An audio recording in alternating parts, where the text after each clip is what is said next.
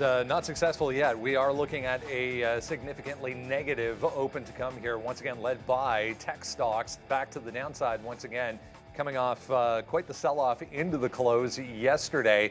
Continued talk about higher interest rates to come, continued talk about inflation remaining a bit of a problem, causing more downside for the market right across the board. A ton of individual movers this morning. We'll talk about big tech here. As I mentioned, most of big tech yesterday relatively weak versus the overall market. More talk this morning about these pullbacks that we've seen after an amazing start to the year that we've touched on in depth. Google and Microsoft back to the downside right now. We'll touch on Apple a little bit here as well. Google going to add some iPhone technology in its next Pixel iteration, including some security and safety features, along with a Find My Phone type of technology, which is kind of interesting for Pixel. So remember, Apple event coming up in September. We'll get the Pixel event, looks like coming up in October following that. It is Friday, August 18th, 2023. Tradertv.live starts now. I'm hearing all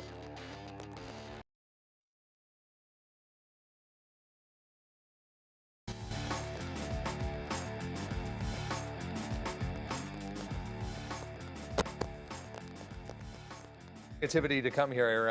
Market trying to bounce off the lows right now. There's the Qs pre-market. SPY looking very similar. The sell-off that started yesterday continuing here. The Qs leading the way, or the NASDAQ leading the way. There was no bounce whatsoever in aftermarket trading yesterday, and it's been nothing but downside to kick things off here on a Friday as we end the week that has been more or less downside since day one, or Monday at least. Sharif here, as always, going to be interesting to see how or if we can find a bottom here today. Yeah, and Bitcoin took it on the chin yesterday as well. Nothing was spared, guys. A story coming out overnight about SpaceX reducing its Bitcoin holdings, released by the Wall Street Journal. This caused one of the worst minute-by-minute sell-offs in Bitcoin's history. So lots of red to look at today, Brendo. Interesting day. Yeah, I was reading a note this morning on CoinDesk who was talking about that, but they actually said that SpaceX came out and said they were writing down their position, so they didn't actually sell any of it. They were just writing it down for now. But it seemed like, as you said, kicked off some of that selling. So all crypto stocks downside in a big way, 4.5 plus right now for Coinbase. Some of the individual mining related names, Mara, Riot, even more than that. Bit of a red Friday so far, guys. Good morning. Good morning. It is a bit of a red Friday, and for those of you discussing it in the chat, that is absolutely a very dark blue shirt for Sharif. It's not a black shirt. It's a very dark blue. It's a light blue. That's light blue, the Lacoste. I actually don't know what color this is. I don't know. Something? I'm not good with colors. Like, my wife would be able to tell me what color this is and find it on a wheel or something. But it was quite the drop. You're right, in Bitcoin. 27.5 to 25 in like the blink of an eye. That's never going to make anyone feel confident. You have probably on a day where the market's red, you're going to see where we likely go with this. I'm going to like some shorts in something like a coin underneath 75 today. Was looking at the chart of Square. Wow, they haven't had. I almost didn't think my daily chart was right that they hadn't had a green day since the last day of July, which is insane. It's August 18th. A lot to get to. There is some earnings. AMAT actually beat top and bottom and gave up their gains. We're going to get Palo Alto early tonight. That should be interesting. That should make the after show quite interesting. And XPeng. Wow, the Chinese names have already been under pressure. XPeng already dropping into a monstrous level. So look, there's a lot to get to. Everything looks very, very bearish right now. And when that happens, there's always the outside chance that the first move is a fake out. So I think if that presses, then sometimes you want to be patient with your shorts. There's going to be some breakdown trades that are set up on big levels. So you got to grit your teeth and sort of hammer some of those as well. That's what it's all about today. We're going to follow that momentum. Always try to stick to the trend. That's been working this week. Don't fight it, have an out, all those good things, and you'll be okay. We're going to have Michael Noss coming through. I know he's going to have some ideas as well this morning. But I can't remember the last time it felt quite this bearish at 8:30 in the morning. I'm sure. Yeah. I'm sure there is. I don't know. I was gonna say, I wonder if that's sort of what you're getting at. Pump up, because I was on mute. We have to have at least one today. Yeah, no, I was thinking that, yeah, maybe we are getting a little more bearish than we thought. And you may be accurate on that assessment that we could get a bump up here heading into the open, just off the open, because there's so many levels that are coming into play here. I'm looking at AMD.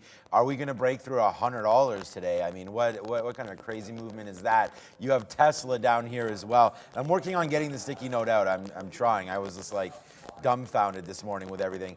You know, nice move downside in Tesla today too, like now hitting 214. So it's like, okay, where's the next buy zone? I'm gonna put some bids down here near 200. I still like the story on Tesla. Apple trying to break, I mean, here's another one. Apple trying to break 170 maybe today. You still got $2 more to go on that one. But, you know, it was just amazing how sick some of these names were. Oh, man, we have that bad wick again. Into the close yesterday. Apple actually was one of the ones that sort of held out. You had huge drop downs in names like Meta. It's just, I don't know, some of these high, like, you know, 288 here. And then we close at 285. So you lost about $3 in a half hour there on Meta last night, or in the afternoon.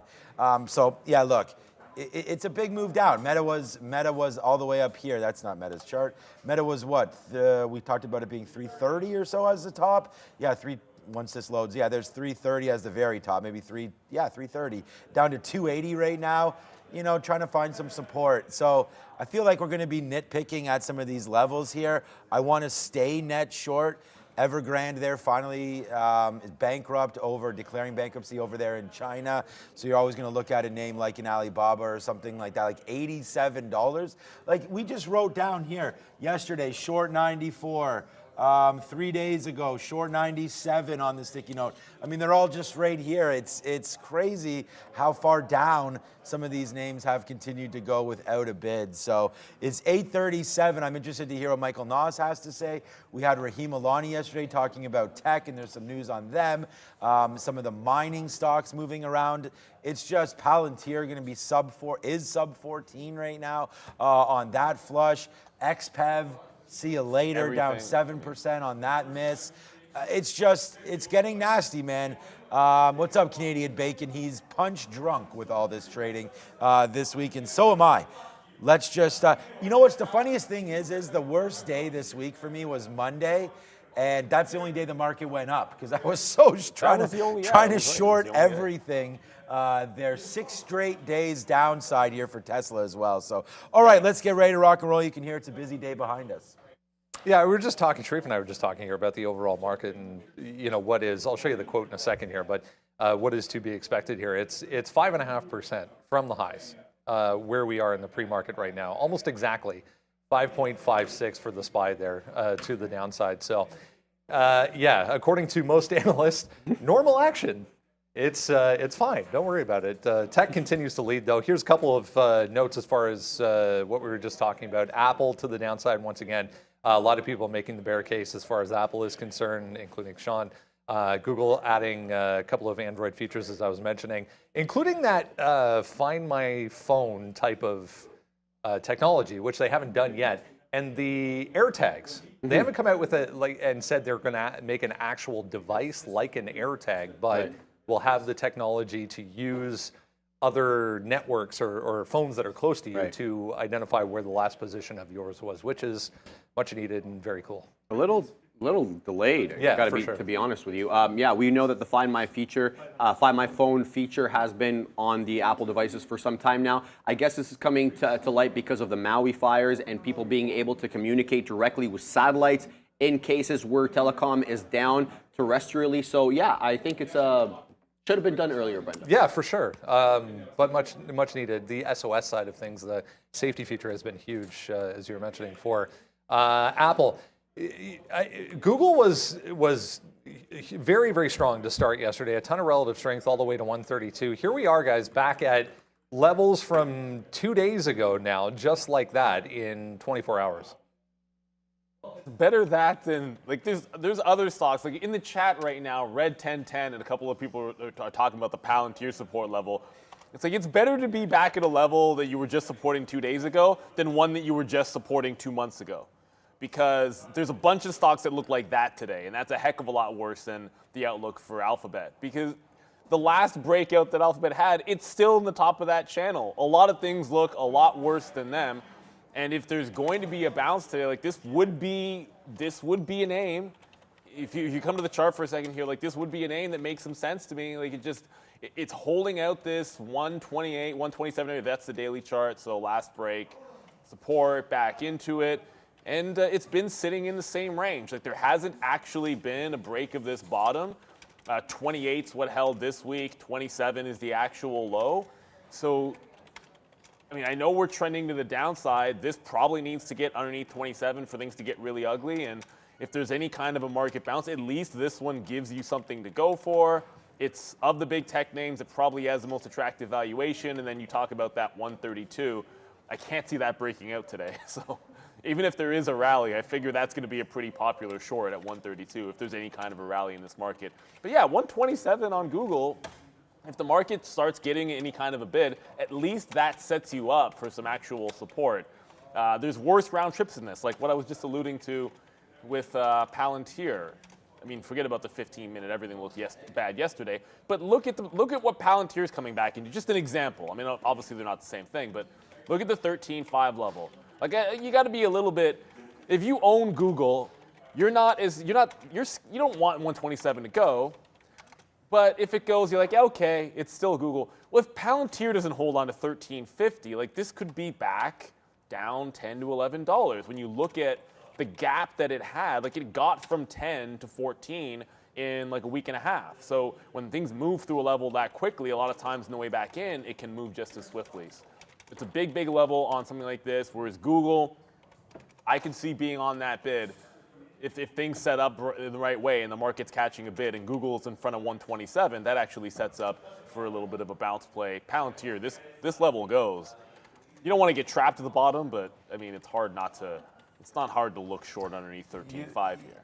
Who's the character that used to have? It's a trap. Well, how come we don't have Admiral that? Akbar. How come we don't have that anymore? I don't have the Admiral Akbar anymore. Come on, man. We lost so many of them, and it's like, what's going on over here? It's a trap. It's a trap. Yeah, that was a good one. Okay, so since we're talking about longs, since we're talking about Apple, I am really surprised because I used to have a Pixel and I only switched over to Apple a year ago. I thought there was a Find My Phone feature, but maybe there wasn't. Neil's just saying he never. I've never lost my phone. You've never lost. We use it all the time in my house because every single person, like my kids have their iPhones and their iPads, and they're like, where's my iPad? And it's like, oh, find my phone. Oh, left it at grandma's or something. But anyways, I do like the AirTag idea as well. And you guys know I'm not wearing it today, but that's the SOS feature is what screwed up my iWatch. So I definitely know it's working. They replaced it completely free. The bezel was sending weird information back to the phone, I guess. And then I was away at my brother-in-law's place at an Airbnb, and it just kept on calling SOS. And then 911 phoned me. And was like, yo, is everything all right? I'm like, yeah, everything's fine, man, everything's fine. And anyway, so then I had to do all that. So I can confirm it works for Apple, but I am surprised. But anyways, I was looking at Apple right here. Look, it's been one of the sicker names as well. I mean, you're not getting very many green days at all in the market. But this name is coming up to 170. And I just, key levels like that, 170. We're going to talk about 70 on Coinbase as well, 130 on Amazon. I just want to give Apple a shot. It's down 1%. It's the same as the market. Let's see how far we want to drop down. But if there's one long that I'm going to most likely take, and again, we can change our minds. That's one of the best parts about being day traders. You go from short to long in a flip of a switch. But I think 170 is something that I'll be looking to defend on Apple. So if we get down there, I don't know if it has a $2 move in it. We talked about where it moved from. Yesterday, I mean, $2 move happened at 1 o'clock. We were at 175, and then at the close we were at 173.50. So we can make $2 move almost right off the open. So let's wait to see if Apple makes a move down to that level. But I want to be short everything. The sticky note's going to come out right after during Michael Noss. I'm just working on it, but I have the NASDAQ written on here for the first time. We're also going to be looking at Amazon again, and then AMD's at $100.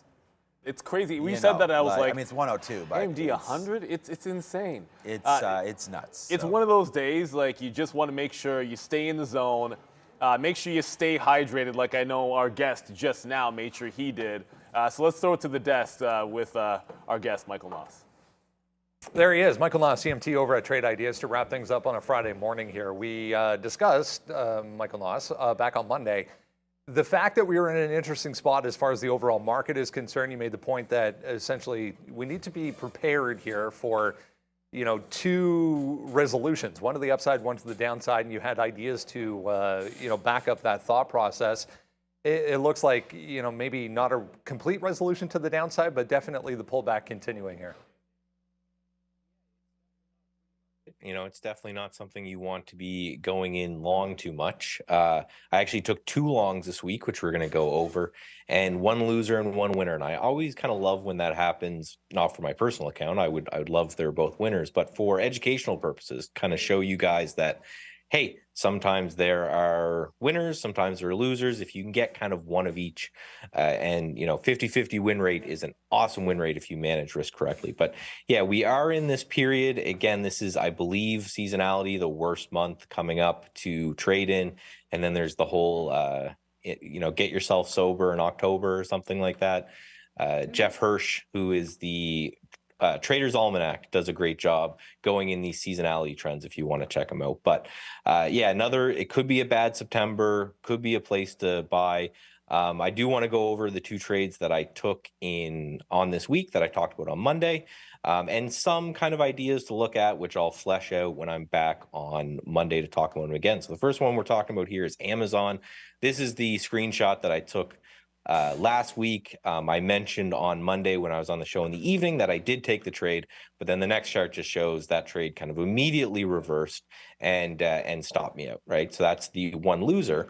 But then the next chart is I also had this chart showing Pinterest and the anchored VWAP pullback that it was putting in recently. And then Pinterest, the next slide is just how it looks like right now. So it is actually holding that anchored VWAP. So when I bought a little bit of Pinterest, just on the next slide there, it did a good job holding. So the blue horizontal line is kind of where I bought.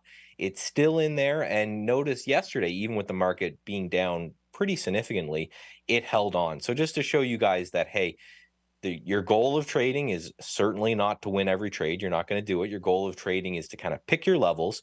When things work, you hold on to them, and when they don't work, you get rid of them as quickly as you can. So I am up more on the Pinterest than I was down on the Amazon.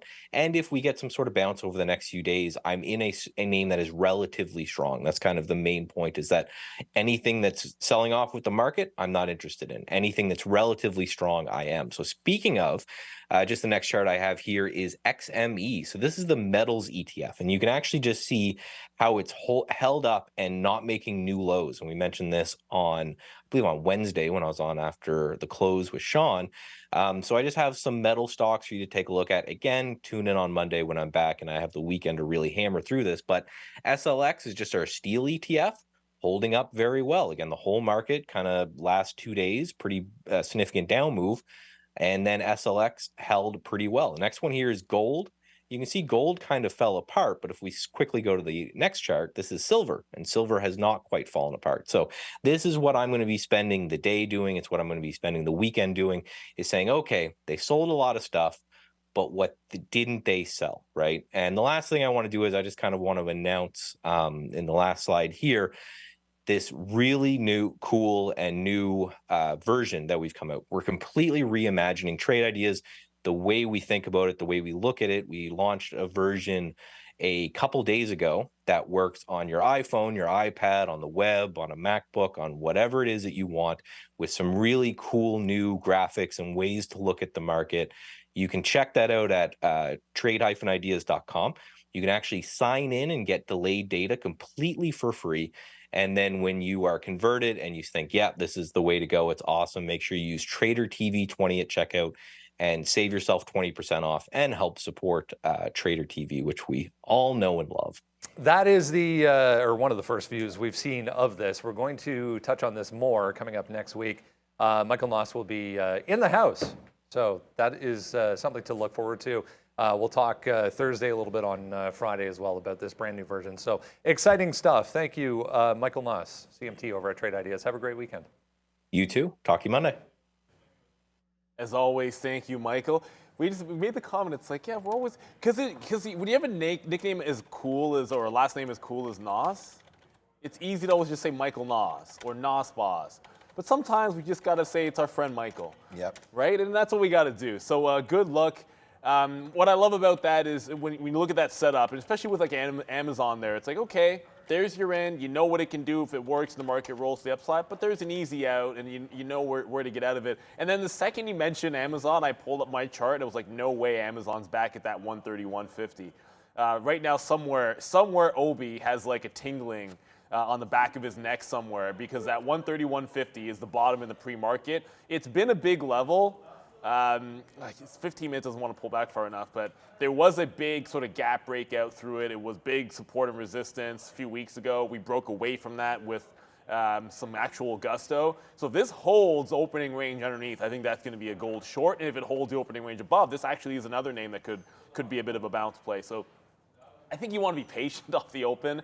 This feels like the kind of day where you could absolutely, if you get caught the wrong direction and they're stubborn about it in the first, let's say 5 to 10 minutes, it could do a lot of damage. So you want to be patient, allow the levels to resolve, and then try to join a trend. Sometimes just you like joining it above or below after you get the opening range when you've got a nice line in the sand. Amazon's setting one up here at that 131.5.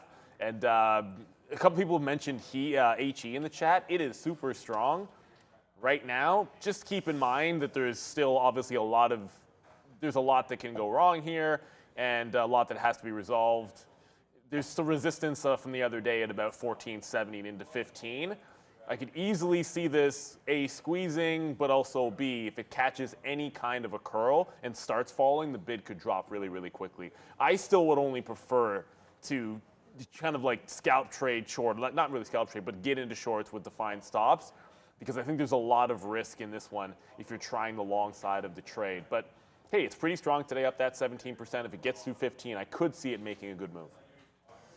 Yeah, that's that Hawaiian Electric. I think we're going to try to still short that name, but yeah, we have written down on our sticky note here today. It's out right now. We have Amazon written down here at 134, obviously as a short sell with, Walmart, Target, send retail down on good reports, huh? Well, Amazon continues, what I wrote down here, drip as we broke that 137 level. So the sticky note is now out. You can go and find out some of the other names that are on there. But there's the closing price yesterday for Amazon. Hey, what's up, Brenda? Hope you're doing well. There's the Amazon level right there. I actually like that look. That was pretty cool. Amazon level right down there at 134. That's where we closed yesterday. So I'll want to play the short off yesterday's closing prices. I don't think Amazon is going to be a green name today. And if it's not going to be a green name, then that 134 has to be a short. Sometimes it's simple to play the market. Just think about what you want to do. Let it happen for you. If it doesn't, it doesn't. We can wait for it. And then Neil nailed it already. We talked about that. We put a video out either yesterday or 2 days ago where I was like, be patient, play support and resistance levels, and don't get carried away. Because if you get short here, 133, 133.50, then this is where like 134, by that time I have like a full position, and then I'm nervous when it breaks it, so then I get out, right? But if you start your position a little bit closer to 134, then maybe you can use said highs here of 134.50 maybe as your exit. So I'm trying to learn for everybody and myself out there, get a little bit better and be a little more patient. I do want to thank Mr. Michael for coming on the show one more time here today to analyze that. And hey, there's nothing better than a trader that's actually a little bit humbled saying, I bought Amazon, it was wrong, I got out, right? A lot of us don't do that. We actually hold on to them thinking that, hey, we're right. And then the next thing you know, you buy it at 140 and it's down here to 132. It's good to see his exit was 138 or something like that, or 137. So you take a small hit on a name and it's not working, so you get out, right? We saw Meta drop huge. Tesla's been dropping huge. If you have patience, especially if it's one thing, the thing that Michael Noss was talking about was swing trades. It's one thing if you're building positions in your long-term account. It's another thing to be swing trading. So great discipline there, and I think that's the most important lesson that we can learn from this morning. All right, let's get some analyst moves for you here. There's a ton to get through this morning, so we'll jump right into upgrades and downgrades on the day. HE making a huge move back to the upside. There is this Wells Fargo note, but there's also comments from the company suggesting that the point of what they're going through is not to restructure, or their goal is to not have to restructure. If you remember, part of the move downside yesterday was on reports anyways, that they would have to, as a result of what is happening, unfortunately, over in Hawaii. Datadog on here, the trade desk, Marvell back to the upside this morning as well. CBSC AMC with a downgrade today, but moving around. It was very active in the pre-market as well, in this bill.com. Interesting. Right in front of the earnings next week, Marvell with the upgrade. So it's just, like that's taking a stand, because you look at some of the AI names that have run, and obviously a lot of them have pulled back. And if Marvell breaks the bottom here, it's just another name that could be down 10 to 15%, right? Like it's basically held on to this entire gap and done a very good job of it. As this market has been coming down, it's one of the names that has not broken the bottom. You're going to see this a lot. If it feels like every chart you look at is a flat bottom break, it's because there are a ton of them right now. That's why I keep coming back in my head. It's like, well, if so many things are on monster support levels that we're afraid of breaking, what happens if there's a false move to the downside and a ton of them break, and then we recover to the upside? Then you've run like stops across a wealth of names that are heavily followed and traded, and you can have a bit of a relief move. That's what scares me about the open right now. Marvell will be another one, that 56.5 level. You can see it holding up. I do think this stock is going to have a 10% move on earnings. The good thing with them is that you're actually going to get to trade them. You'll have already seen NVIDIA's earnings by the time theirs comes out. So you probably don't. You'll kind of know what's coming. I feel like if NVIDIA is really bad, you're gonna already know that Marvell is going to be to the downside. But yeah, like this 56.5, if it holds up, you could really see a bit of a relief rally given how much has been sold off on these. So you want to play off big levels. I would let this one, if you're trading this, I would let it get down there and then see what's up. If it does break 56, then it's a $0.50 underneath that support, and it's probably worth a look at the short. There's lots of other names out there, like you mentioned, $100 on AMD, $425 on NVIDIA. Those will have all already happened before you get to something like a Marvell, but it's just so many flat bottoms today, and if they all go, then yeah, you gotta go for the short, but just don't get trapped down there. XPEV numbers are sad, says 4L Taz. Yeah, we'll get to XPEV. It is on our watch list. Make sure you find our watch list at watchlist.tradertv.live. A lot of work put into that, a lot of explanation on why stocks are up or down, and highlighting probably about 5 to 7 names or so daily on there with a little market recap. So check it out, watchlist.tradertv.live. Yeah, on my watch list today is AMD, of course. And yeah, every day, right? I mean, we always looking at this name. We had some great shorts yesterday in this place up here at 105, 106. So that was good into the end of the day. But any shorts would have worked yesterday. So it's not like that there was any surprise that fell off the cliff there at the end. But, down here to 100, it's the same thing as Apple, baby.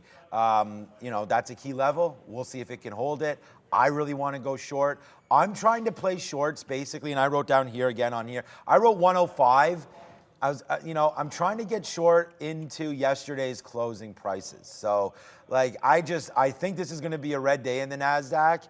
And if we ever get back to Greensville, to me, that's going to be a short. I wrote down here on the NASDAQ, on the, I know Sharif's going to go over some levels on the ES. I don't know if he's going to do ES or NASDAQ today, but, that 14,800 there is a level that I really want to short. And then thinking about getting stopped out if we go to 14,850, 50 handles on the NASDAQ is a lot. Obviously, we don't want to take those kind of hits, but that's something where I think you can probably think about shorting it around 14,800, 14,850 there. So if we can get back upside on the NASDAQ, then great. I think it's giving us better short opportunities. Again, you had the default over there by Evergrande in China. You have inflation worries that were hit on the FOMC minutes. You have crypto falling out of bed as well. I mean, it's just right now there isn't too many great stories. Neil brought a crazy chart to my attention earlier because I tweeted something out about PayPal. If you want to go find it out, it's this, I don't really know who this dude is, other than he's here in Toronto,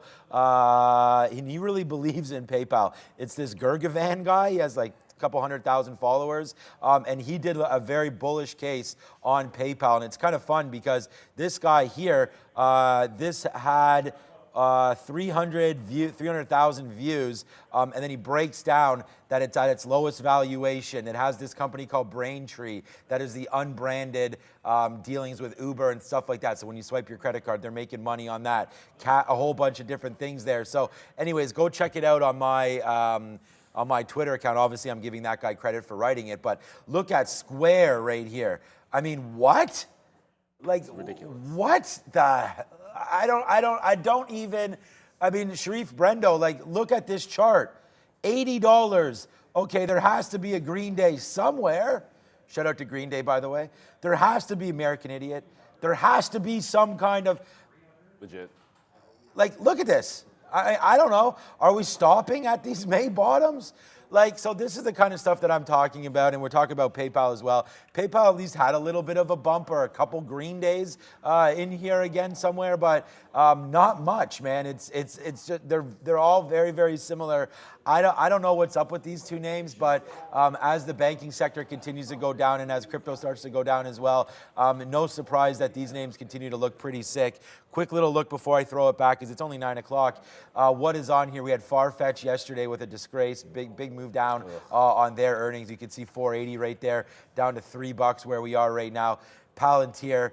I mean, you remember what we talk about? Look at this. These are all the sides. Sell, sell, sell, sell, sell, buy, BAC. It's not a buy, but it's a buy on there. Baba's with a sell, right? Citigroup. So someone has these banks as bids right now. I don't know. We'll find out about that. But everything besides energy and banks, early sells. This doesn't even include NASDAQ names. So, like, I'd be a little bit nervous about what's happening right here. I guess you could have hit out in oil. We talked about energy. XOM making bottoms of 100 and 102. Nicely bouncing back up 112 there before it dipped down. I still like the energy names if you're looking for a place to hide. But, yeah, it's not looking great out there, boys. More than that. Yeah, we were just talking about PayPal and Block, just unreal, some of the moves that we've seen in these stocks. All right, as mentioned, let's get into everything else you need to know. Sharif is going to kick it off with a look at the futures. Yeah, speaking of moving down here, Brendo, we are headed more southbound or southward, whatever you want to call it. All right, where is the level of support? Because we know that it's a down day so far. Well, we closed out yesterday at 43.85. There is an interesting zone here from early to mid-June around this 43.10 to 43.50. We consolidated there somewhat. We haven't quite broken down below that level, 43.53, currently the low. It's interesting. Do we hold this level? If we don't, I'll definitely be looking for a bounce off 43.10. However, if we do, possible bounce back up into 4,400. All right, here comes everything else that's moving around in the pre-market. If you haven't done so yet, make sure you go to that link. You can scan that QR code, go to watchlist.tradertv.live, enter your email address, and then you get that for free every single day. Big tech, top of the list today in the sense that, as I mentioned when we came on, relatively weak yesterday. As a group, we did see a couple individual names, Alphabet one of them, showing some strength as the session went on. We'll touch on a few minor stories here. Google adding one of the best iPhone features, according to that analyst, in the sense of Find My Phone type of technology, and then also that SOS type of security technology in their next Pixel launch, which I've seen a number of people suggest is going to be October. They haven't actually come out and said or given a date yet as to when the launch date will be. Apple already beat them to that, September 13th, I believe it is, for the Apple event. But here is Apple. This analyst, anyways, talking about more of a bear case than anything else as far as what we can expect for Apple. The pullback continues. I mean, we're getting into significant levels here, 172 down to 170 on the daily chart. Pretty important. Yeah, breakdown. We know that 177 level held for a little bit, at least for a week or so. On Apple, not so anymore. So if you're looking to position yourself into this and you believe in the company, good buying time. But let's talk a little bit about Google. We traded this one on the midday show yesterday. This one was definitely moving counter trend. Why?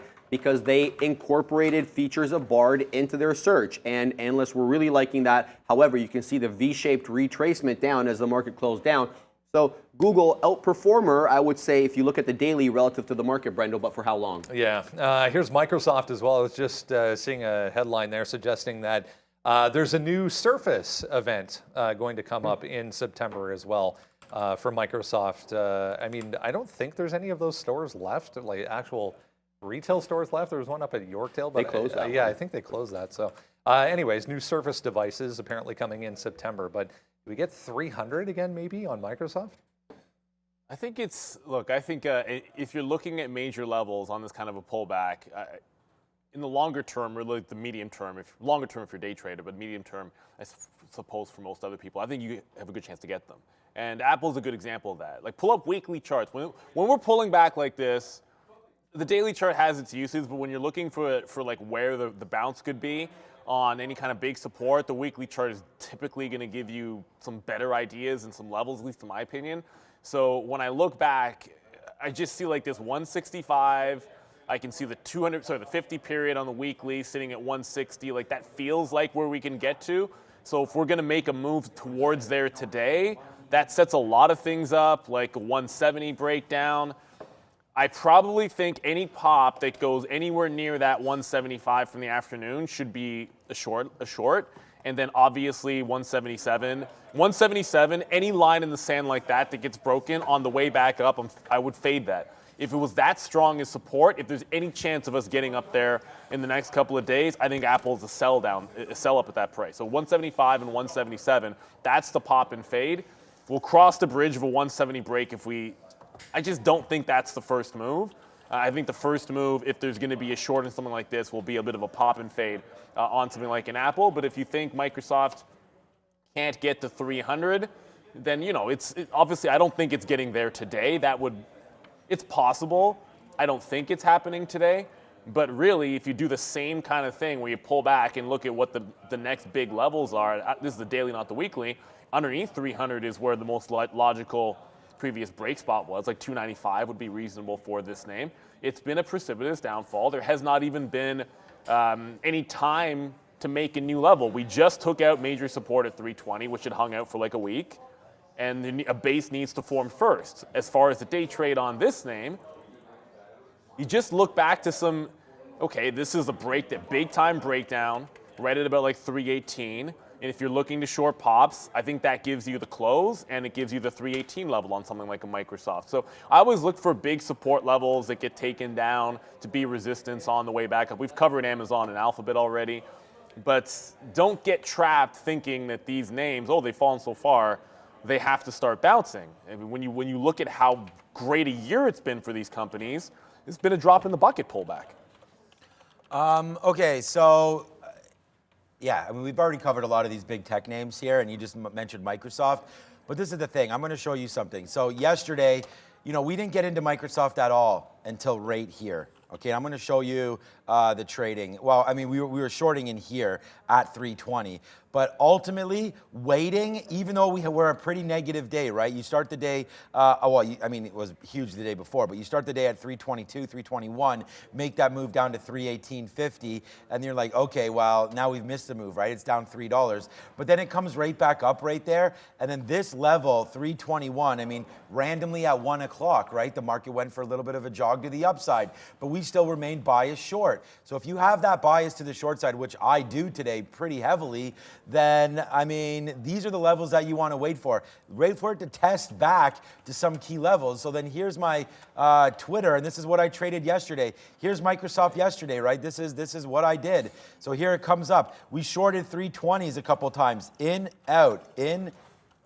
out, right? Shorted again at 320, less shares. It starts to rip up. Right? And this is where we start to use some of these levels as key. And then there's 321, right? And then there's the tank back down to make $3 at the end of the day. And it actually even continued to go lower. And we got out at 316 yesterday at the close. So $5 winner at the end of the day. It was nice that Microsoft had a sell imbalance and everything tanked at the end of the day. But it's about being patient. These are not painted on stickers here. These are real ticks, right? So when you're looking at the market, you could see there it is right there. Wait for the pullback to get to the upside. So as Neil said, I'm doing that right now. I'm not even looking at any of these levels right now. I'm going to look at levels from yesterday's close where we had that big panic sell. Let's see if we can get back to this 317, 318 level. You could do this for everything. I could show you charts yesterday on Google where we went the other way. We actually had this very bottom right there on Google because we were biased to the long, and I can show you that chart as well. Those of you watching, we had Google long yesterday into a bad market, right? So play the strong names, but then Google fell down and we actually reversed into our position. It was a nice little ending of the day for Google. So we'll wait to see here. Look at these 130 levels maybe for Google as a short, but the idea behind all of this is, let's see if the NASDAQ can get back up to 14.8. 14.8 is just up here. We talked about those levels. If we get a bump up in the NASDAQ, then we want to load the boat short, and it might be an SQQ kind of a day, well, for me, I'll be trading the TQQs, but watch out for these names, because if you get into a level, then you want to go double or triple levered. You know, these are some good names to pick on. I prefer the TQs because, again, I just go long it or short the TQs into that level. So we'll watch out for this. But again, I feel like there's a big short coming at some point here today. We're only down 0.8. I feel like it can get a lot nastier than this. Don't do that to yourself. All right, let's talk EVs here, specifically XPeng, with their latest earnings report. Yeah, a lot of problems here, unfortunately, headwinds to say the least here in the near term for XPeng's margins down significantly across the board, 3.9% on the gross side of things. Individually, 8.6% versus green 9.1% a year ago. How does that even happen? Yeah, there's a whole lot of headwinds, like you just mentioned there. You have the China issue. We saw Evergreen coming out with more stuff today. That's not helping. We know that the subsidies for EVs is drying up. That was given by the Chinese government a couple of months ago. But let's look at the chart. I mean, here's what we're looking at. It's a downtrend, no question about that. They're also reporting the widest net loss they've ever had since going public in August 2020. So, you know, there is one silver lining, though, Brendo. The G6 SUV that they've released, they're looking for that to kind of help margins a little bit, as we know the demand for SUVs greater than sedans. Yeah, this thing gapped up. We talked about it a little bit yesterday. Gapped up pre-market yesterday and then did nothing but just get sold into earnings. So pretty ugly here, guys, for XPeng today. Maybe it'll fly like a G6, though. Maybe. I don't know. There's not much. At the end of the day, XPeng, the good news would be that when you make a retracement this big, so remember we were talking yesterday about pullbacks and retracements? This is a retracement. You know, like Microsoft pullback, all those other things that we're looking at, big pullbacks. This is a retracement as far as I'm concerned, because you are right back to the breakout point, 15.5 to 13.5. We're in that channel. If it gets to the bottom, hey, there could be a bid. But I just want to lean into the notion of, if it can't get back above 15.5, why think about anything but trying to fade this? So if it tries to break 15 even, I'm thinking fade 15.5. You never necessarily want to get trapped at the bottom, but that wouldn't be a short off the low. It has already bounced pre-market pretty decently on light vol. Well, never mind. It's actually 1 million in volume, but a lot of that start pool printing, but it's decent enough volume. So there's been a bounce off this 14.30. You're going to get delivery numbers in a couple of weeks, and they probably will be good, and that's what they're hinting towards, that deliveries are fine. But everybody in the space is kind of getting crushed because they're not making money and their margins stink.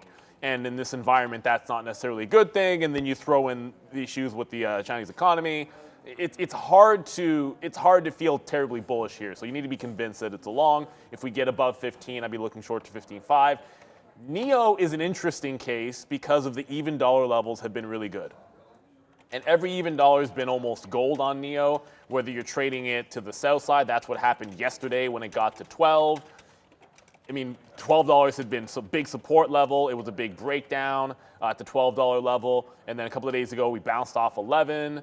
If it doesn't hold on to 11, I think that makes things really easy, because you can be short an opening range down here with a stop at 11, and that's a pretty tight stop. But if this holds above the even dollar, there might be a shot play.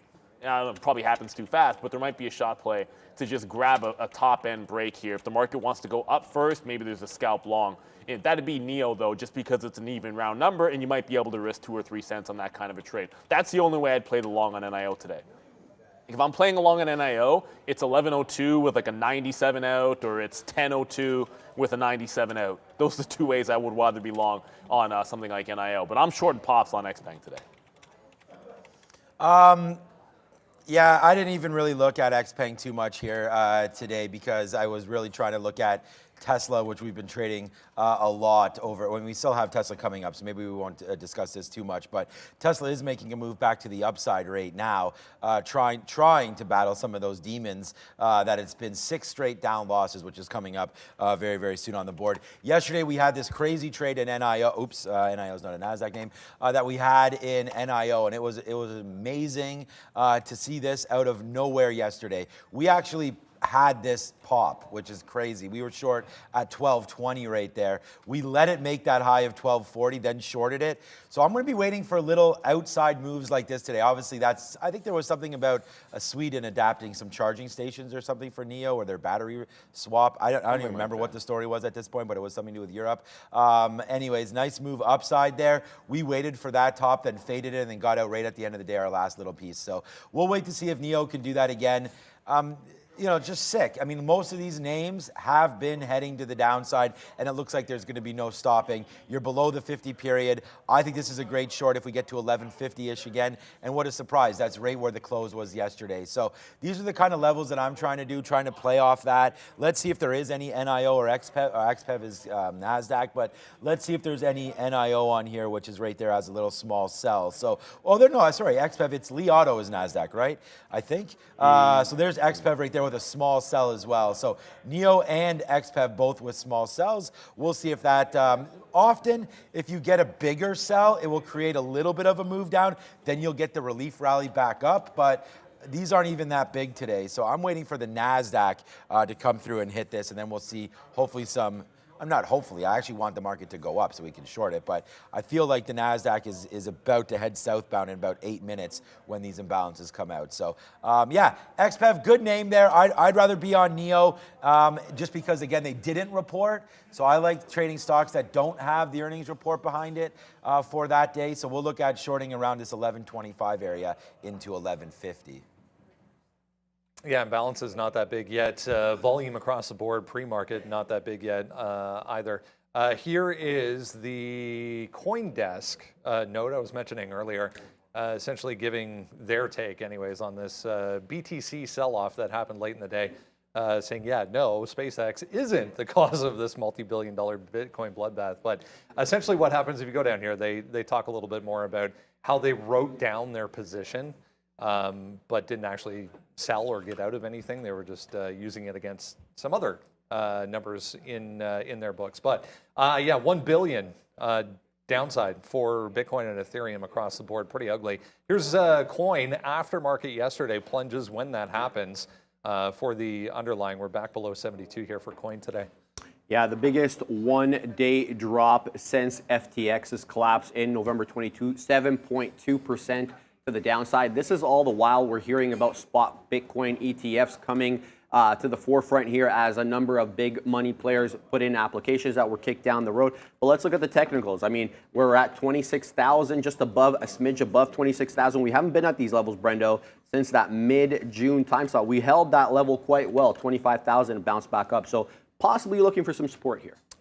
The mining-related equities, specifically the Maras, the Riots of the world, down more than the Coinbases, but here's 7% for Mara, guys. So pretty ugly here for crypto stocks. Yeah, look, we already mentioned Coin, but I do want to fade into 75. If it does pop up, I think the 75 is pretty much where it closed. If it tries to go green, it has to get back above there and hold above, because 75.5 is a previous close. So that sets it up to be short in front of that level. Maybe a 70 break. But when you look at what happens in Mara and Riot and those names, it's always a little bit more outsized when you get these moves. You have to keep in mind the shorts. These are all heavily shorted names, which means when they go to the upside, it can be explosive. But look at the $11 level on Mara. The last time it was underneath this price, it basically didn't move.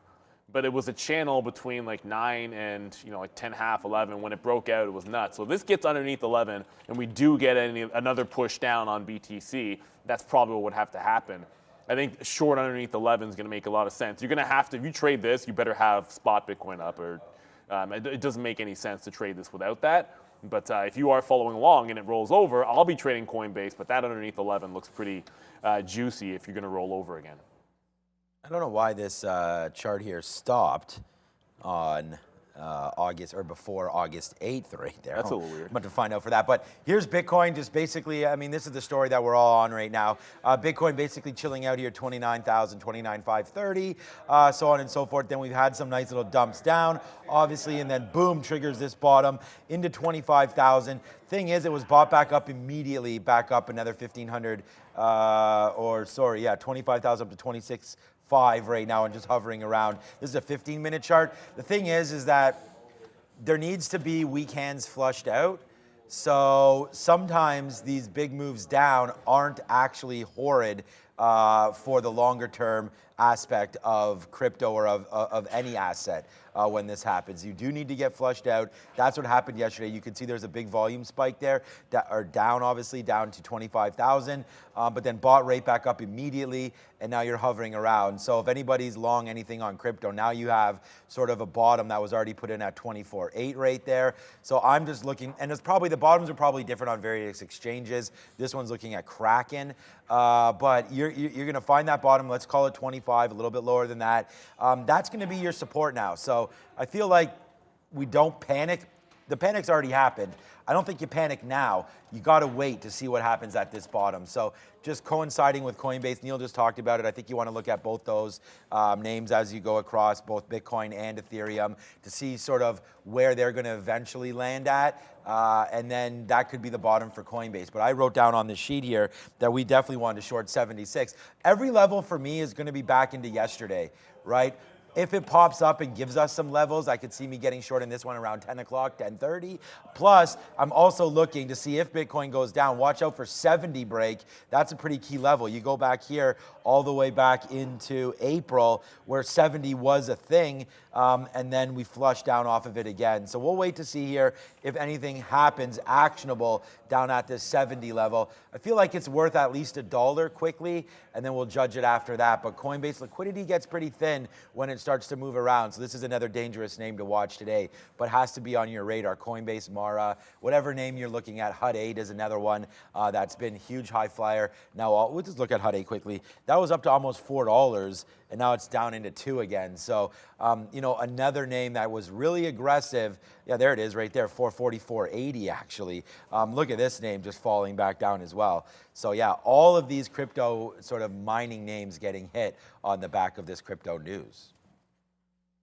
All right, let's go on to Tesla here. More negativity coming in, although we are trying to bounce right now back to 215 for Tesla. Yes, 6 in a row possible to come here today for Tesla. This all started back on Monday when we got that headline regarding price cuts over in China. Analysts jumping on top of that, essentially saying that this is not the right strategy or time for that for Tesla, just to increase volume, essentially. They're relying on these steady price cuts over in that market. Yeah, and he's been doing this for quite some time, and analysts haven't liked it, like you said, because they continue to spend a lot of CapEx on new factories. We know there's one coming up in Monterey, another one possibly in India, and then in Spain. All the while, margins are shrinking. But let's look at the technicals, Brendo, because I was just reading a little article here. Interesting level of support that we're at. This is where we kind of double topped back in the early part of the year, January, February. Do we find some support here? A lot of headwinds. I was just noting after the close yesterday, selling actually accelerated even once the market finished for the day, and then we get this gap to the downside. But it's notably active here, guys. 2% already here for Tesla.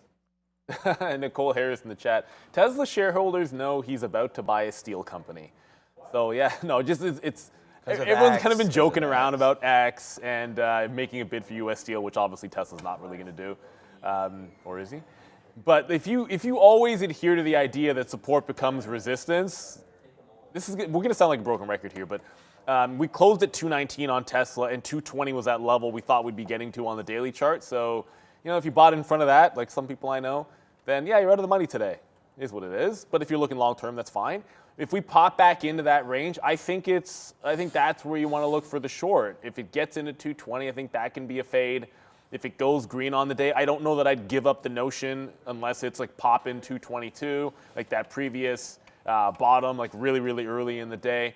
It just feels like a fade kind of day into any kind of a pop. There could be a relief rally at the open, as there might be a lot of people who get stops triggered out underneath. Like you've closed under 220, there's probably going to be some stop selling at the open where it's like, okay, you know, if people didn't have their stop trigger late yesterday, then it got far enough that maybe they had a pullback and triggered at 9:30, and then they're getting out. That causes potential relief rally, which you want to wait out if you're looking short, and then something into that 220 level. There's one other EV name that I think bears trading or watching today.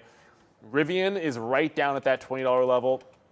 Sure, I'll like a pop into 21, I suppose. But if you look at this, it's just another, it's not quite like Palantir, but if $20 breaks on Rivian today, it's going to be hard. Like I don't see any way I don't want to at least try that. Like if you get 98 or 99 short, even if you stop it back out at like 2010, I just feel as if we do get a complete free fall kind of day, that's the kind of entry that you could just be sitting in until it gets to 19, and it's worth that 10 or 15 cent risk. If you get trapped at the bottom, okay, fine, you take a 10 or 15 cent hit. But if Rivian was breaking out, we're willing to do that all day long and all of those breakouts to the upside. So when it's coming back in as a trader, you got to be willing to do the opposite.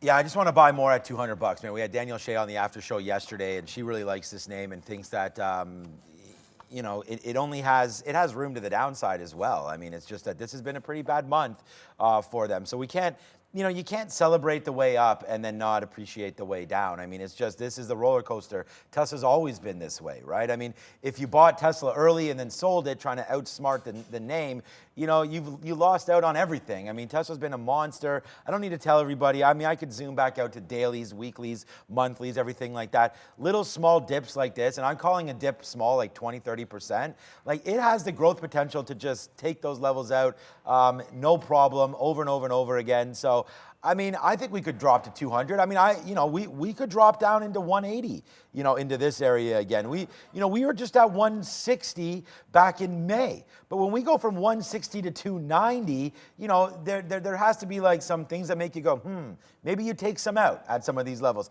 Maybe when it breaks back down, you get out. But if you're not buying on the way down and you're only buying on the way up, that's how you get stuck long around 250, 260, 270, right? So let's wait to see where it goes. I feel like you want to nibble into this name, just like all these tech names. This is sort of a swoon in the market to the downside, and I'm not overly worried about any Tesla positions. But as China continues to get worse and worse over there, we talked about youth unemployment being outsized up there, 7 or 8% here in North America versus 21 or 22% there in China. I just do worry a little bit here of, is there going to be money? Are we running out of capital to go ahead and buy some of these cars? But the thing is, Tesla's making the cheapest cars and selling the most. So you tell me if that's not a recipe for success. We'll wait to see. Are you buying a $120,000 Rivian or Lucid or this VinFast car? Or are you going to buy a Tesla Model 3 or whatever's at the cheapest it's ever been right now? So, I mean, I still feel like government incentives are obviously going to be coming off. That's going to hurt the name a little bit. But as some of this stock market goes around, we do have to worry about Tesla for sure and some of their exposures into more markets.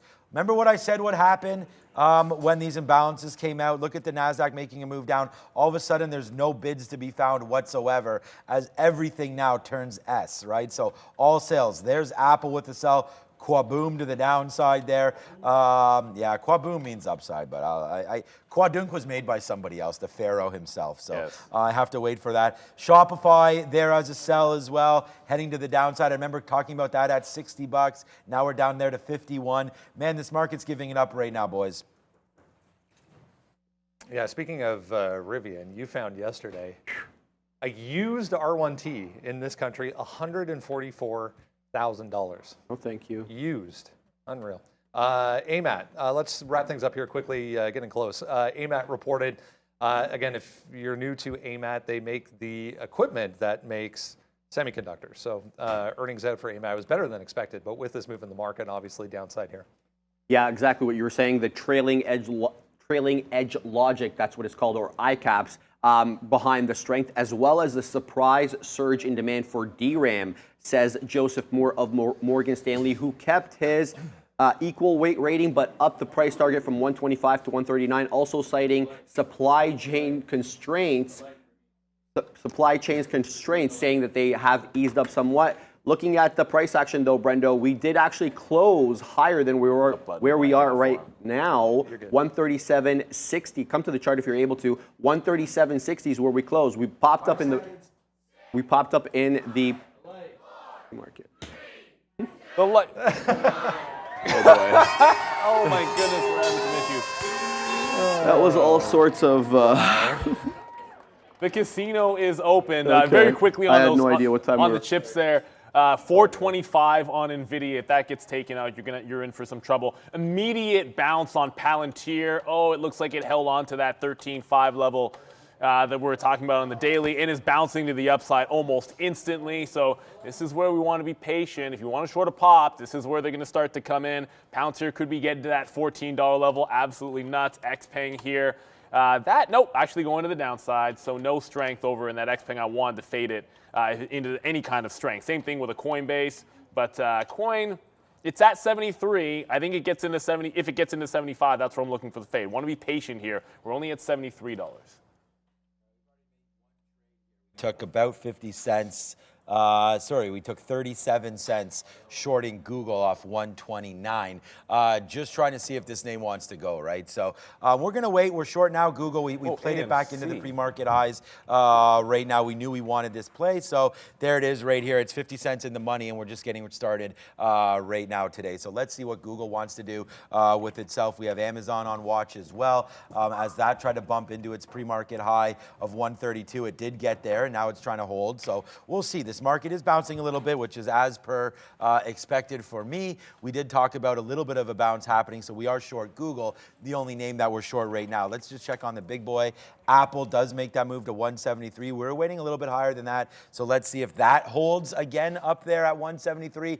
I'm just waiting for markets to move into some of these areas that we were looking at, right? Like AMD, again, back up to that 103. Maybe that's a shorting area there for AMD as the market's trying to go back upside. So just digesting some of those early market imbalances right now.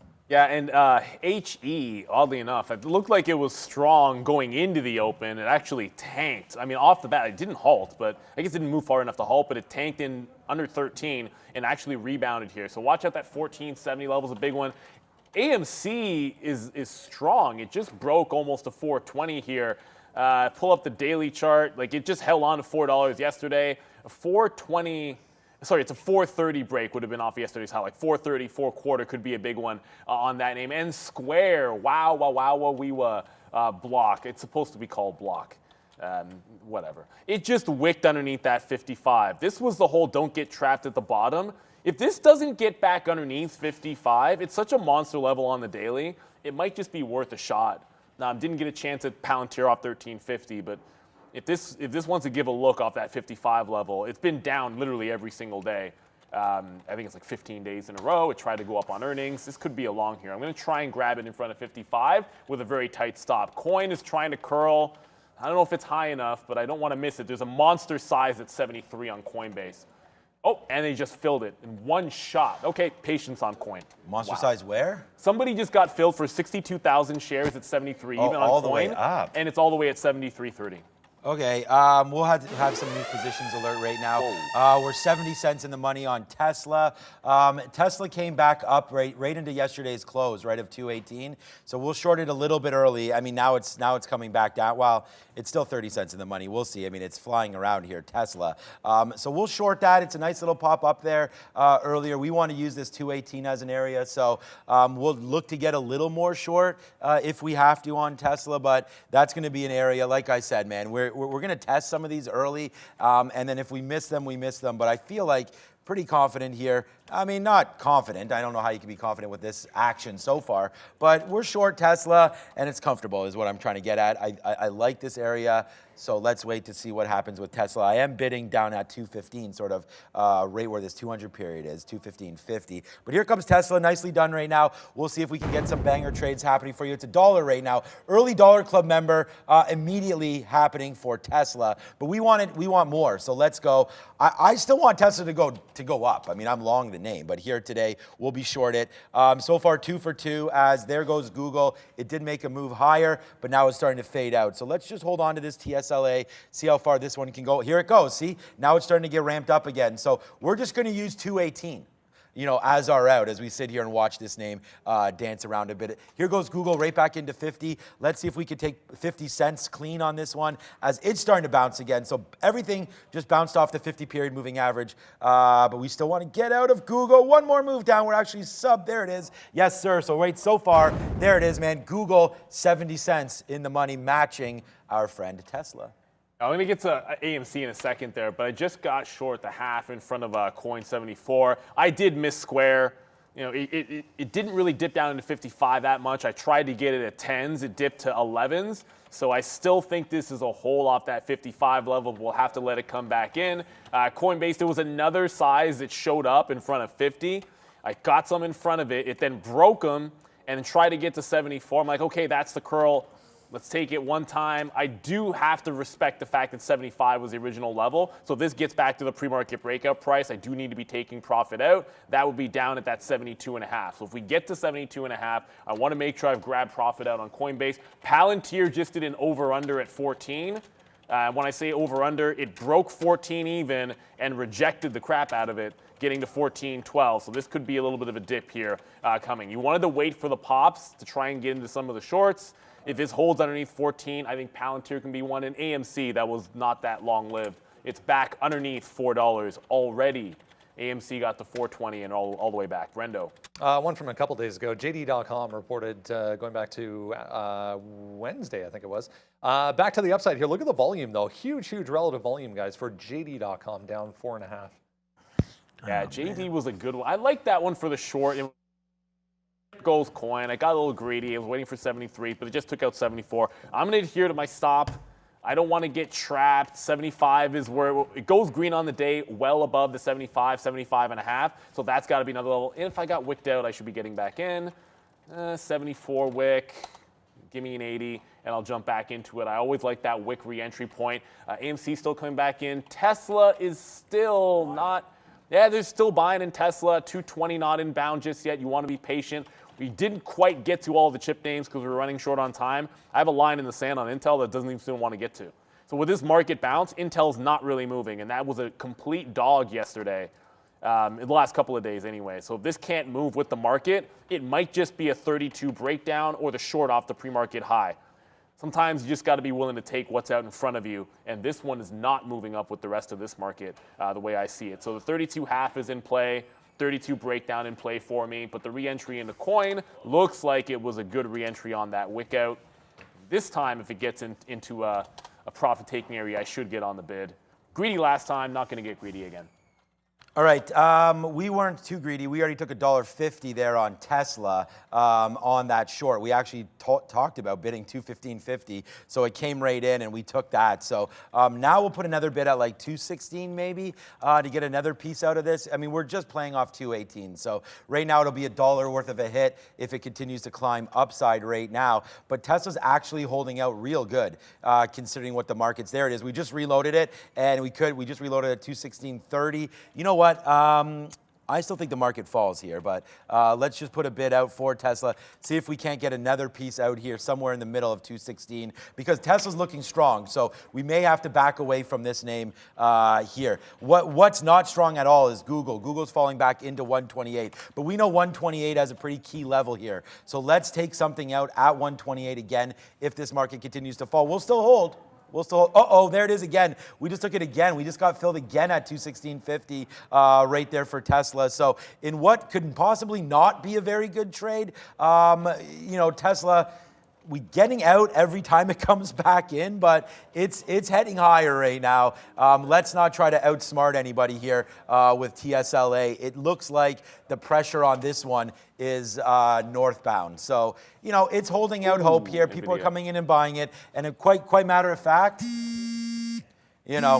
I'm not picking it up because I'm short, but Kathy could be in here. I mean, the market is holding out good, but it's just Tesla now almost trying to go green right here. But we reloaded it, and we're having quite a nice day. So let's just wait to see what happens here on that. We do have our out, so if that comes in, that comes in. You know, I'm talking a little bit excited here because of what the market's doing, but it's not really doing that much. It's actually now starting to go back up to the upside. So yeah, it's a good thing we cashed out of a little bit of everything so far. This could be a flush day, or we could be completely wrong and it's a middling day, or we go green. I mean, you know, I know we're kind of just we've been a ways I'm away not from getting any green. indications yet.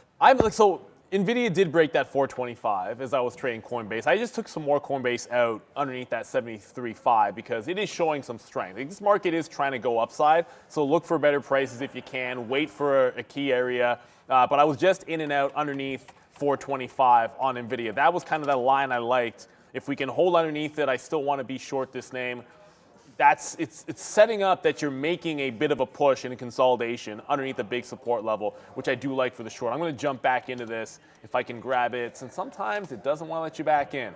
Underneath the 425, I'm going to give it multiple shots. I also still like Intel around here as well. It's pushing into the pre-market highs. If this gets back to the pre-market top, I do want to fade it. It's been relatively weak this entire time, so I want to give it multiple chances because it has been, for me, the best short that wasn't named Mullen, and I'll get to that like much later today.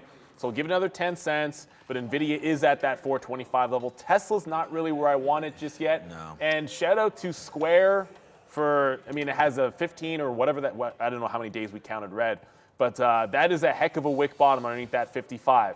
If levels like that hold, you know what can happen. Then you start squeezing the upside. It hasn't been up in 15 days. If today is an up day when everyone was thinking bearish, this could end up being one of the stronger stocks today, Brent. A little low float name back to the upside off the watch list this morning. CRKN, 40%, yeah, almost. Back through to 240 here. Huge volume coming in at the highs here, guys. All right. Yeah, well, I mean, I'm going to try to look at all these names that Brent was talking about. Yeah, WeWork. For you. WeWork, I guess, announced a reverse split. It's like they're doing like a 1 to 40, and it's down 15%. Yeah, 1 to 40. Okay, so we talked about these names trying to stay above.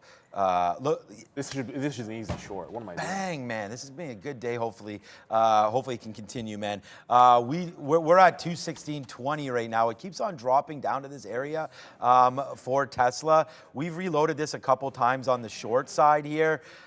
Let's just wait to see. Give me that 216.20, man. That's where. Holy. Awesome. What kind of a damn week are we having? Let's just keep the party going, man. We're $1. Oh, by the way, both trades we've had today are both. I mean, we made 2 trades today. Google right there off the open, 129. Peace to that. And then that's $1 right now, $1.20 in the money. And obviously Tesla as well. $1.50 in the money, and going on and on and on and on and on again. I mean, this is what we're doing, man. Every day we're trying to have some fun here for you and try to put some money in our pocket, and it's been a great one. What a great week it's been. We battled the crap back out of Monday, and now you're seeing what's happening right now. Nice little move to the downside here again for Tesla. Let's take something out just again at 215.30. I mean, this is $2 in the money. I mean, people like this. Hopefully we can continue it. Let's see if Tesla does fade out, hopefully the rest of the day. One more out for me, and then that's it. And then we'll see if we can get back into this 213 area. But I do want to respect this 215. I mean, I'm drawing lines on here for a reason. The 200 periods right here, the 50 periods right here. We do know that there is a 50 period issue that I have. So we do need to put some bids out there right now ahead of this 50 period. Let's just put it out right here in the 50s for Tesla. Could still go up, man. The market is bouncing off the 50 period. It's actually been a pretty mild open, right? I mean, 30 handles. Yeah, very range bound and very, very mild. That's why you got to pick the winners. And if you're with us, then hopefully it's been one of these mornings for you. Let's go, man. 2 for 2 here. Yeah, so NVIDIA actually broke the low of the day. I was deciding between scalping $1, $1.50. It's a $400 stock, or adding to it. I elected to add. The reason for it is if this is going to work to the downside, I'm going to show you the NASDAQ. The NASDAQ is bouncing in this range. NVIDIA is making lower highs. So while the market's going top to bottom in a range, trying to go to the high, NVIDIA has been holding beneath the key level and making lower highs, which to me is incredibly bearish. So I ended up adding to it. I don't have a 423 half price. I'm looking for 22s and 20s to the downside here. Intel's actually relatively strong. So I know man, maybe this one's not a short today. Maybe it's not a short. Let's just be patient with Intel, because I'm looking at how strong it is relatively, and there's just absolutely no need to force it. It was WeWork that has the reverse split. I'm trying to get shorted right now. I paid for locates 1 to 40. I think it's September 1st is when it's going to happen. If it breaks 13, I'm taking a 13 break. If I get 14s, I'm shorting in front of 14. But you have to pay for locates on this one. It's not free to short. All right. So that was another good out on Tesla. I mean, I'm still looking for more names, guys. Trust me. All right, let's go over to our sticky note. We had AMD written on there, the level that we liked for AMD. And again, it's all about just chilling. The level we wrote down for AMD is 105 as Tesla right now making new lows. Come on, let's go. Not new lows, but new lows of the session of this current last 5 minutes as the market's starting to go back down again. So what I mean by that is we're finally breaking 215, 215.50, trying to go downside right now. My next bid is here at 214. So we'll see if we can get a 214 bid now on TSLA, as this is now both trades actually, guys, smoking right now. Google is at what? Google's at 127. I'm just watching the net go, and all I'm focused, bang, right there on Google to the downside, man. Holy, this has been quite the morning, needless to say. But yeah, it's been a good one, man. We put up yesterday on Twitter last night, and I don't know who everybody would choose right now, but if Barry Horowitz was on here, we'd give ourselves a tap on the back right now. Keep one legend. I went Hogan, Michaels, Undertaker. I'm surprised Undertaker didn't get more love in this, but 5,000 views, 13 comments. Go tell me who you guys would choose right here. A lot of love for Ultimate Warrior as well. I don't know why. I don't I mean, Ultimate Warrior, Shawn Michaels, or Bret Hart.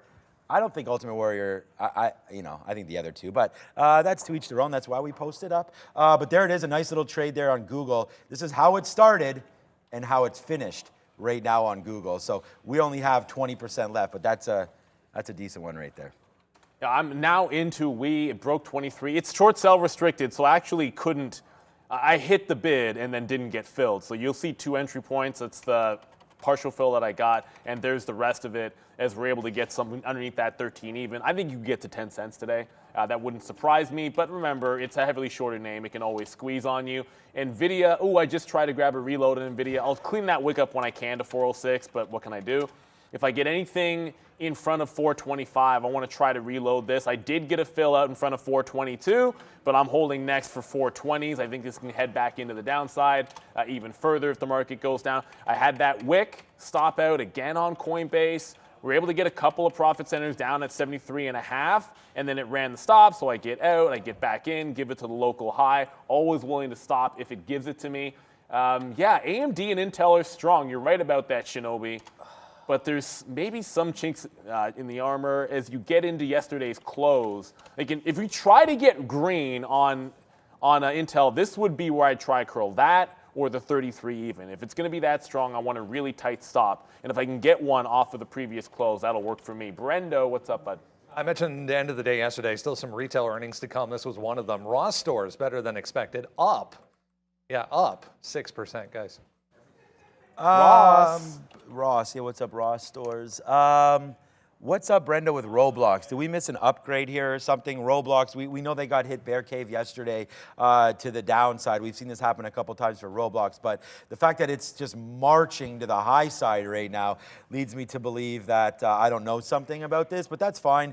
Nice move down. We could also be just getting a bounce. There could be absolutely nothing on this name. Price target cut. Okay, so that makes sense why it's up 1.5%. But right there, 27 into this base right there, $25, $26. So, you could just be getting a little bit of a flow up here because, again, just been beat down so much, Roblox, that I could see it, have been getting a little bit of a bottom take right there. So, Roblox up that 1 and a bit percent. I just wanted to bring that to everyone's attention because there is some talk there on said chat. Okay, so again, when we saw 127, man, this is why you got to have, you know, like I was like 127, that's a good out. Like if we're going to go short 129 and be able to take $2 in the first 15 minutes, we're going to do that on Google, especially because it has been strong. It was relatively strong yesterday, not so much today. We're going to short any pops on Google as the market's coming right back up. We got out of, obviously, I'm talking about getting out of Tesla and thinking that this was strong. I'm not sure about another short there. Our out was always going to be 218. So the fact that we're short 217.50 and taking $2 or more than that, or $2 exactly actually on it, with only a 50-cent shot for risk, I think we'll put that back on. So let's put on another short if we get up to 217.50 for Tesla. We're just waiting for 218. I am getting the feeling though that it, you know, next time we come up here, possible break spot. So we'll just put on a small bit. We'll add back like maybe 20% back in here on Tesla. So I did get that reload. 424 popped over on NVIDIA. I tried to clean up this. It just keeps coming back, this dark pool print down to 405. Apologies, guys. But it popped over 424. Was able to get a reload there. And then some out at that 423. I'm going to pop another bid at 422, ride that wave, because this is what's happening in the NASDAQ. So a little bit more aggressive taking profit when you see us starting to break out. Now, we're not near previous support just yet. If you take that out, I think you need to abandon anything that's breaking your levels and then maybe switch into the other direction. I'm going to kick myself over a square. There's probably not, I don't know if there's an entry left in here, that 55 wick bottom. Now it's at 56.70, almost at 57. If it trends all day, it could easily do like 4 or 5% given what's happened in the last few weeks. It's been dying. But I wanted some kind of a pullback for the long trade in Square. It's got to be available at some point if it's going to trend all day. It's a matter of getting into something and waiting for that pullback to grab it. So unfortunately, I did miss that 55. And then Palantir is a similar story. Like Palantir, just look at it go. You held on to that 13.5 level, and you had to be super, super aggressive, I think, if you were looking for that reversal off that hold of the low of the day. Unfortunately, was unable to grab either one of those long trades, both Square and Palantir. But if they dip back in, I think there's going to be something there. We almost got out. I do have a, did I just get that, Phil? No, I did not. We do have a bid here at 216.50 right now, literally at 216.50. So that's right where the teal is. Again, getting a little nervous because we're, just missed it. Right, there it is. Okay, good. So that's it. That's another one right there. We'll just take $1 on Tesla as we're looking to reload this position, right? So we already talked about that. I'm now going to cancel my 214 bid just to see if it does fall in. We've now taken out more than I actually wanted to here on Tesla. It's just not getting the feels right now about that name. So let's go over to something else. I know you guys are talking about AMD and NVIDIA and all that kind of ripping. AMD? It's not near my levels yet. We're waiting for 105 on AMD. So although we are getting back That's to... up there? Yes, man. NVIDIA's like under VWAP and this is lower way highs. up, man. So you could play off 104.10 right now if you did want to on AMD. I'm just gonna wait, man. Like I'm already short. So let's just wait to get better. Like because the thing is, if I take that AMD short right now, what I'm gonna possibly do is squash these other shorts because if AMD just continues to climb up, because I don't know why it's going up, that could be a temporary problem. You know what? You know what? Intel just got to that previous close and is kind of curling, and NVIDIA just hit the low. I feel like Intel's fine to trade it is. short. You know what? I'm getting into it right now. Here's the thing. NVIDIA just made the low right now. I took some out in front of that 422 like we said we would. So we'll ring whatever the key I hit. It doesn't really matter because on to the next. PLTR here, guys. Sorry, Intel, I mean. There's no chance that it's not worth it when I get something like that. And as a matter of fact, like now that it's immediately working, I just want to give you an idea of what just happened. We wicked 32.58, which is the previous close, as NVIDIA was making a new low. Intel was wicking yesterday's close trying to go green. Even if this doesn't pull back huge, how is it not worth 4 cents worth of risk or 5 cents worth of risk to just take that shot? If it goes green a second time, great. But as the market was turning and NVIDIA is popping down, it's like, why not short this? You have a good risk to reward. Even if it only goes to VWAP, I love it. So just kind of thinking out loud for you guys, the thought process that was going on. Intel's strong, but we were all morning long, you heard Sean and I say basically the same thing. short the pops, and the most obvious levels a lot of times is the previous close price when a stock tries to go red to green, because a lot of people might put that in as a bit of an anchor. That's the reason for this on Intel. So Nvidia is about 3 in the money. Intel, if it goes $3 down, I'm not going to be happy about that because I own it in my long term. $3 on Intel is pretty nasty, but that's not going to happen. If you get 30 cents on Intel, that's great. Yeah. Brendo at the desk. A couple more from the relative volume scale. Here's Farfetch, got crushed off of their report after the close yesterday. Bill.com as well, high on relative volume today. That's still FTCH. There we go. Straight to the upside, guys, for BILL. It was exactly at the moment that he was saying AMD was at the high. I'm like, huh? And that was what gave that move in Intel. My damn it, somebody in the chat, shout out whoever you are, was screaming about Bill being a good company and getting beaten up and that it should be a buy. I don't know who it was. It caused me to pull up the chart, and I was hunting for levels, and I was like, gosh darn it, 93 looks really good if it holds on to that, but I didn't have time to dig into it. Shout out to whoever it was, man. You probably made yourself 10%. I hope you made yourself 10%. Sometimes that's what you want to look for on an earnings day.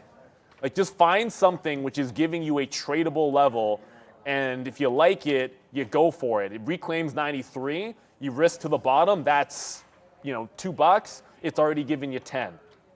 R&R, I'm checking my math here, and my math was never really that good back in the day, so I don't know whether making $10 and risking 2 is any good. Maybe you guys can fact check me on that, but I'd like to think it's good. It's the flush now coming in. Nvidia just broke the low. I'm going to hold on through a 420. Intel's down at 32.40. I'll get another bid out in front of VWAP as that one goes. It's the only 2 names I'm in because the other short that I liked, it just keeps running the highs. Like, I kept getting into Coinbase, getting some out, run stops.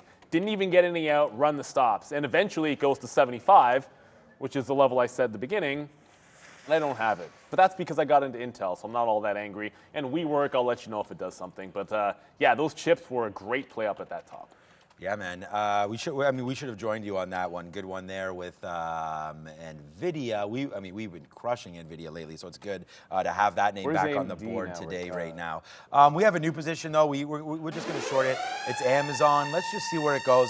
We're now $2 in the money on Google and on Tesla, but we do have an Amazon position now that I just put on. This one could be strong. I'm trying to play it off this 132.80 right now. We want to get more shares, obviously, in here in the 40s, just to make sure I do have that order out, which I do right now. Then get something out if it comes back into 90s. It would only be a 20-cent trade, but I want to try to find something that could potentially make this move back up to the upside right now.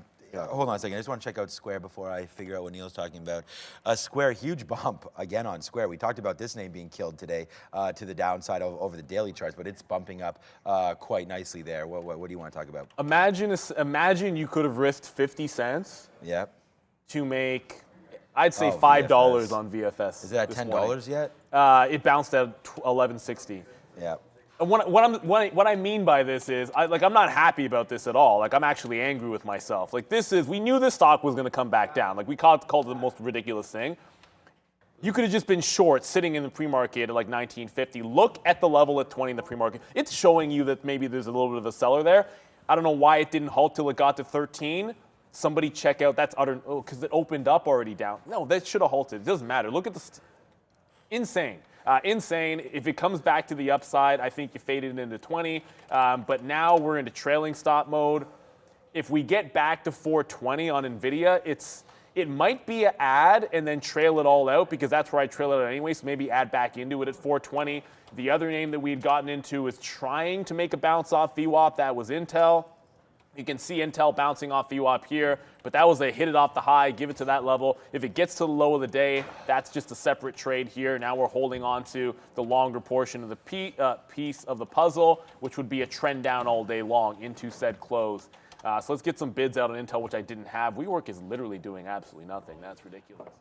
I thought this would be a lot weaker than it is after breaking that bottom.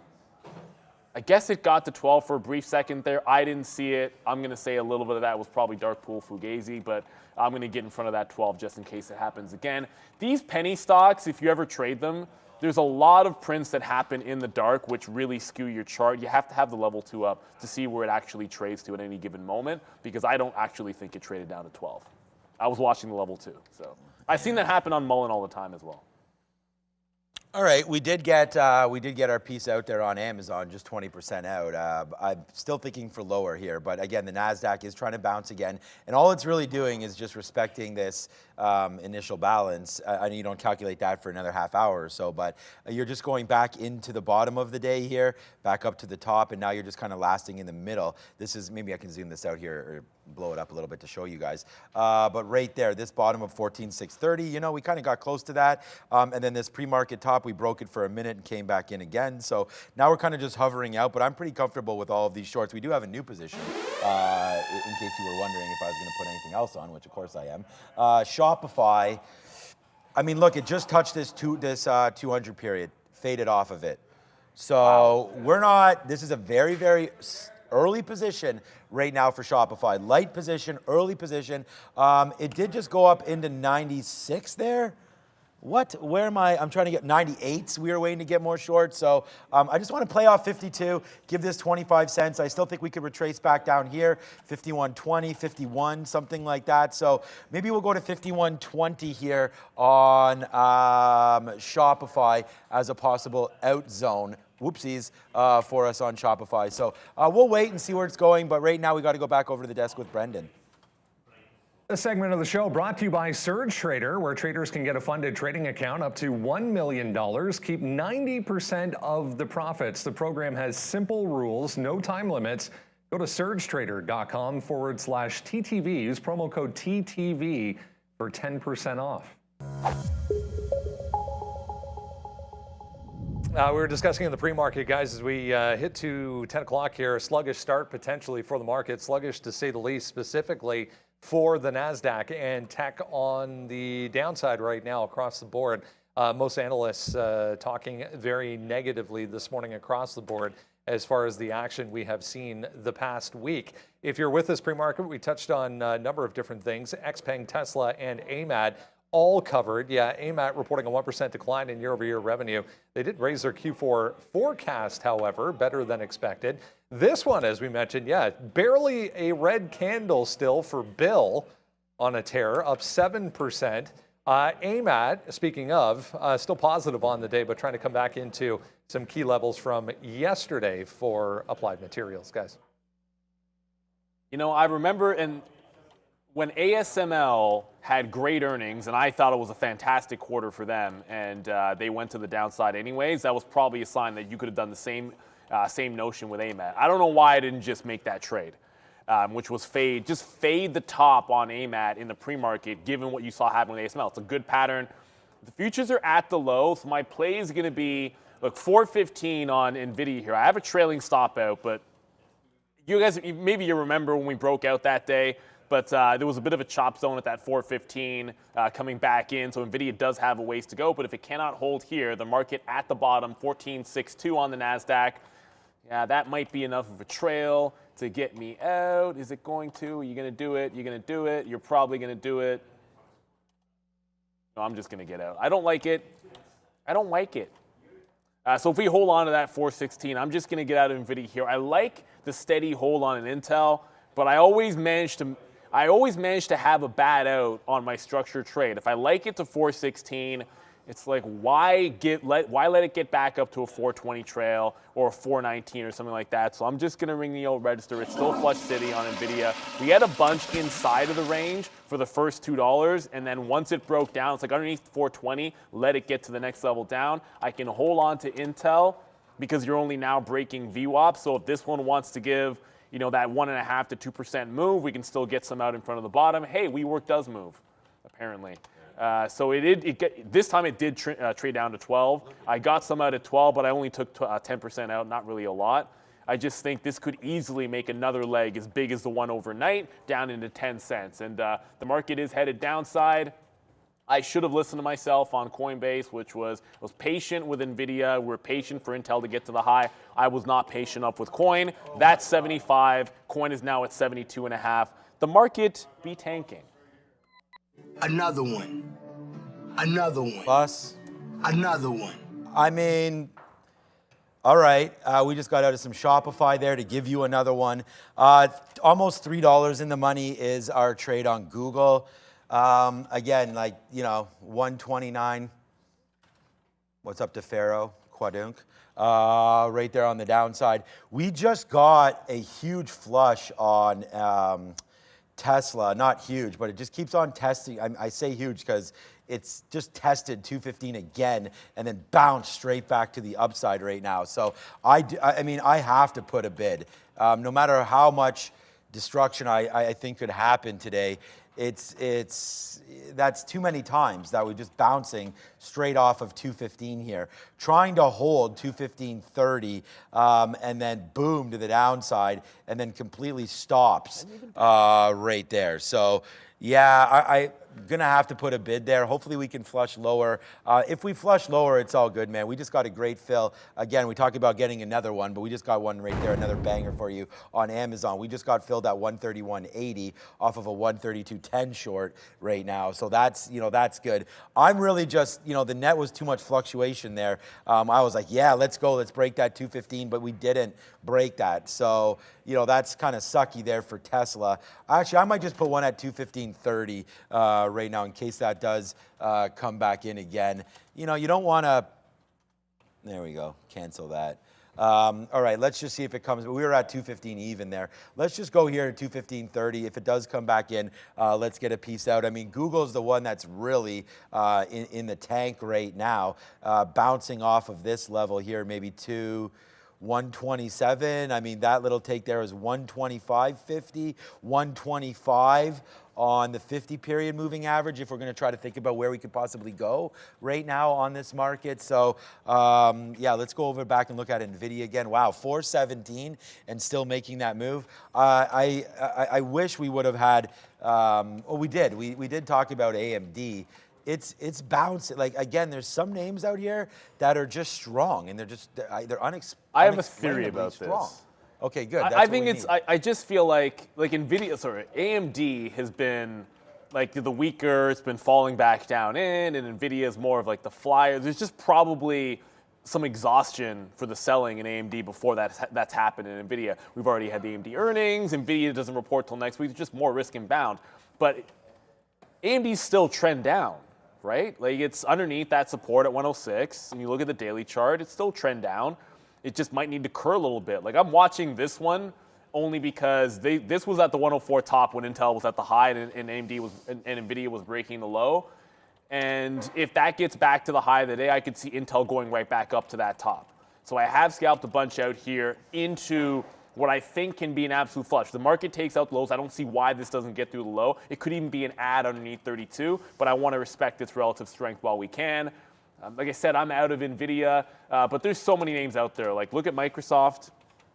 Told you Microsoft says KL. Microsoft at the low of the day. Meta's even weaker than that. Look at Meta, down 3.5% and absolutely dying. This is where at 10 o'clock, you kind of want to, if you got something, hold on to it. If it's in the money, that's great. Ring the register. Don't look gift horse in the mouth, all that good stuff. But do not necessarily trap yourself with a hasty entry if you're just trying to grab shorts at bottoms here. Like, allow the market, allow the NASDAQ, if it's going to make a decision off of these lows. If the decision is bounce, there's going to be some opportunities to short the market if you like it, or short individual names. If we break down, then I think you're going to get some chances to join this trend as well. As far as long ideas go, I might have one. I'm saying might because it's not for sure. Square did hold at 55. It's pulling back in. If there's a higher low that sets up nicely either off the previous close, which is 56, if it tries to hold green, I like that. 55 could just be another one as well, but there's not even a green candle in the last 15 minutes or so on Square. So let this thing calm down. You do not want to be forcing trades at this point. Don't turn a good morning into disaster by rushing into the next trade. I want to go over to that Hawaiian Electric because what was strong, again, like I still feel like you kind of want to be in the short in the stock, and it's not. I get it. Maybe some people don't want to short the stock, but in terms of a trend, there's still a lot of risk here every time it pops. And this one is heading back into the downside, unfortunately, for Hawaiian Electric. WeWork is still holding on to 12. That could be a good one. Can PayPal be taken? I've been looking at Square, so I don't really know about PayPal just yet. Wow, just as good as Square. So for those of you Longer, asking, actually. yeah, exactly. For those of you asking about PayPal, this is why I tweeted this out yesterday. Go over to my, here, I'll put this in the chat. Go look at this. There is a call here, you know, on PayPal, and it's about why this particular trader, Gergevin here, thinks that PayPal could be a long at these levels. So someone here, what's up, Elliot? He agrees. He's long 1,000 shares. So okay, that's good long. Making some money today on that long for sure. As there goes PayPal straight up to the upside there. So go find it out. Bears versus Bulls can talk about that again. Fintech has been getting beat down, as we noticed with Block as well. Obviously getting beat down there. So Block upside now. Look at this daily on this. It's just pretty crazy down here to $55, $56. I don't know if the same sort of bull case remains for Block as it would for PayPal, but again, go over there, find that, go to @TraderTV Sean. It's like the third or fourth post. Probably more direct crypto risk with Square. Yeah, oh yeah, so. you know what? Crypto risk. Like I think Let's go over to Coinbase. that's probably why on this little pullback, 75. Square is pulling back more than PayPal, if I had to guess, because Coin got trashed. We So wrote down it could be that. 76. Guess what's green and running today? T2, which I guess if you left that one for dead, you were a little bit wrong. One note here, and just a little bit of a cautionary note, when it had that big flush the other day, there was all kinds of weakness, first at 54, and then look at the double top at 58. So if it gets up to this area, 52 to 58, I could see a curl there. If it breaks that, I think 58 to 60 is probably a really obvious short for a lot of people. I mean, if it breaks 50 cents, I probably pay for locates myself, but not there. If it has to be above 50 and getting into the, like run some stops and then get to those levels before I think about it. This is interesting on Tesla because It's like you're not going down. yeah, like there's some weakness in there, but like you higher low, back into the top here. As the market's at the bottom, Tesla's trying to break out the top. This leads to some relative strength over there in Tesla. I want to see what Rivian's doing because I know I like the Rivian short. Yeah, it's also holding some strength as well. Rivian trying to get back up to that high. It's not really where we had it yesterday. Why am I missing so much data on that chart? That big top was in front of that 2180, 22. But the 21 level looks like it could be something here on Rivian for a bit of a pop breakout, I suppose. Like if it's relatively strong, both these names, maybe you're just holding the low. It never broke 20. I should cancel my 20 stop, actually. I'm going to do that right now. I had a stop to break short on Rivian in 20. Obviously, that never happened. So kind of a bullish name, relatively speaking, here in a couple of these EVs. I mean, the market's ripping back up. So we're going to short a little bit more of Tesla at right here, 217.50. We talked about that. Be very, very specific. Wait for some of your prices to come through. We've done well to get out. It's just, again, the last bid we had was down here at 215.30. You know where it went to? 215.50. So, some of these lows are starting to get higher and higher. So that's never really a good sign. We were trying to be a little bit patient with it. Maybe that 217, because we kept on getting out, we'll try a little bit more here at that 20 level, maybe just in case that's the top for some reason. But ultimately, we're waiting for this 217.50. So if that can come in, then you'll see a bigger position coming on. All right, so it's a good thing that we took a little bit out here. We took only a third out of Shopify down there. But this name's trying to get back upside again, down 2.7%. So we'll short this up here near 52 and try to play off that 52.25 level. Amazon, we just got another piece out, which was a good one, man. That was for 30 cents, as now it's retracing back upside again. Into a level where we shorted it previously. So if we can get that opportunity, let's just take it again. So we'll reshort this right now, waiting for some 132.10s to put on a bigger spot. But I don't mind this here. Let's wait to see if there is some damage that we can put on this Amazon short. And there it goes, just instantly 10 cents in the money. But we want a little bit more than that. All right, what else you guys want to talk about? SPY's exhaustion down. I mean, the thing about it is, even this NASDAQ, what is the S&P doing here? The SPY's a little. Yeah, it's still not doing anything. What are we even talking about? There's nothing happening at all right now. Like, if this is not a push and pull, then I don't know, really what I'm looking at, because ES tries to go down, no. Tries to go up, no. Like, this is going to break. Like, is this the right contract even? Like, the ES rate here is in a 5-handle range. I don't know. It just seems like there's something up here. Maybe the bulls are going to win today. I'm pretty interested in sector watch when we get to it. I was just on my quote board there. I think trying the to get bulls an have idea this, man, today of the for some banks. reason. There's a lot of names that are doing. When I look over at Nvidia, if you're only watching, like, say, Nvidia or Meta or Microsoft and a couple of names, it just seems way more bearish than it is. So it's like, yeah, the shorts were great in specific names, but look at Ford. Ford just ran.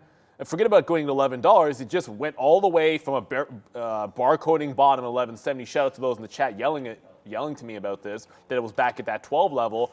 Gets to 11.99 in curls. You know I'm going to short off the 12 level. I started at 95. I'm going to try and offer 97. I should already be in this at 97 as far as I'm concerned.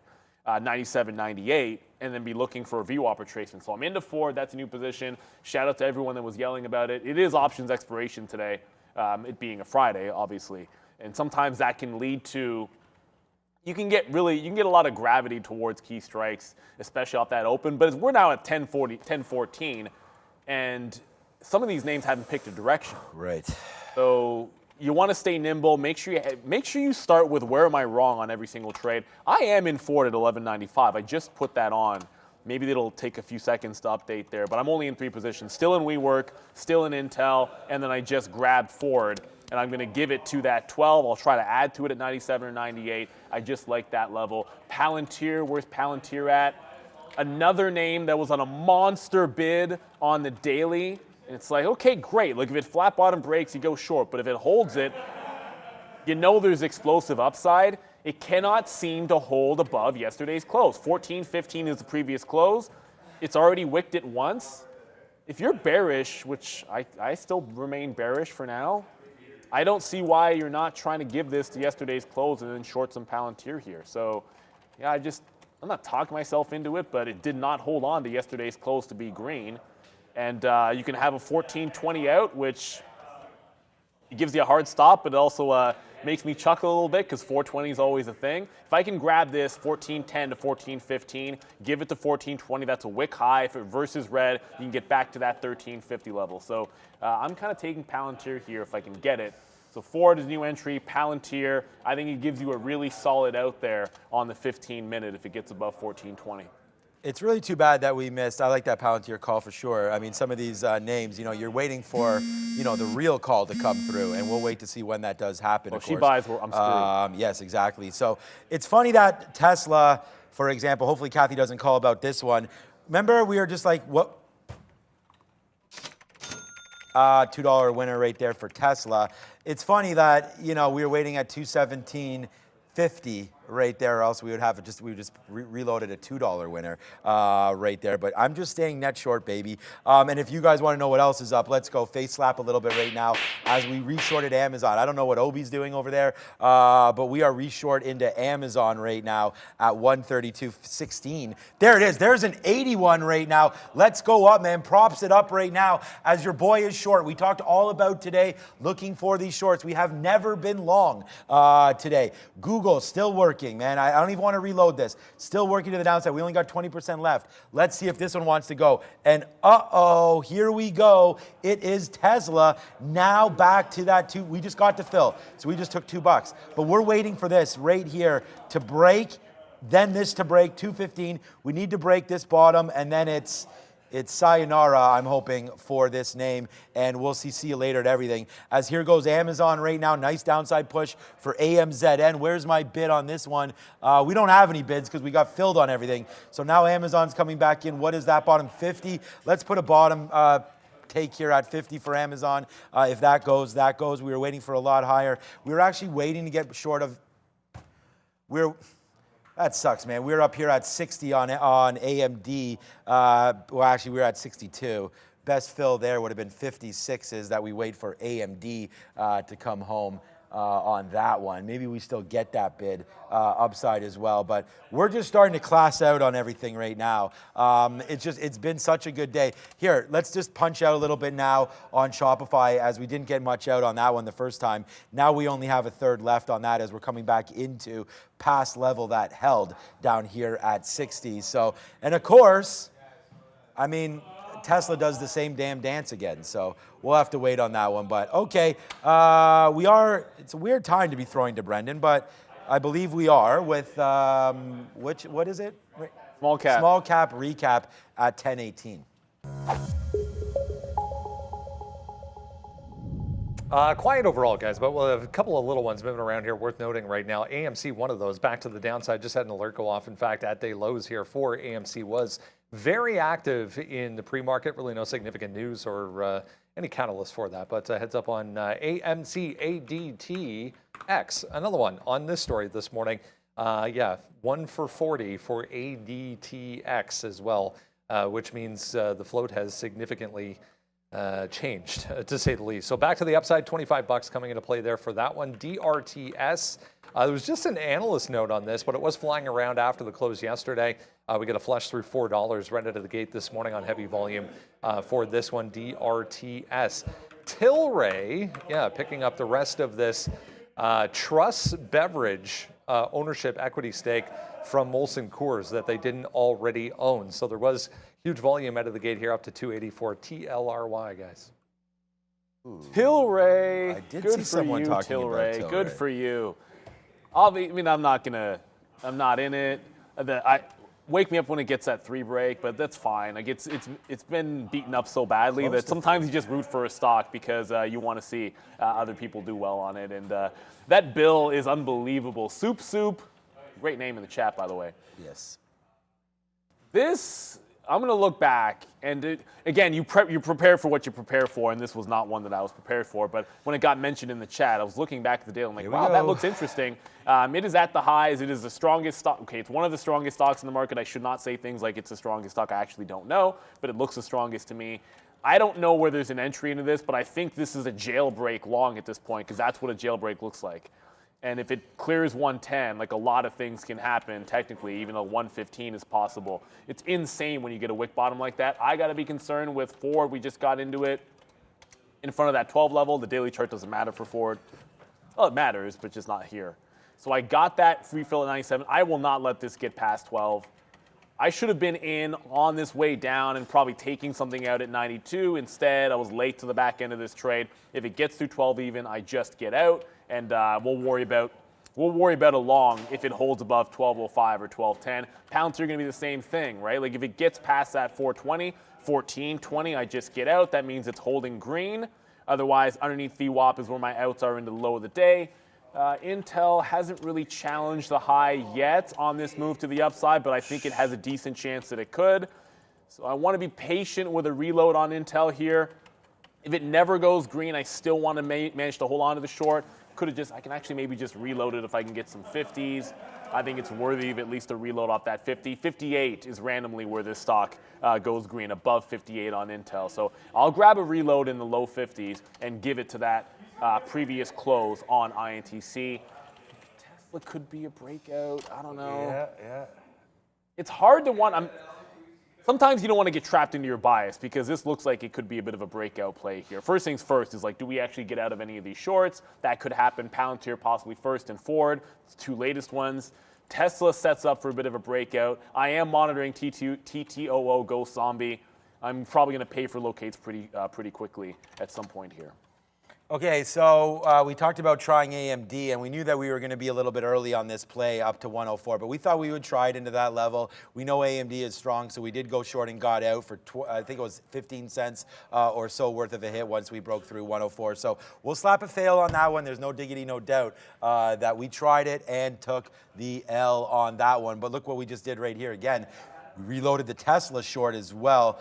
Probably get this out maybe at VWAP there, 216. I thought I put a bit in there. Yeah, I did. So we're right here, right at VWAP now to get some out of this. If we can make $1 again on Tesla, then we'll do that. This is just a rinse and repeat strategy here. It's like, play the levels, see if you can get, a good short on. And then if it happens, it happens. Our AMD, man, I mean, this is why I'm not back in this. We got to respect it. We wrote down 105 on AMD back into yesterday's spot there. So I'm going to wait. If we can get back up here into 105, which was sort of that I mean, we were holding it until we broke, and then we wound up at 104 at the end of the day. So 104.20. It's up here, 105. That's really where we want to start this short. So maybe we could start it right here at 104.65 or so, but not too early right there.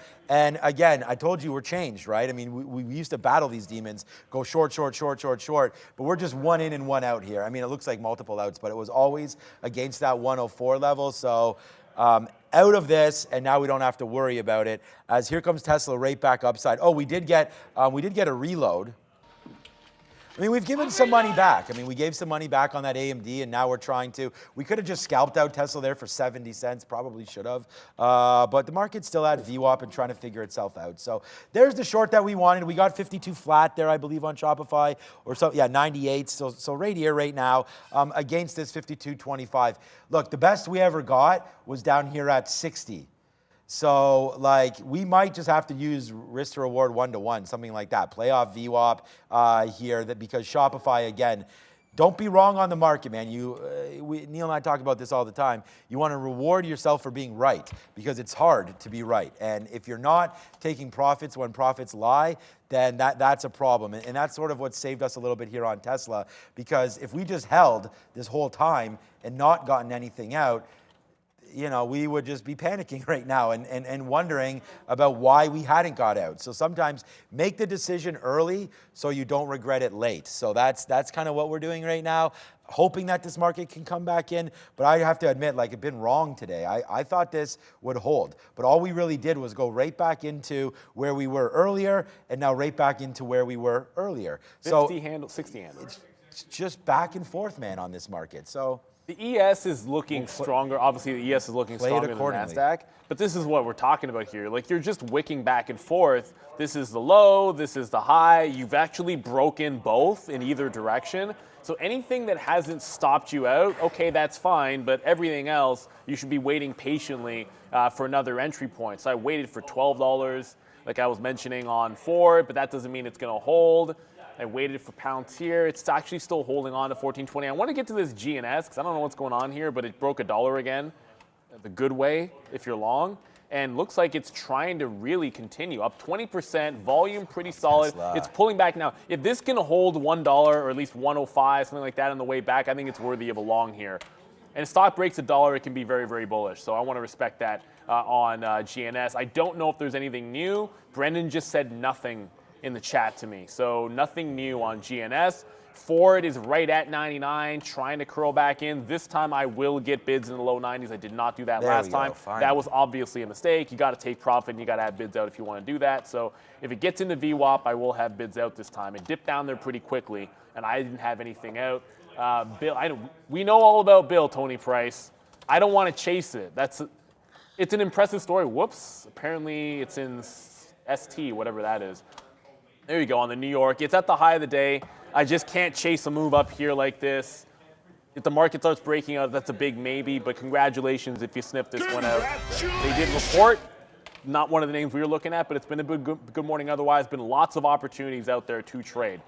So if you got them, hold on to them for sure. The trend is with you.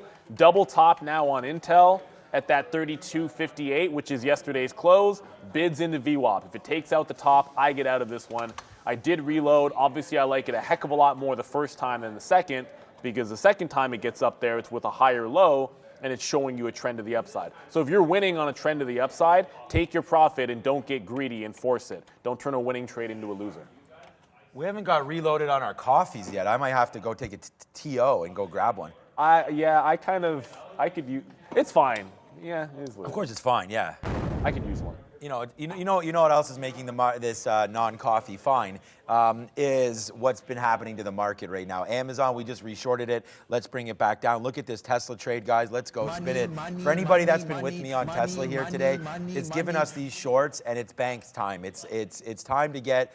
We just took a piece out right now, again at. Basically at VWAP, we were a little bit earlier than that because I wanted to get out at 216.50. VWAP's 216.20 there, so you know we give up 30 cents, but we didn't really give anything up. This is a good one. Hopefully this comes back in. No more bids at all. Shout out to Nita Stonk right there who just super chatted again. 5 free memberships. So guys, grab those ASAP. Thank you so much, Nita Stonk, for that one. And Hola, like and subscribe today. Make sure you like, make sure you subscribe, and make sure you do it, as Kat said, today. All right, there it is again. Look at this reload. Yeah, what's up, guys? We just got another reload, so it's another chicken dinner winner for you right there on Amazon. We just reloaded 26s, and it just came back in quite nicely to the downside. Okay, here we go. Come to the party, shorts, one more time. AMD is probably puking. Nah, not really. Okay, that's good. I don't feel bad about that. But there goes Tesla right now, trying to go again, man. No, not bidding anymore. I don't have any more bids on Tesla. Let's see if this one can make the music sound off here. One more time downside for Tesla. 131.80 for Amazon. Don't have it. I'm just checking my bids because I want to make sure that I don't get overfilled here and take longs by accident.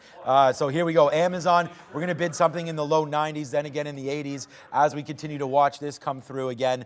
Shopify, I mean, let's go again. Spin it one more time for Shopify. This has been so far so good, man. We're basically 4 for 5 as you guys have sat there and watched me trade all morning, and I just hope you're enjoying the show. And if you are, please hit the like and the subscribe. And there it is again. Another one. We just took some more out on Shopify.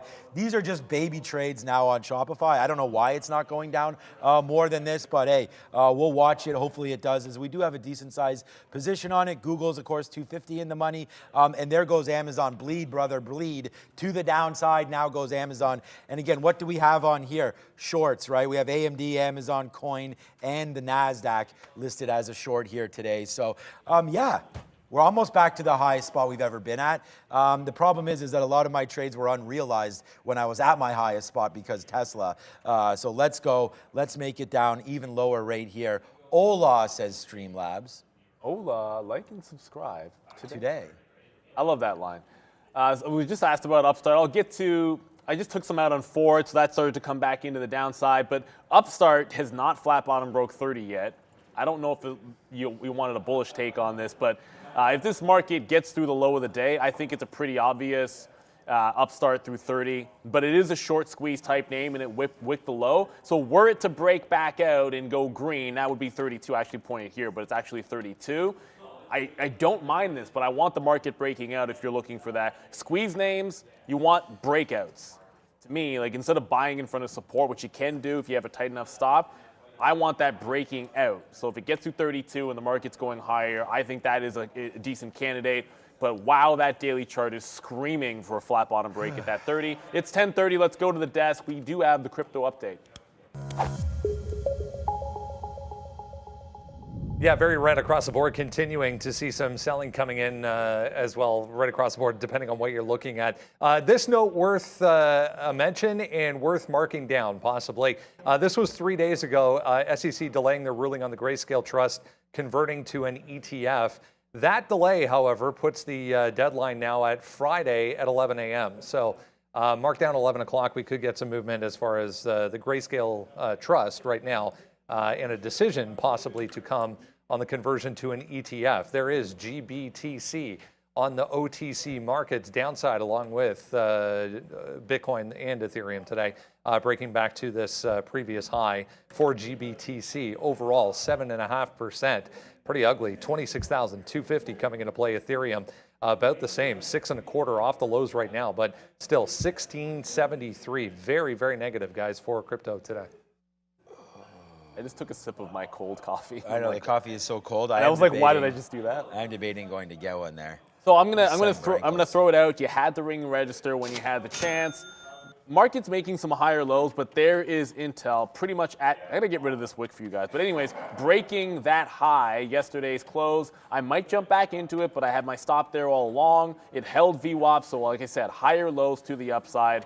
This is what you want to understand. Like, it is a trend up while the market's in a bit of a range, so I'm not going to sit there fighting it. We'll manage to say, hey, it was right the first time through, but it doesn't mean it has to be right over and over and over again. At some point, all good things come to an end. As I mentioned, Ford off that 12. This time I would get bids into VWAP here. It just filled 95s. I'll get 92s. Then it had a consolidation at 90. I'll respect that. Speaking of previous closes, I would tend to think that if it's been a relatively strong name, it has a decent chance of holding green. So I'd be almost all out of it if it were to get to 1183.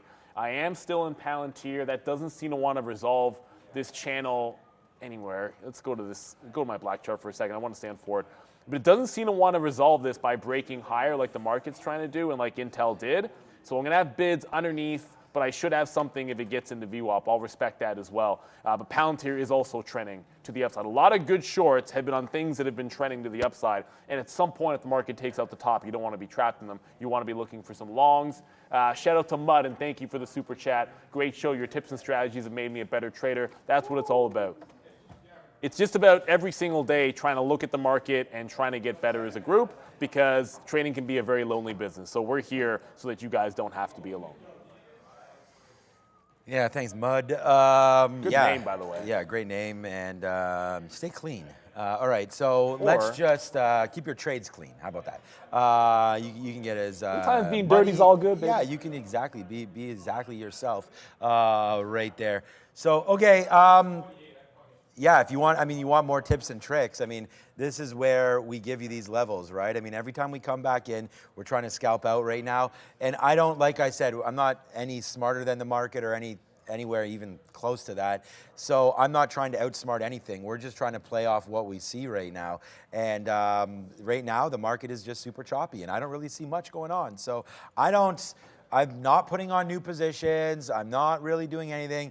Weaver Welder, you're going to have to speak to. Maybe Bears versus Bulls can help you out right there. Thank you for the super chat again. Yeah, who's hitting all those hearts? I like that. Hit the 100 as we go. Yeah, Bears versus Bulls can help you do that. I think it's a setting that you have to have in your main YouTube account, I believe, is like to accept memberships or something like that. But definitely have a look at that, and Bears vs. Bulls can definitely help you with it, I would think. If he knows, I'm sure he does. All right. At some points, I'm going to have to throw in the towel on this Tesla. I don't want to, and maybe we don't have to. Maybe I shouldn't say at some point we have to. It's just, like, for right now, we're not getting the move down on this name, not the move down that I thought we would get. Just keeps on getting bought up at that 215.50 level. So like I said, I didn't have any more bids there. Doesn't mean that that's the right thing to do, but this market has come right back up and starting to scream now. So let's just regroup a little bit now. Think about some of these levels, keep our pending offers where they are, make sure we get the right amount of shares short when we need them to come through. So Amazon again, a name that we were initially trying to go long on the last couple of days, since we broke down below here, we are getting into some dicey areas now with Amazon.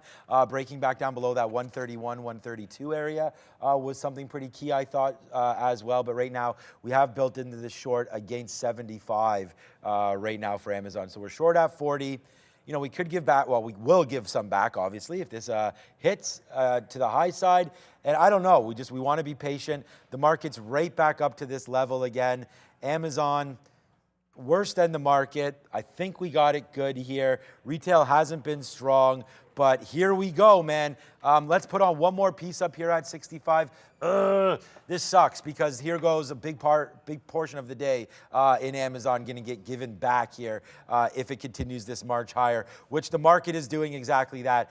Yesterday on the sticky note, I wrote down like, hey, short good name, go long strong names and vice versa. So we'll take a little bit of pressure off here as we're short at 50 right now on Amazon, and it just came back in. So let's take a little bit of pressure off right now on AMZN on that play. So we'll do that. But anyways, what I was getting at is I know Amazon's been strong. I'd hate for those bulls to step back into this name here as the market is just kind of dancing. So let's not get caught with our pants down, so to speak, on Amazon, and make sure that we understand this could be a stronger name than we think right now, as it's just resisted that dip down into 50 again there, AMZN. So what else is moving against us a little bit here? Oh, Shopify's near the spot now that we not like.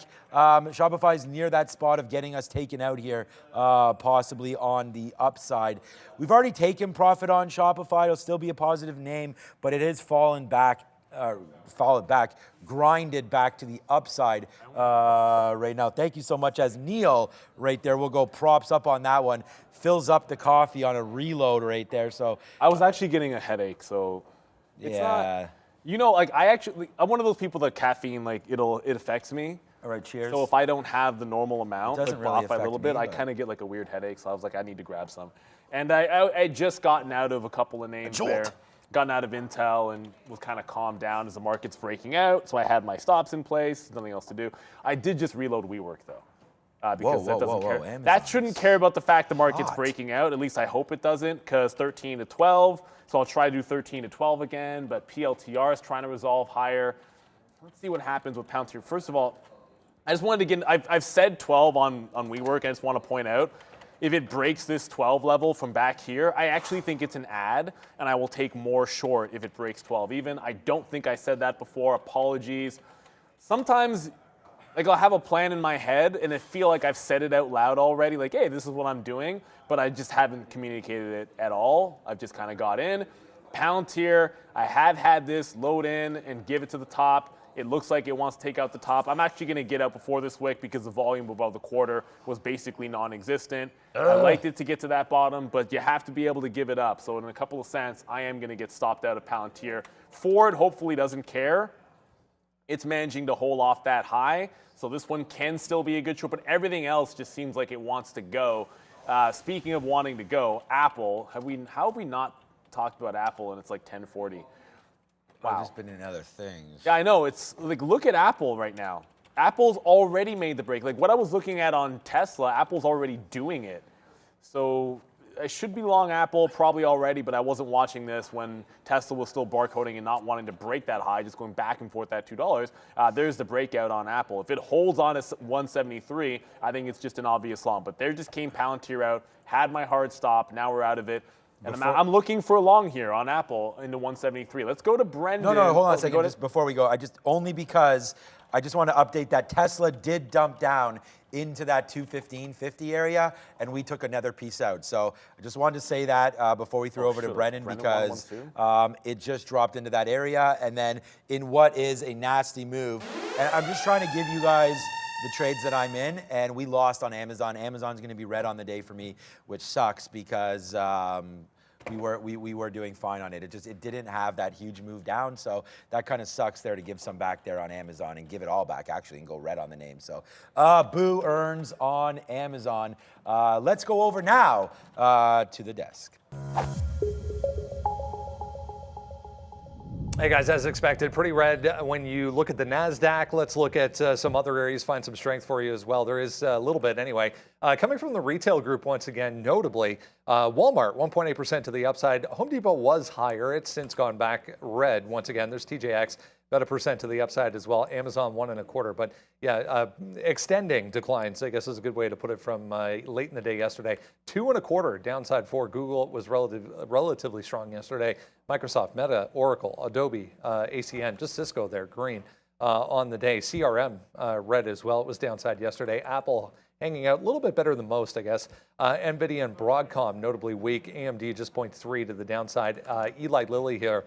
Notably strong as well, about a full percent, offsetting J&J and some of the other healthcare names downside. There is a sprinkling of green on this board, but otherwise pretty negative to end the week, guys. Yeah, it's interesting you say like pretty negative to end the week, but the momentum right now, if you like, and again, we're momentum trading, so the momentum is back in swinging to the upside. If you take out 14.7, I mean, you almost have to abort the short, but I mean, respect your stop levels. I have a stop on 4, which is the only thing left for me. We were count and it doesn't count, you know what I mean. But if that breaks 12, fine. But I want some longs in here if we're breaking out that 14.7. I already mentioned Apple looking strong. Back over to Block, which held that big 55 level and wants to take out potentially a 57 break. I think a dip into VWAP could be a good one here for them. What isn't all that strong is I'm going back over to NVIDIA. If we fail the high here, NVIDIA back underneath VWAP and 1420 looks like it's still pretty weak, right? You're stair-stepping to the downside. Again, I don't usually have a good trail out, so every now and then, like when the trail looks really good, just know that usually I get out a bit early. So sometimes when you make that and then it goes to VWAP, you look fantastic, but I've done it like plenty of times where I take that out and it goes to 412. So you kind of just trade your own strategy there. I'm talking if we fail VWAP here. Other than that, I guess I wait back in for 425 here on NVIDIA if we don't hold on to 14.7.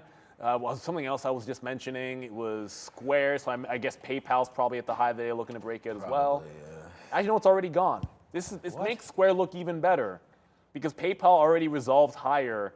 So when the market's going higher here, I don't know why I wouldn't be just looking quickly at this Square break at 57. Pulling back for now, but 57 on Square. Got to watch crypto a little bit more. That's the reason for Square. But yeah, it's looking pretty strong, up that 1%, 14.7 goes. I still like this. Palantir, any chance to go to 15.5? What, like today, Didi? Any chance to go to 55? I just got stopped out of my short at 14.07 at 28. Today? I thought this was like a 50-cent runner in either direction. Like I thought, okay, you load short and you're getting this, and if it breaks out, then you're getting here. I don't think it fills in the entire gap. I think 15 was way too big of a level. Let me go to the higher time frame, because if you trade off the higher time frame, you shouldn't show the 3-minute when you're trying to structure the other side of it. This is what 15 was for a week and a half. Like it was a brick wall. I've got to think there's going to be 1 million shares on the 15 offer. If it gets to there, there's a high probability I'm short 99s or 98s on Palantir if it gets up there today. Cross that bridge when we get there. It still needs to break out the top, and I'm starting to think I should be long this. I wanted to long off 13.5 and never got it. Now it's resolved, stopped out the short that I liked, and wants to take out the top here. There's 250,000 shares on the offer right now, so if it takes that out, it's not a bad breakout trade. Give it 5 cents, and then see if it can't go 25 to 30.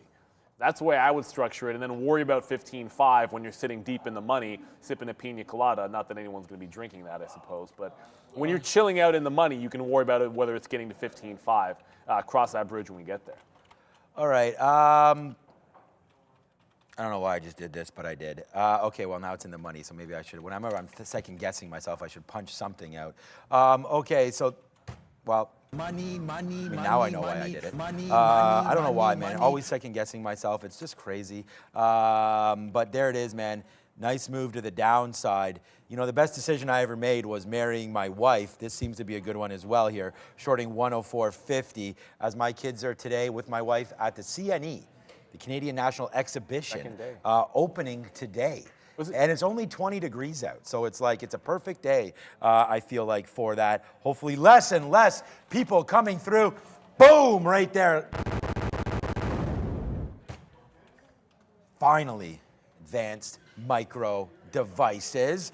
We talked about getting patient on this. Now we're up on the stock, so which was a negative stock for us at one point. We waited for a level to develop again right there, 104.50.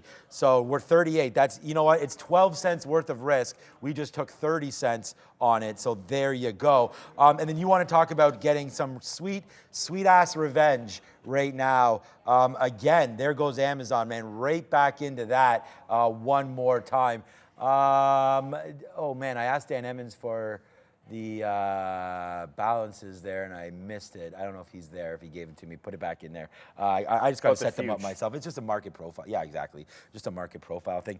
Okay, let's go, man. There's AMD right now, 50 cents in the 40 cents in the money. Was just 50 cents. What did I see? All right. Oh, there it is. Okay, just got out some there as it just collapsed back in. Let's take 50 cents if it gives us these 92s right there. Ugh. Why am I bidding 92, man, when it's just bouncing off 93? Like, what's up with that right now? Okay, but anyways, $2 in the money on Google, $2 in the money on Tesla right now. We did get stopped out, so we will flush ourselves on the toilet on Sir Shopify, but this is a cup of coffee. We were actually down on Amazon. Shopify is basically flat. It did take out that pre-market level right there. It's not even really the pre-market. We're at there right now, 25s, unless you want to consider all this, but I don't. Those are 8 o'clock dark pool dumps and stuff. I don't. There are some traders that trade dark pool stuff. Not me. Okay, here we go. 82 downside for AMD. That's going to be a great little trade there. If this market collapses, I'm going to look like an idiot getting these out at these levels, but we're right back to the 50 period. And this is 12 cents worth of risk for 45 cents right now. So we'll go 4 to 1. We'll start to take out a little bit more on this as it comes back down. We do understand that AMD's been strong today. So unless it gives it up, you know what, Neil? We're not even checking out NVIDIA right now. I know you had a great trade. It just curled a little bit. Yeah, so that's what I was, you don't want to be. Guess what got to 75 again? Yeah. Oh, no. So, because I know you're going to say Coinbase, but the thing about Coinbase is, I don't know if you heard that news from Brendan. Yeah. There was a decision at 11. Yeah. Yeah, no, that's no big But deal. like, I'm so, just making the sure way, you know, the way I because- look at it, Yeah. the way I look at it, you're at the key level. You're going to stop out that top anyways. So if it goes in your favor, Yeah. you just get an extra push, but you're going to stop out the high regardless. So it doesn't, and the timing of it also matters. Like I think of it like a 350 trade or like a 355 trade, like we talked about at the close, where you're into something, you know you're going to have that tight stop regardless, and if it goes in your favor, it just slams, and you get the win, and you are going to take that trade regardless of the news. But the fact that there is something happening means the timing is perfect to get that move. So you're going to sit in a trade that you would have sat in anyways, but it's probably just going to resolve itself really quickly. So if that happens in your favor, great. And if it happens against me, well, then I was going to lose that no matter what. So I'm into it at the half, into 73 halves where I take some bids out, then 73, 1-to-1. Wow, Palantir, I guess that size, a $250,000 isn't a lot of shares on Palantir, but it just saw that at 30 and rejected it. So I guess it would have been good. That's the logic on Coinbase. You know I like the 75 anyways. I said it and then didn't do it the first time. I'll have to think about why I didn't do that. Ford is rolling back over, so I don't have a thank you button on here. So I'll just say thank you guys. Yeah. I wasn't paying attention to Ford 12 today until it was mentioned to me. We liked Ford 12 pretty much every other day this week, which is like essentially just the 3 days. And then you guys were like, yeah, Ford 12, Neil. And it got to $12. It got to $11.99 first and 12. Now it's pulling right back in there. So sometimes you have an alert for something, you write it down on your iPad, then you completely ignore it. And that was one for me, but you guys saved me. So we got some of this in Ford. We liked the short until proven otherwise. But if there's something, if the market takes out the top, I still got one sneaky name here, and that is Square. If we break 14.7 and start going, I should be long in Block or Square, whatever you guys want to call it, because this is a relatively strong name. Square and PayPal have been on one today. I'm just setting up Nice shirt. the range right here for. You're always loving Max's clothing. That's great. He's got the good shirt game going on. Yeah. Okay, so guys will see. yeah, you'll see it in a second. All right, so just getting all set up here with some of these levels. Thanks to Dan. I mean, it's not. It's just the top and the bottom. That's all that I'm setting up here on the NASDAQ. I just want to make sure that we're watching out for these levels. That's all. Top break, high break, right there. We've just set them up. Okay. Again, man, you know, we're net short. We haven't been long yet today. I don't plan on getting long today. So that is that. I could get long some crypto names, but right now here goes Tesla. Money.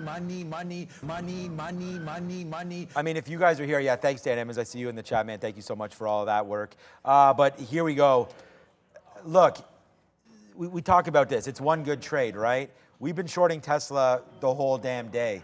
So now that it's falling down, this is what we're waiting for. We're waiting for this. Look at AMD. We're waiting for this. This is what we're talking about.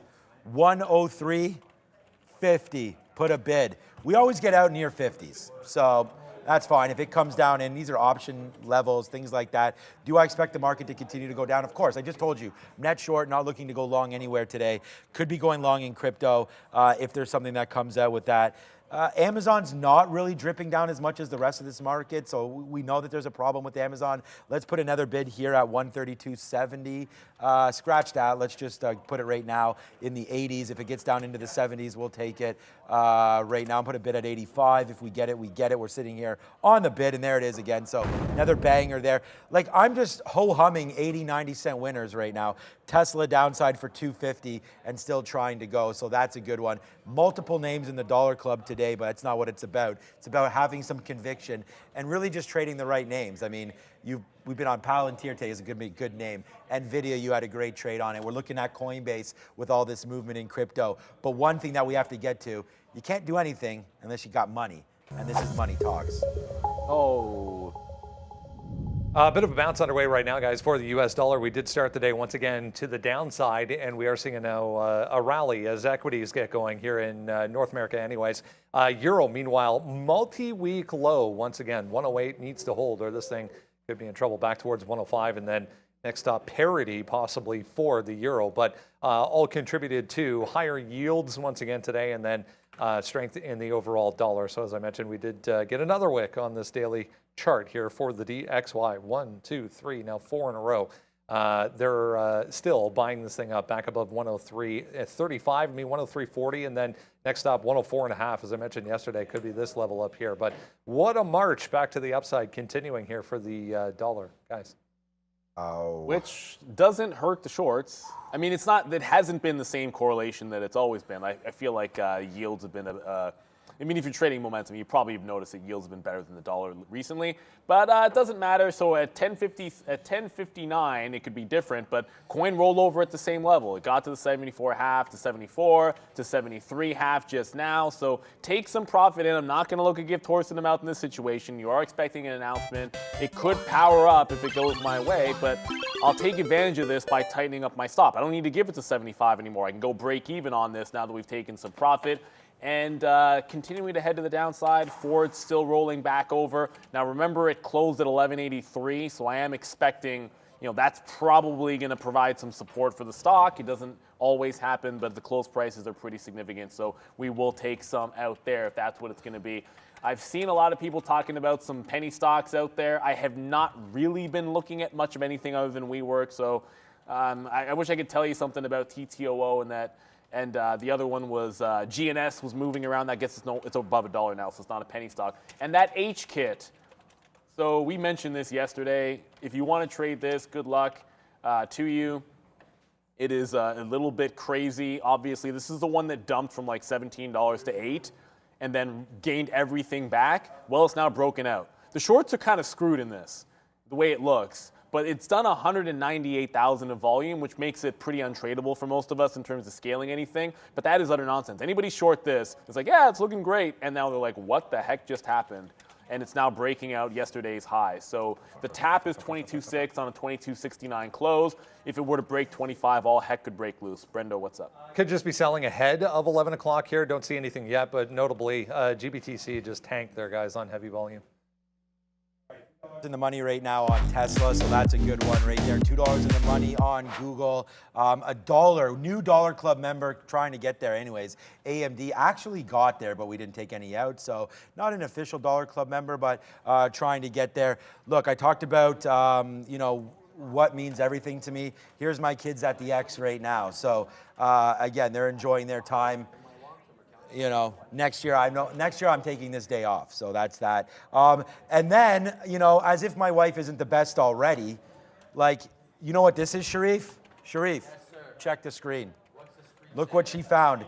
VinFast, right here. There's a VinFast. They're at the X, so there it is right there. There's a VinFast coming through. So hey, Neil, I told you it's not that ugly. No, it's not. I don't think it's ugly at all. Everyone keeps saying it's so ugly. I don't think. I mean, there it is. The company's right overvalued, but it's not that. It's not overvalued anymore today, is it? Sure it is. Anyways, there it is. Yeah, it is.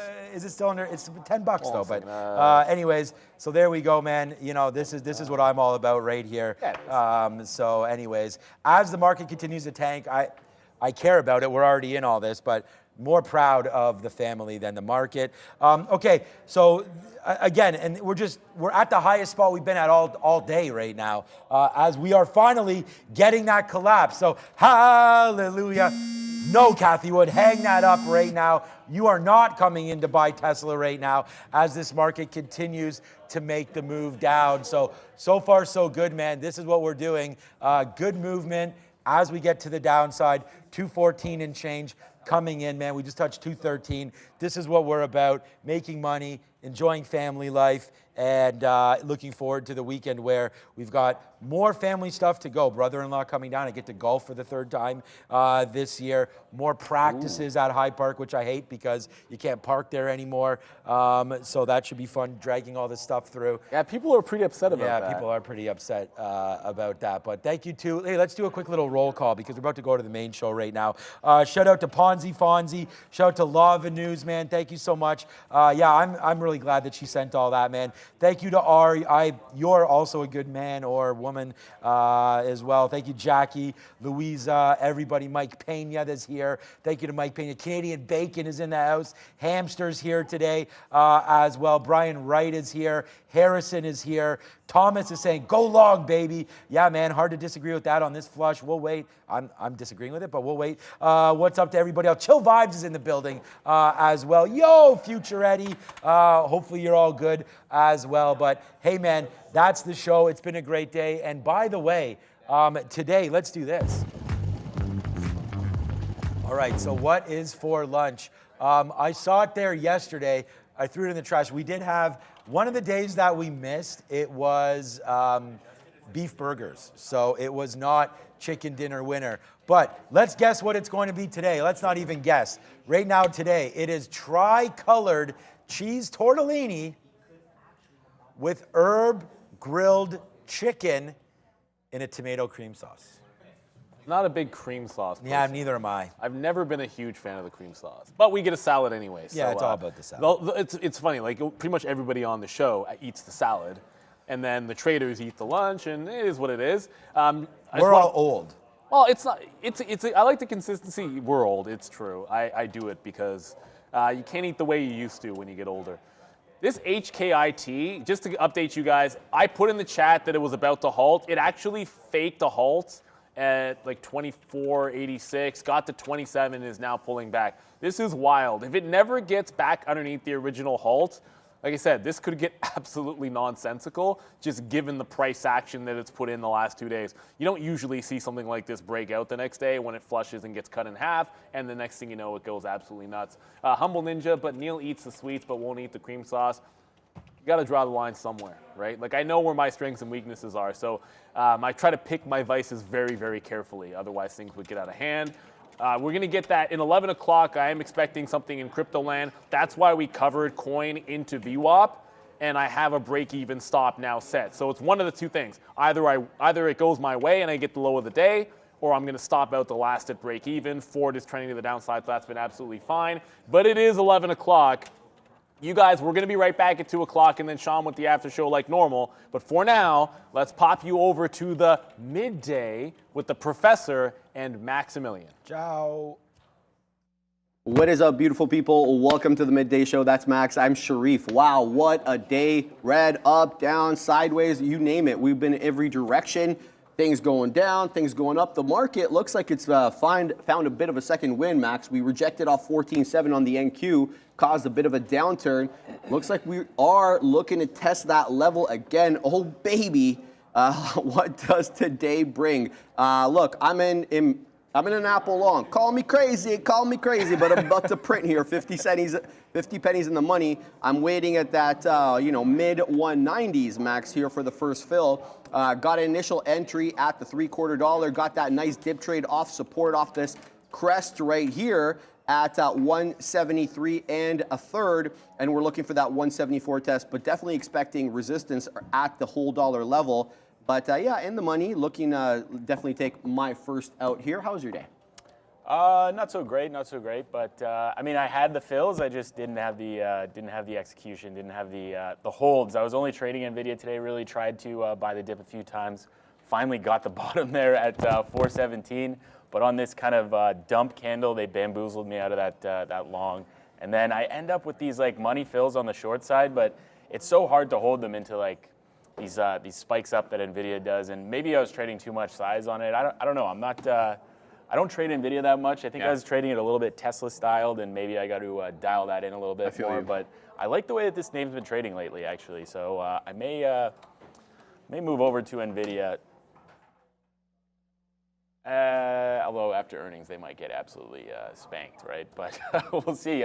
This market move not exactly expected today. So I was thinking buy the dip on some of these tech names, and Nvidia went much further than I would have expected it to go. Right. Now bouncing, but finding resistance right at that kind of support level where we first based out at 423. That's a good look. One more spike up and slam back into 423, and I may take this one short, try to get back to the low of day. All depends on the NASDAQ, but I feel like we got to go further down on NASDAQ. I was saying 14,450. We got to 650. You really want blood, eh? On blood. I mean, I don't want blood. It's just like that's where, when I look at the chart, that's kind of the spot that makes sense to me. So we'll see what happens in the next couple days. Maybe a buy the dip Monday kind of scenario. I could see. I feel like today we probably have some more downside, but I don't know. That's all right. Guys, we are brought to you by Search Trader, account funding of up to $1 million. Keep up to 90% of the profit and enjoy relaxed trading rules with an 8% max trailing drawdown on all new accounts. Shout out to the folks there at Search Trader. And I know they had some competition. The little pop-up thing is no longer there. But yeah, give the folks at Search Trader a look.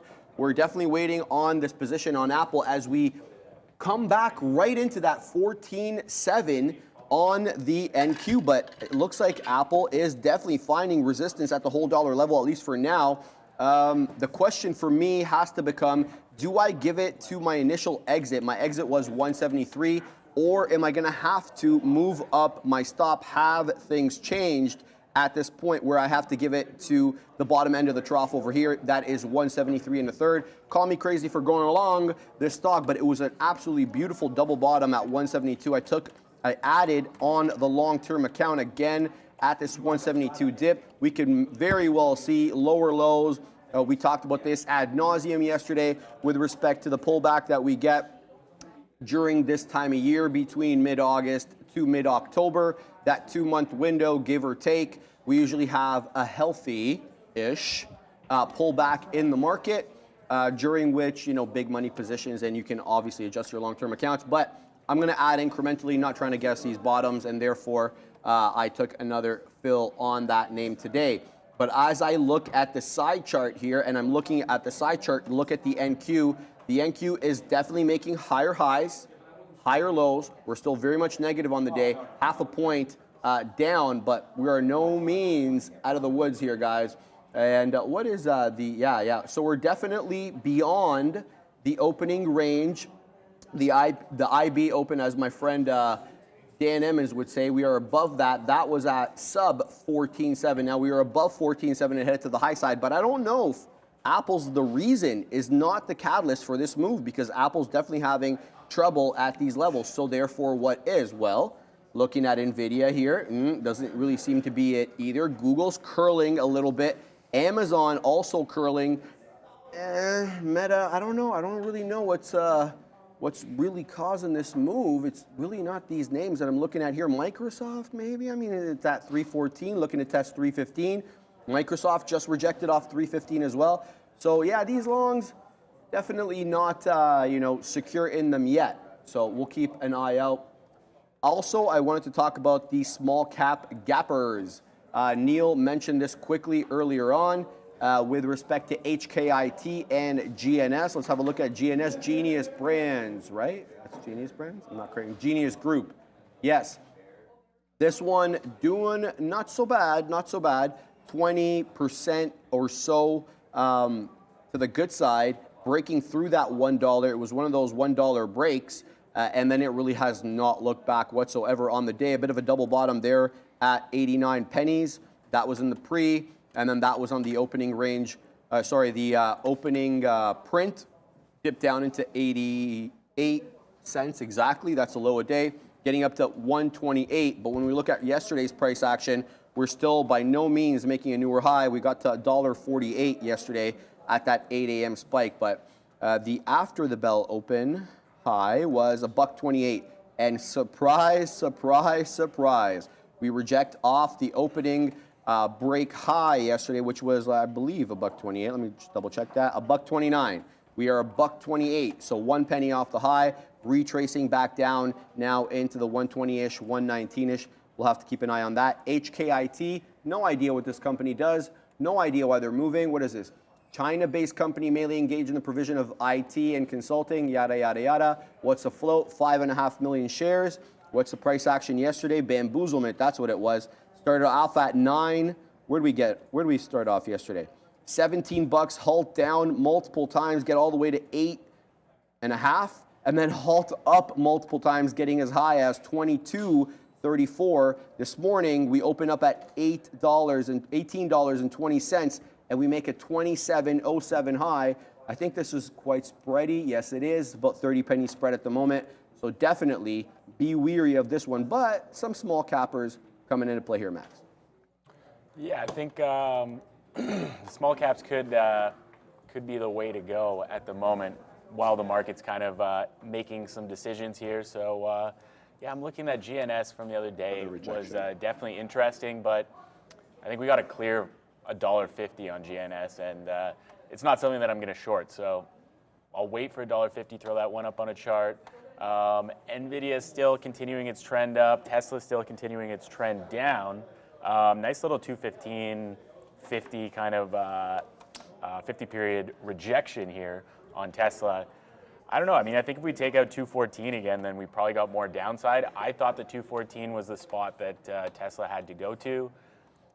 So maybe we support today, but this is looking pretty bearish. I feel like Tesla is the weakest one at the moment, at least on the intraday.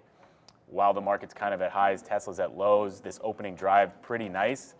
If we take out the pre-market low, I would say that the dip buyers are definitely in trouble. That would be the low of this move down. Like me. And I don't know what the next stop would be on Tesla. I'm just taking a look at the daily. I believe let's call it 210, but really it's like 208 that I'm looking at. I don't know that we get there today. However, this market is rejecting that 14,700 for now.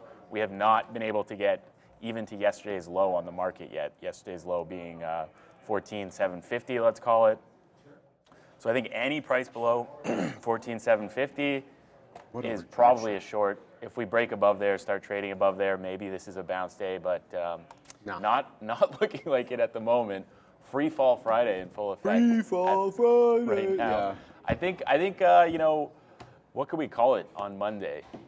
We need some alliteration there. Momentum Monday. Hey, okay. Well, we need something more like indicative of going up. Going long, yeah. Yeah. I don't know, man. We're gonna have to. We'll think about that one coming. We have 3 hours to think about it. So we're good. We do. We got a super chat. Hey, $20 from Thomas saying VIX Crush Friday, go long. Okay. Okay. Where is that? Oh, shout out to Thomas, man. VIX. Okay. All right. Well. I am long, but I'm not feeling it Monster too good. Monday? Yeah. Monster Monday. Moon Monday. Moon Monday. We're heading to the moon. Okay. Manic Monday. Manic Monday is a little on the nose, right? Like that's from the song. What else? Yeah, Manic Monday. Mulligan Monday or Mullen Mondays? Mullen Mondays. Okay. Margin call Monday. Yeah, that's exactly what's going to happen to my personal account here if all these things go lower. No, I'm not buying on margin, guys. That's just a joke. But it has been tough for me anyway. That I'm usually hands off, or I'm like one position, or I'm in the money and I'm feeling good about it. It's kind of a little bit of a wake up call that you're going to have to weather this storm, and you're going to have to be patient with some of these names, right? I'm talking about the long-term account, of course. All right, guys, let's see what else is moving on the day.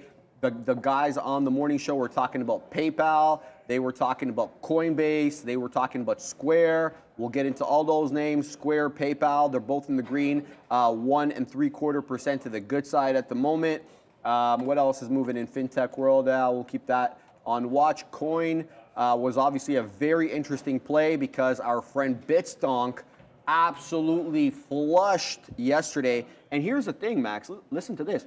Apparently on Binance, Bitcoin broke through into 25,000 region, but on other exchanges it didn't. And that kind of got me wondering, like, why are there different prices on different exchanges, right? And then Brenda was explaining well, yeah, there's no something. central exchange on Bitcoin. I thought, yeah, we know it's decentralized, but So, confusing for me. I I can got kind of do whatever it wants, Yeah, really. well, anyway, interesting look there. So that absolutely flushed. Now, a number of reasons coming out for it. One of the reasons was, the Wall Street Journal dropped a story about SpaceX. What was it called? They didn't sell, but there was an adjective that I'm not remembering here. Essentially, they did something with their Bitcoin. They offloaded, they readjusted, something like that, and that got people spooked. It sold off. We're not really sure if that's the reason, but unquestionably, it was the fastest, the biggest drop in the 5-minute window, I think, in Bitcoin's history yesterday. And that's funny because Max and I, spurred by me, was talking about how stable Bitcoin was at 29,000.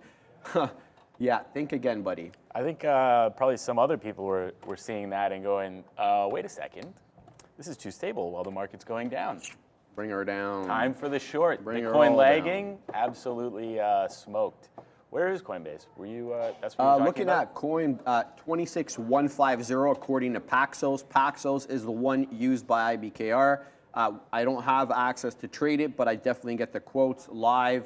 I believe they're like based out of New York or something like that. Paxos is an exchange. Coinbase is putting in an interesting move below that 75 as for it. well. Yeah, really consolidating below 75.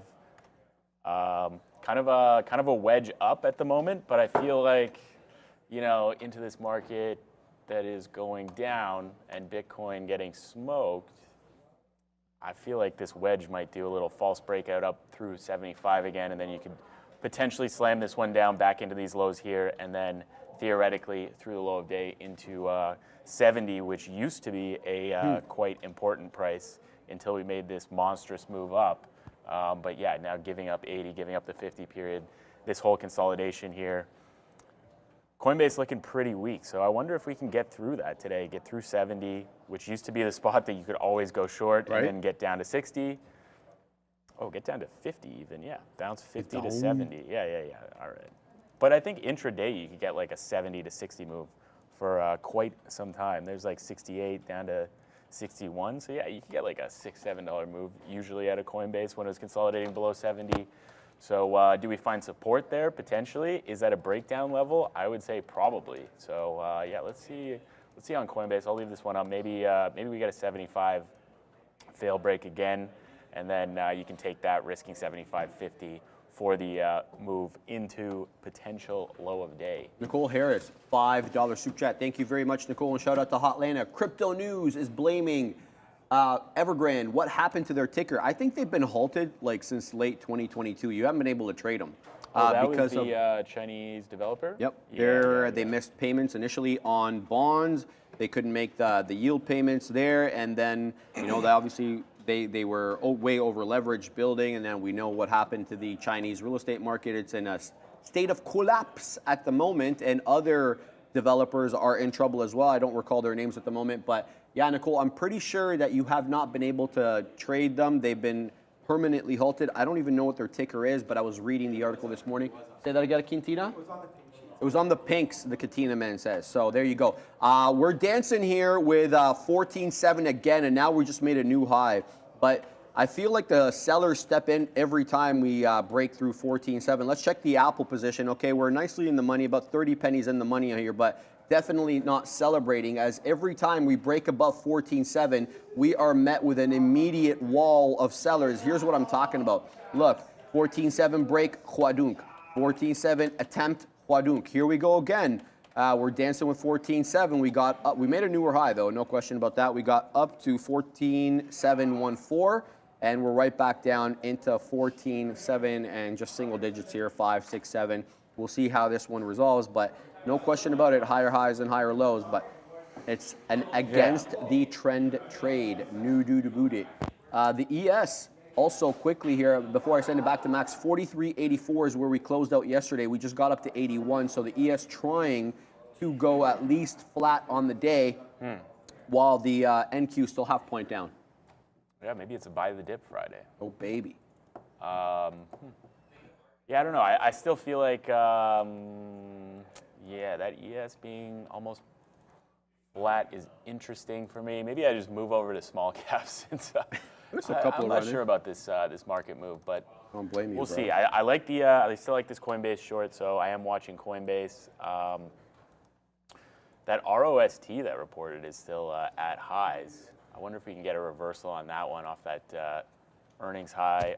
Is this yeah, NASDAQ ROST? We said that this one can be a little crazy, and it was. I don't know if it's been all that crazy since the open, only 3 million shares of volume, but we have this high after the earnings move of like 120.75. Is that the same up here? Yeah, 120.75, which is exactly where we top out at just now, and reversing off of there.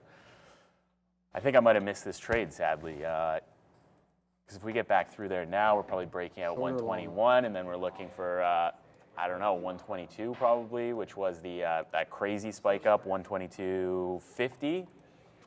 So yeah, I guess I think I missed that one. But if we get to 122.50, definitely a short on this ROST. You know, retail's been pretty okay recently, but that Walmart and Target news or earnings really kind of got smoked off of good earnings on. Well, Walmart on retraced Walmart a little bit to the high side. Yeah, I I mean, saw that Target, I today. got no hope for it. No, I'm not. Yeah, I mean, I'm Target. kidding, of course. We know how much people love to go and waste their money at Target because they have a lot more discretionary items than Walmart does. Walmart more staples based, but there's another reason for that everyone keeps dancing around is that, you know, the woke thing, and it ended up happening, and definitely it affected their balance sheets, at least in the short term. So we'll see what happens with them.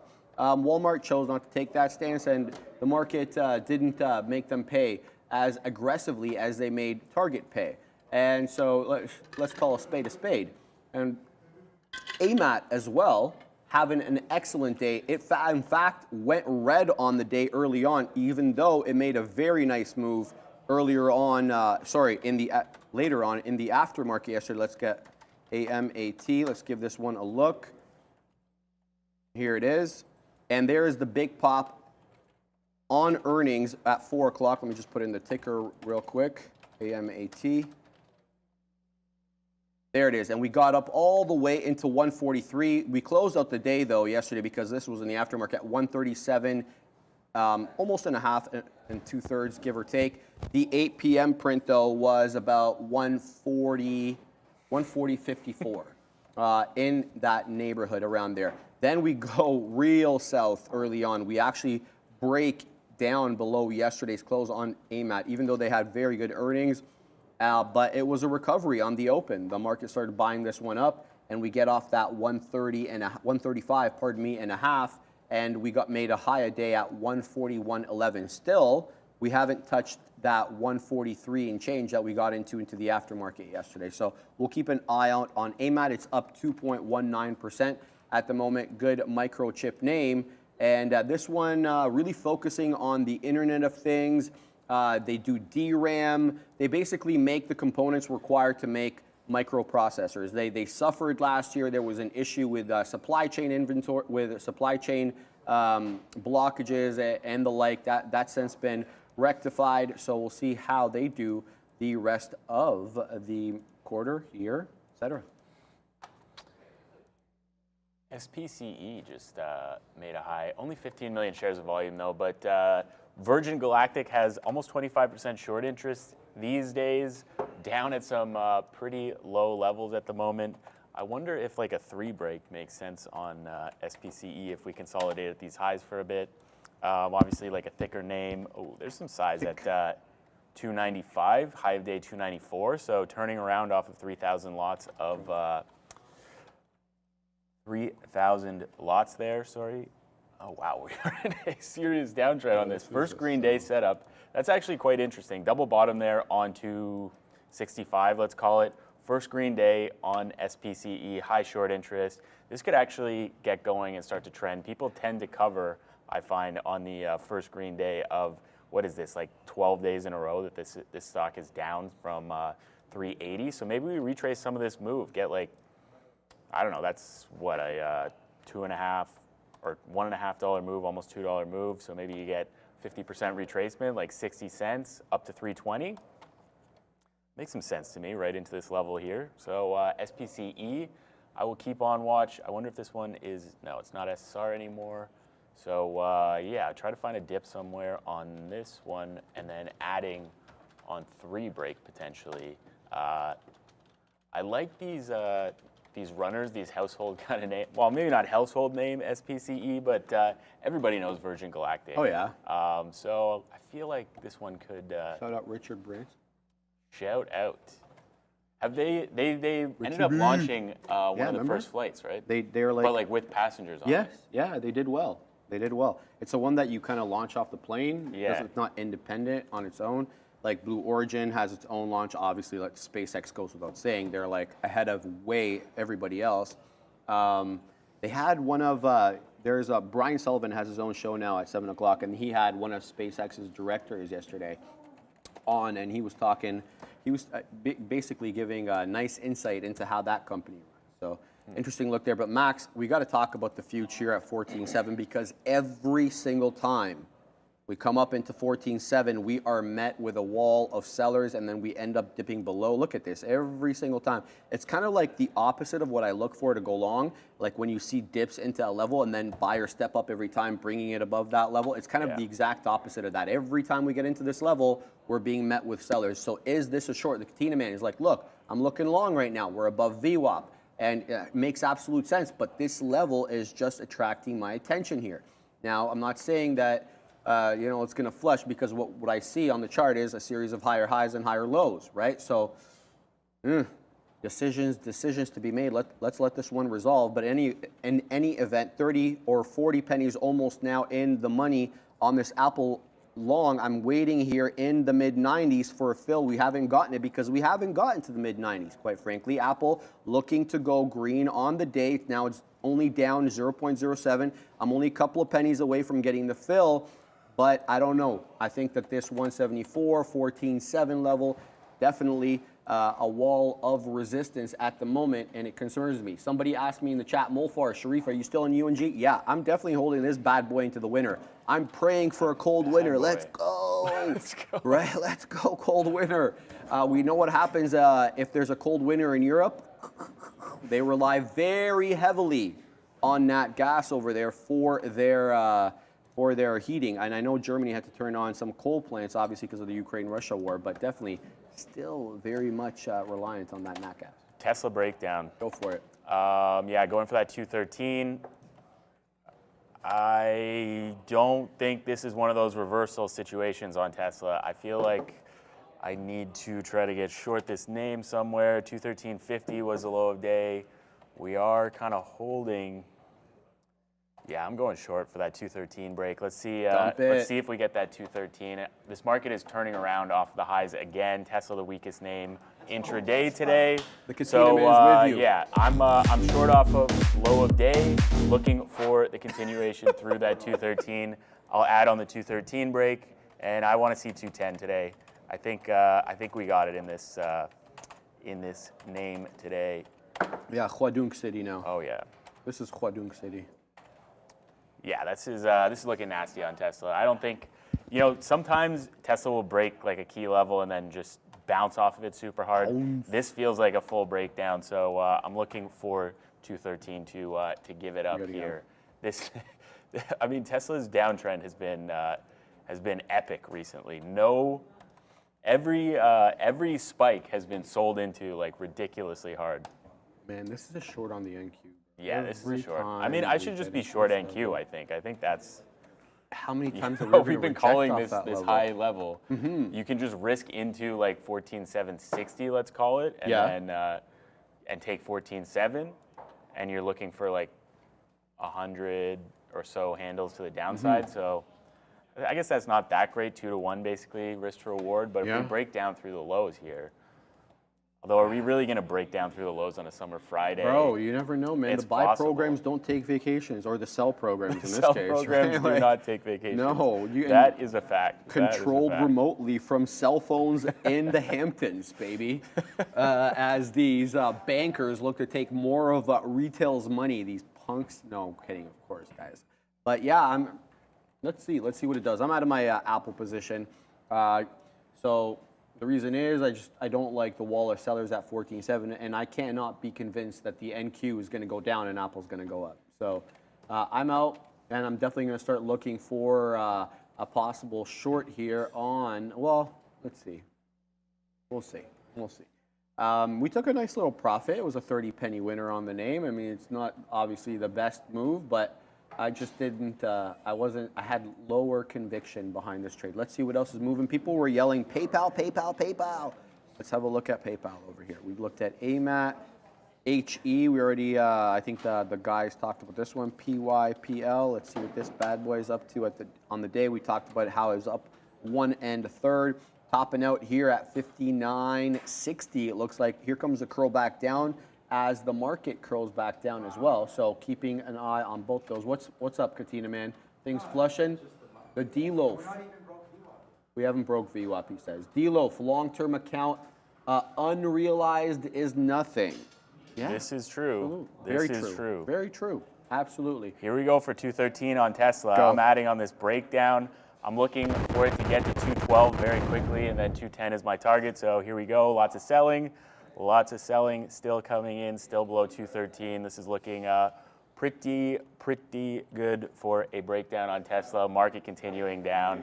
So yeah, let's see where this one will go. I'm not looking to take any profit until we get into like the probably 30s to 1230. Wow.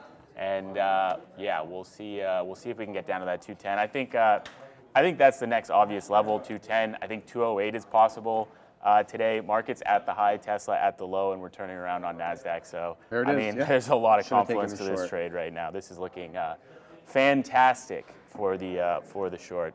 I guess I'll throw some profit takers down in the low 212s. Max, but, look at this guy putting profit takers. Things are yeah, changing I know, around I here. know. No, kidding. All right, yeah, beautiful flush for whoever took that 14.7 short on the NQ. Probably should have just not talked about it and taken it. Nice 30-point move plus on the name. There it is, baby. And we continue to head to the downside. Volume coming in on the NQ. Let me just look. How many contracts have we done so far? About 400,000 contracts on the NQ, about 840,000 contracts on the ES so far. Exchange hands since 6 p.m. yesterday. But yeah, we'll continue to keep my eye on that. Meta rejecting 280 as well. Let's bring in the big cap charts and talk a little bit about these.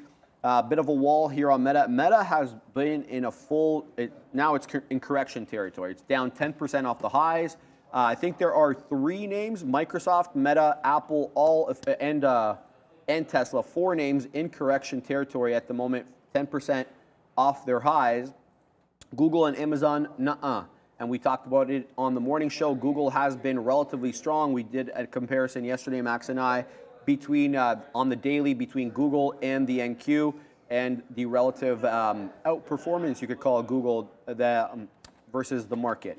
So with respect to Meta, getting back here, but a wall of sellers definitely at 280, but the better level for the short has been this 279 area, as the closing prints are all in and around 279, and the only wicks, quick wicks, get up into that 280. 280 and a third, the high a day. We're still above VWAP.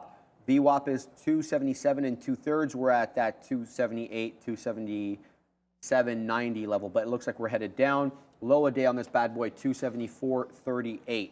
So Meta looking like it wants to set up for another move down, much in the same way. I'm very happy that I got out of this Apple trade, because it was obviously rejecting off that 174, and here we go right back down into 173, pardon me, and a third headed down. But this double bottom really kind of opened my eyes today.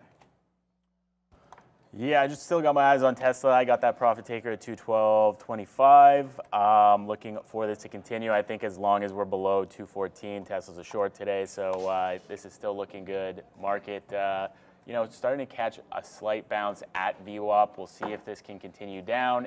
If the market does take out the top, I guess probably have to bail out of this short. But I think we got some good confluence on this trade for sure. Still heading down, no real buying. If Tesla bounces, it bounces like 50 cents. This has only bounced 15, so looking pretty solid on this one. That SPCE finding some support at 285. Come on, load the chart. 285 for some reason, but I feel like the volume kind of died on this one. You know, there's no none of these volume spikes anymore. So yeah, I don't know if there's anything left on this trade. Maybe down at VWAP at 280. But we'll have to see on that one if the volume can come in somewhere. I don't want to just be getting in low volume on a thick name like this that's not really going to move at all for me. So maybe write that one off for now. Where's Coinbase at also? I was looking at Coinbase. NASDAQ. Oh, it fell off. I guess should have just paid for the highs on Coinbase, 74.80, risking that 75.40 break, and we're already like $1 in the money on that idea. I would be looking for this to take out this 73 and get all the way down here, but yeah, I guess, you know, just short the highs. Maybe you could even short it with like a 75.05 stop. Yeah, I guess that's a bit of a miss there on Coinbase, but whatever. We got this Tesla short. This is looking decent, like it wants to fall with the market. Though a little bit of a bidding going on in the market. Tesla's still selling off. That's looking solid on Tesla. Let's go back here. A little bit of a breakdown look on Tesla, even though the market is bidding up. Load the chart. There we go. All right, take out the low there. Low is 212.75. That's not any kind of real level. That should be taken out pretty quickly here. And then we'll see if we can get filled down there. 212.24, my profit taker. Feel free to front run. I don't think I will have a problem getting that fill as we're now through the low of day. Let's go, Tesla. Come on. Flush, flush, flush. Flush City, the market not liking the price war and the price cuts that Tesla is engaging in. Obviously, that is a bit of a headwind. The overall macroeconomic situation as well, a bit of a headwind for Tesla. And I saw a VinFast on the highway this morning. I actually saw one driving on the highway this morning. Initial thoughts. It looked a lot like a Hyundai or a Kia or something. Which is what I thought as well, yeah? Yeah, it didn't really look all that awesome, but I don't know. Was it ugly, though? I only saw it from the back. Okay. So was it big? Which one did you see, the SUV? Yeah, it was an SUV. Okay, so the VF8. All right. Yeah. Yeah, it was pretty big, pretty big. Pretty big, okay. I thought it was kind of ugly. No, you're not a fan, huh? Not a fan, not a fan. But, you know, to each their own. Yeah, beauty in the eye of the beholder. It's just like you're going to trust this company that's kind of brand new and pay the same price as a Tesla or even, you know, you're almost getting into like Audi territory. Yeah. The Audis are pretty expensive, though. The e-tron, you can't even get your hands on them. No? No. Well, from what I've heard, that could be updated because I know the EQ series now, Mercedes, you can get your hands on. Oh, plenty. They're basically littering the dealership parking lots there with the EQ because they can't move them. They're too expensive. But the e-tron, apparently it had issues. All versions of the e-tron had issues, and they sit at the dealership like by the months. This is going a little bit maybe of a dated story because it was a supply chain issue that kind of kept them there. They couldn't get the replacement parts when they were busting, but we'll see. I'm short PayPal. We'll give this a run here. Small size. Let's see if we get the move down on PayPal. We'll see. But the market, yeah, definitely not making that move back up and rejecting off 14.7 for now. D-Loaf, Ion Q6 is pretty clean.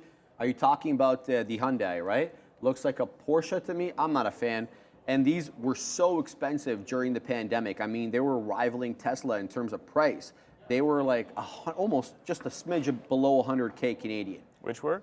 The SUV by Hyundai, the Ion Q.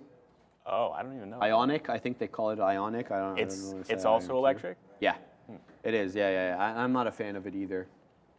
But in any event, Sharif, Audi cars are solid quality design. My fave, never had an e-tron though. Yeah, I mean, I'm not even talking about the ICE engines. We're just talking strictly we're talking strictly about the electric vehicles. I'm just keeping my eye on PayPal here as it bounces right back up. It hasn't made a higher high yet.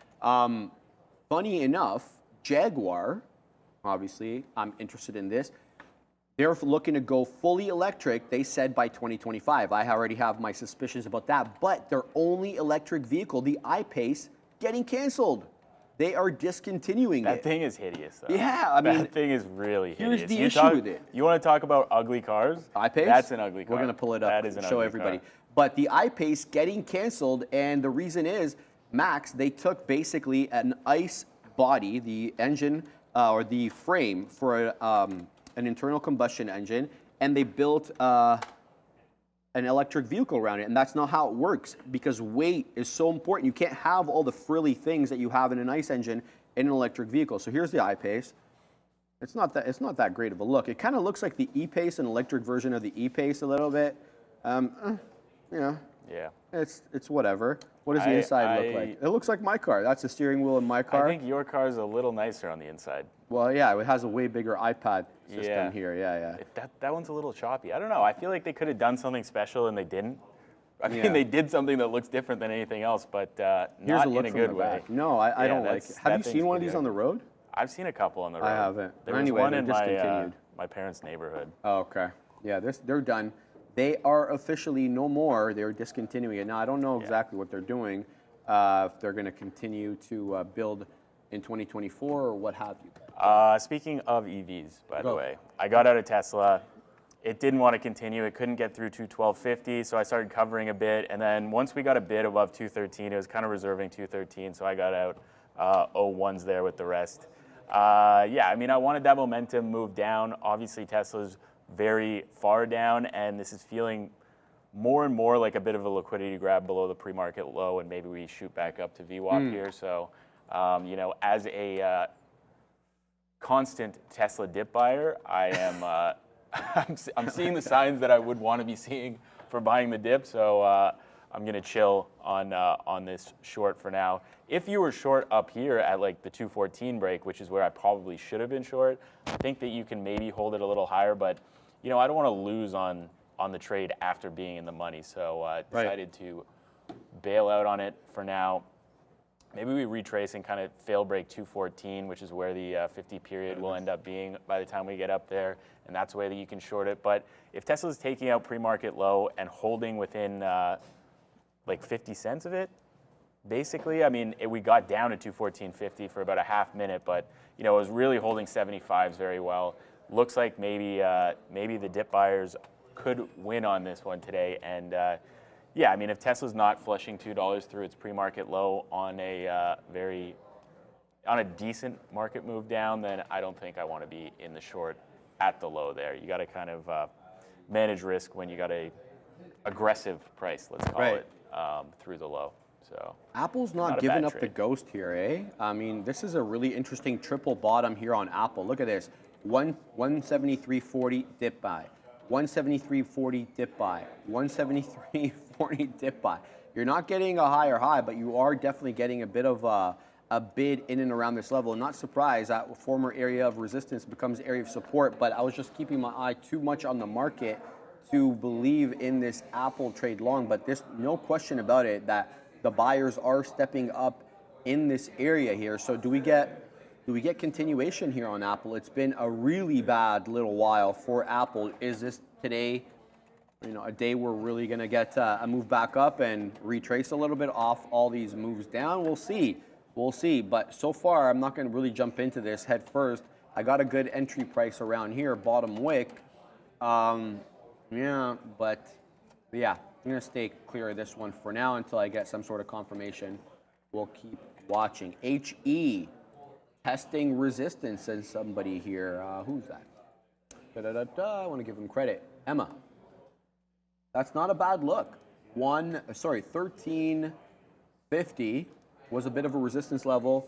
We're at that level right now with a 13.62 high. Now we got a lot higher in the pre-market. We got up to $15, but retraced all the way back down. That was a headline with respect to not having to restructure market like that. And yeah, we'll continue to watch that. Now, Apple, just jumping between the things here, because Apple dipped down right into that level that I was talking about, 173.40. Do the buyers step up again here? If they do, it's going to be a quadruple bottom. We'll see, but there's definitely interest at this area on Apple. Very interesting here. We'll have to wait and see how this resolves. Max, it looks like it's headed down, though.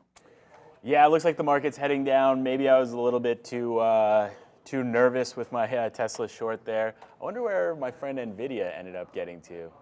Interesting, okay. What a rejection off 14.7. That should have been a short off 14.7. Yeah, I mean, we should just be short the market. I feel like we sit here every day talking about these market levels, trying to trade large caps off of them, but really we're just correct about the market move, and we get beat up on the chop of these large caps. Exactly. I think maybe I should move over to futures a little bit. Just give it a shot. Maybe TQs.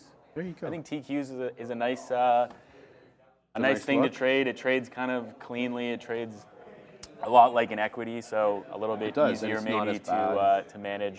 The market moves it's not as not aggressive. like NQ is $2.50 a tick for the MNQ. Yeah. So that's not that big of a deal. Not, like you can manage risk on that. Exactly. I think, yeah, maybe trade MNQ. You guys never look at DXY spucking up, hence the market drops. Sure, we know that the US dollar index inversely related to equities. I got it, man. There's a lot of information on my screen here. I can't have everything, but thank you for alerting me to it. All right, let's move on. Max and Sharif, join the dark side. The future moves are legit. You guys would be pretty bored watching us, on Netflix on our phones trading the futures like Arun used to. So, I know. He's very patient, but I think he would have definitely been interesed in the rejections off 14.7 today. I'm sure he would have. And they were just maybe he's short right now. Yeah, well, he's in Europe.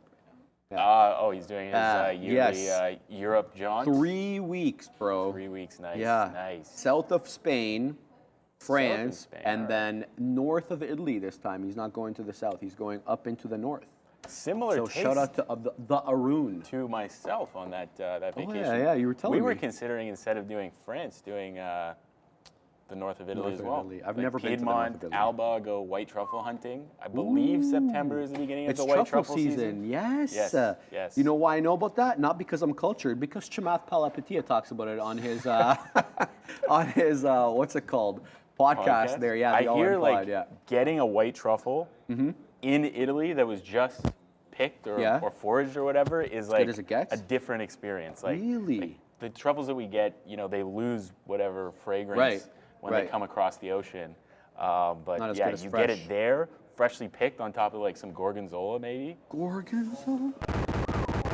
This guy, bro. And Neil's telling him to stop, and he's eating too.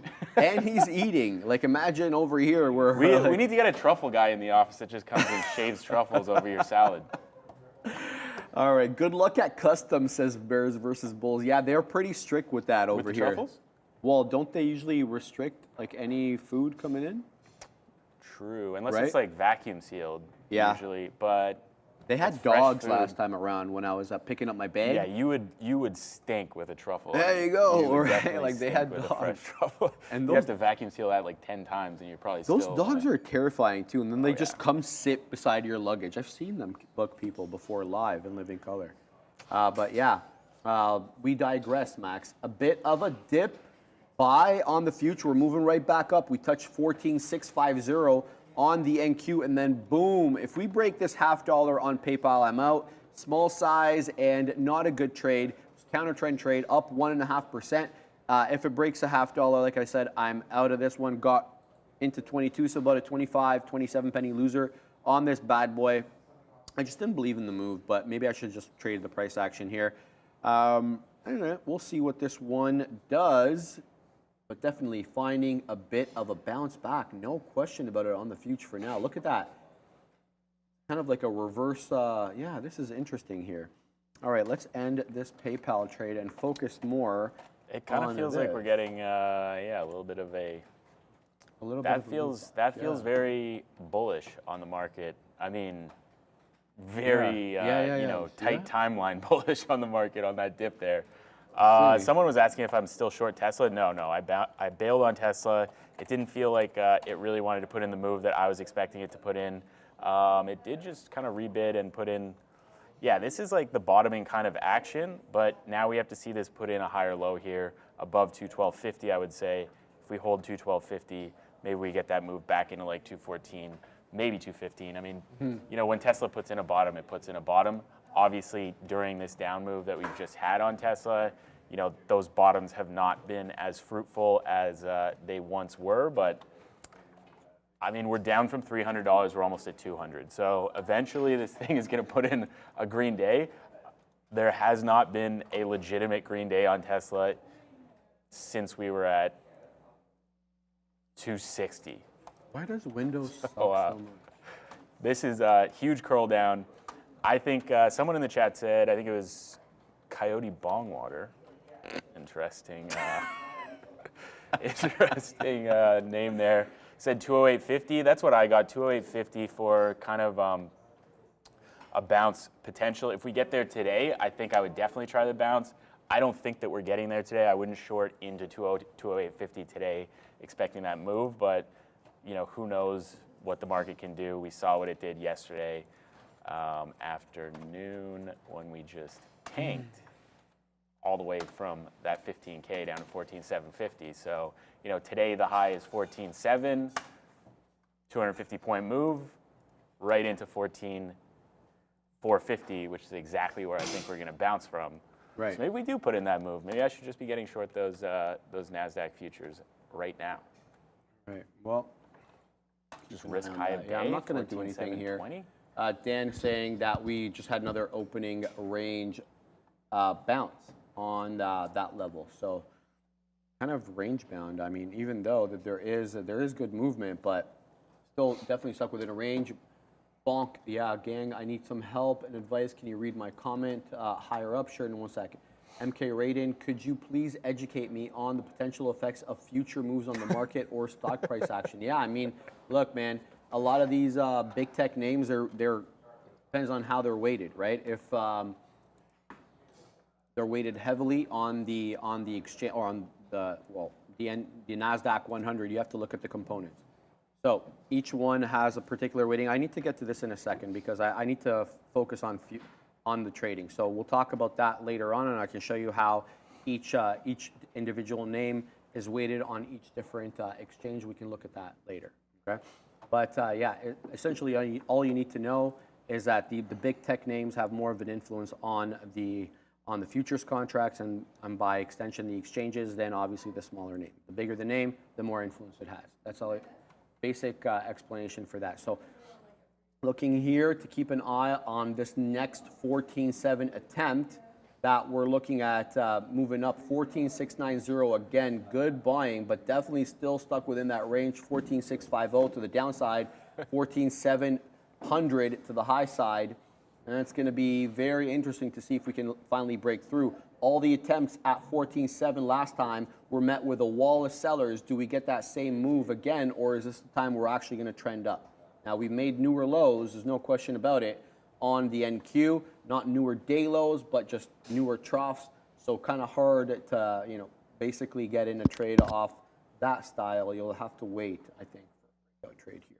Walmart also curling back up. I should mention that 157 level, a good defend for Walmart.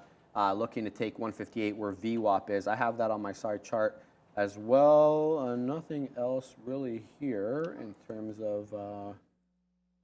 of side names. We'll talk about Coinbase quickly before I send it back to Max because look at this. I don't want to call it a triple top, but triple 75 rejection basically. Yeah, and it's a bit of a compression pattern as well, right? Where you have higher lows and lower highs. So the question is, which way does it resolve? And we're looking like we want to resolve to the downside through that. We get through 73. I say we're getting to 71. Yeah, it's a good look right there. 71.50, let's call it. That low of day, and then maybe that's where we bounce. But I don't know. I'm kind of looking at that big red candle from yesterday. I guess that's after hours, though. Yeah. So that's 70 break, I think, could come in today for sure. Okay. And shout out to Reliable Rudy. Tesla isn't going to hold 112.50, in my opinion. I don't know if he put a 1 instead of a 2, or holy cow, Apple. He's saying there's $100 more downside on Tesla. Really? I mean, there are a lot of Tesla bears out there, including one of the richest men in the world. But I don't know if that position that Mr. Gates holds is just a spiteful short position, or if that's a legitimate trade there. I think it has something to do with valuation, maybe. I think that's what he was looking at, right? Yeah, of course. Yeah, but Apple coming right back into that 173, mid-90s again, hasn't broken 174. But yeah, where is the future? Let's load it up real quick. What are we doing here? Yeah, another 14.7 touch. I mean, are we going to break out here, or are we going to continue to range trade? Makes trading so difficult when we do this, right? Like, look, I mean, you expected, okay, we rejected 14.7, fantastic, right? We're going to start trending down, making newer lows. No, 14.650 bounce, right up we go. If we reject 14.7 again, then the trend has changed, right? Because we've been making higher highs all day since the opening kind of drive. We've been making higher highs on this move. So if we top out here and can't take out 14.715, that would, in my opinion, be a trend change, and then we would be going down. But we saw this nice wick candle dip by low right below VWAP, and now we're sending right back up. So momentum-wise, this is looking like a strong move potential for yesterday's close, I would say, or yesterday's low of that 14,750. We'll see. If we turn around here again, I think Can you imagine? that would be. That's probably a banger Very short. strong. That's probably a banger short if we reject this price. That's But, another new local high, new yeah, high. another right high now. Mm-hmm. I would say we got to get to like 25 at least for it to be a decent high. I could still consider this kind of a wick top if we reverse from here, and then find something to short. Maybe AMD at 105 makes a lot of sense. That 105 kind of key level. All right, let's pull up AMD. I think let's see what happens on these futures now. 14,720. AMD's green. ES is going for the high, so new high on ES as well. We'll see. If it doesn't hold above these highs, I'm going to go short AMD at 105. Apple through that 174 too. That's looking everything looking quite good. aggressively. Also, it seems that I called the bottom on Tesla, but I didn't execute on it, which is not the best look for me. That's 20 cents risk for almost $2 of reward on that one. Probably should be long on Tesla. Let's see if this market, can AMD even get to 105 is the question. I don't really want to short here because I believe the stop is the break of 105 and seeing what happens at 105. So I'm not going to short here, but I could be missing a trade on AMD right now, as NVIDIA also cruising towards those kind of pre-market consolidation highs. That's a nice $10 move off the bottom on NVIDIA. Would be nice if you maybe got bottom wick there at 417 somehow, and we're still holding that. Let's see if we hold one this area here, or there's going to be more bamboozlement at this 14,700 level. Dan was saying we held that 1650, which was the bottom of the IB low essentially, and if you took a dip trade off that, you've been handsomely rewarded as it bounced right off that level and right back into the 14.7 break. So good look on all the big tech names really here. They're all bouncing. Google at VWAP at 174.50. Apple going green on the day, 0.016. Microsoft still half a point down, but making a new high. Meta just made a new high through that 280 break. Percent another new high through 133 and a third. Tesla is far off highs. Let's not even get into that. NVIDIA definitely still a percentage and a half down, but AMD, like you said, went green, now a third of a point to the good. 104.88, looking to touch 105. So for now, we're moving up, but still tough trading, I would say. Top, Common Voodoo. Yeah, I saw that. I popped it up over here. Looking real good on top. 32, almost 33% here. This one, Top Financial, we've traded this before. I used to think it was like top trading cards, which it wasn't. 5 million share float. What's the short float on this? I believe like should be interesting here. TOP. Top doesn't have any volume today though, which is the problem. What's the volume on it right now? Isn't it like 3 million or something? I don't like Windows. It's just like you double click and then it does whatever it wants to do. TOP 15.13% float with a float up. It says trade ID. It says here 3 million. I see 5 million on mine, but in any event, not a negligible short float. So this should be interesting if we get going here. What's the volume on top? You said max? I see 3 million, 3.1 million shares. Yeah, so interesting look there. That's not enough for me, especially on those crazy kind of highly manipulated names that have gone to infinity before. I'm looking at NASDAQ here. This is like right at the trend today. So I drew some trend lines. So, you know, the charts, they always work, man. They always work. You know? The trend lines, they always work. If we break this trend line, then you know, the short ain't on, I think. But yeah, we'll see. I think this is where we're going to hold, right? We're going to hold here, and we're going to dump back into this, you know, 14,679, or we're going to break out. So let's see what happens on this. How much time we got left on this 5-minute candle? We got a couple of minutes left. NQ's pumping here, bro. It is. It is. We'll see if we can get actually going above this. The theory on the trend lines would be that it blasts through and then it holds the trend line to the upside. Right? Now. That's how it goes. So yeah, let's see if that works. I don't know. Maybe great I have a new career here as a futures trader. I like it, man. Maybe. Let's see. Absolutely. Trend line break. So I would theoretically be long at 14,724. So let's see if that position in theory works out for me, and we hold.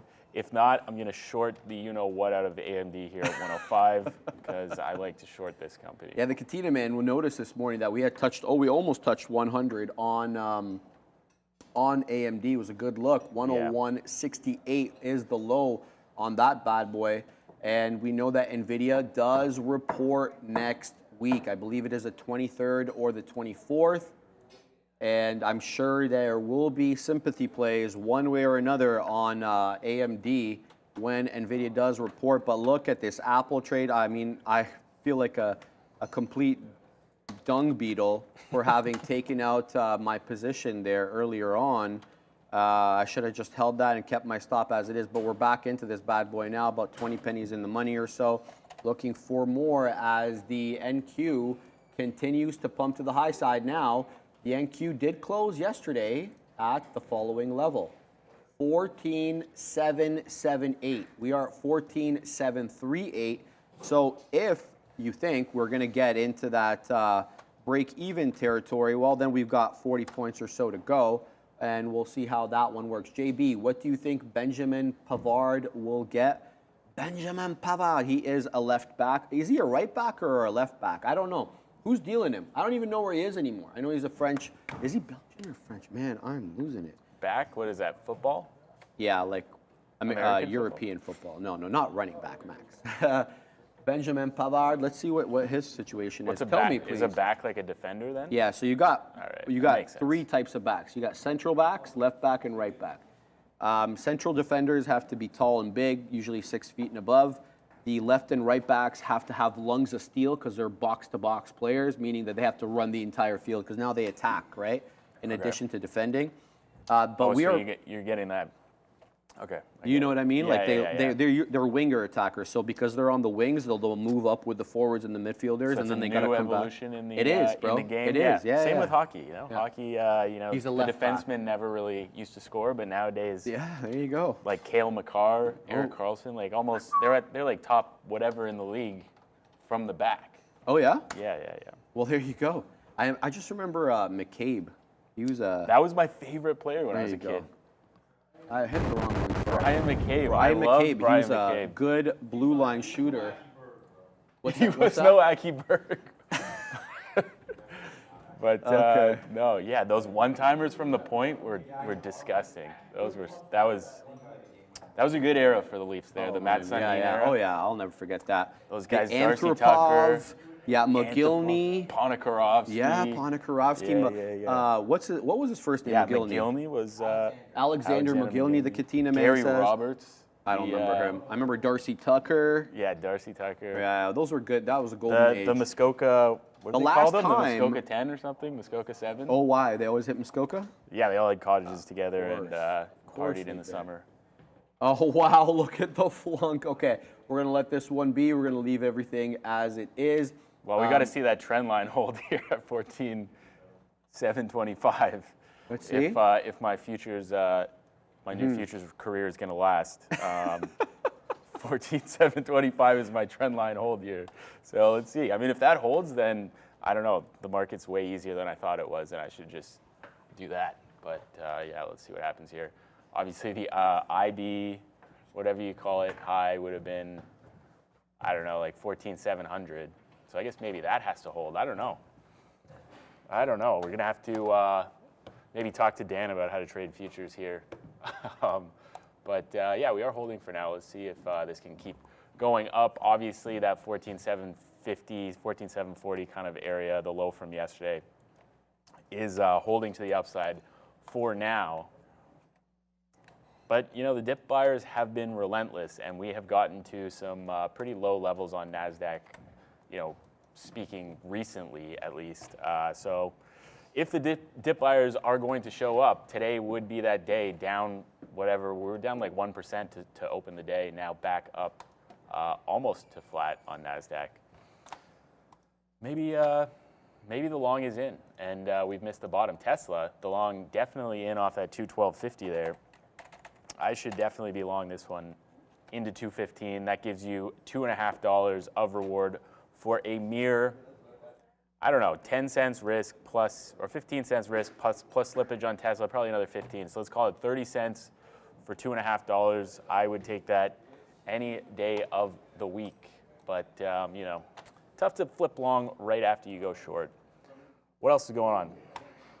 PLTR. PLTR getting smoked recently. What's, are we chilling at the highs? We are chilling at the high. Okay, little breakout here on Palantir. This chart looks exactly like the Coinbase chart, except it just went the other way. Where's Coinbase at as well?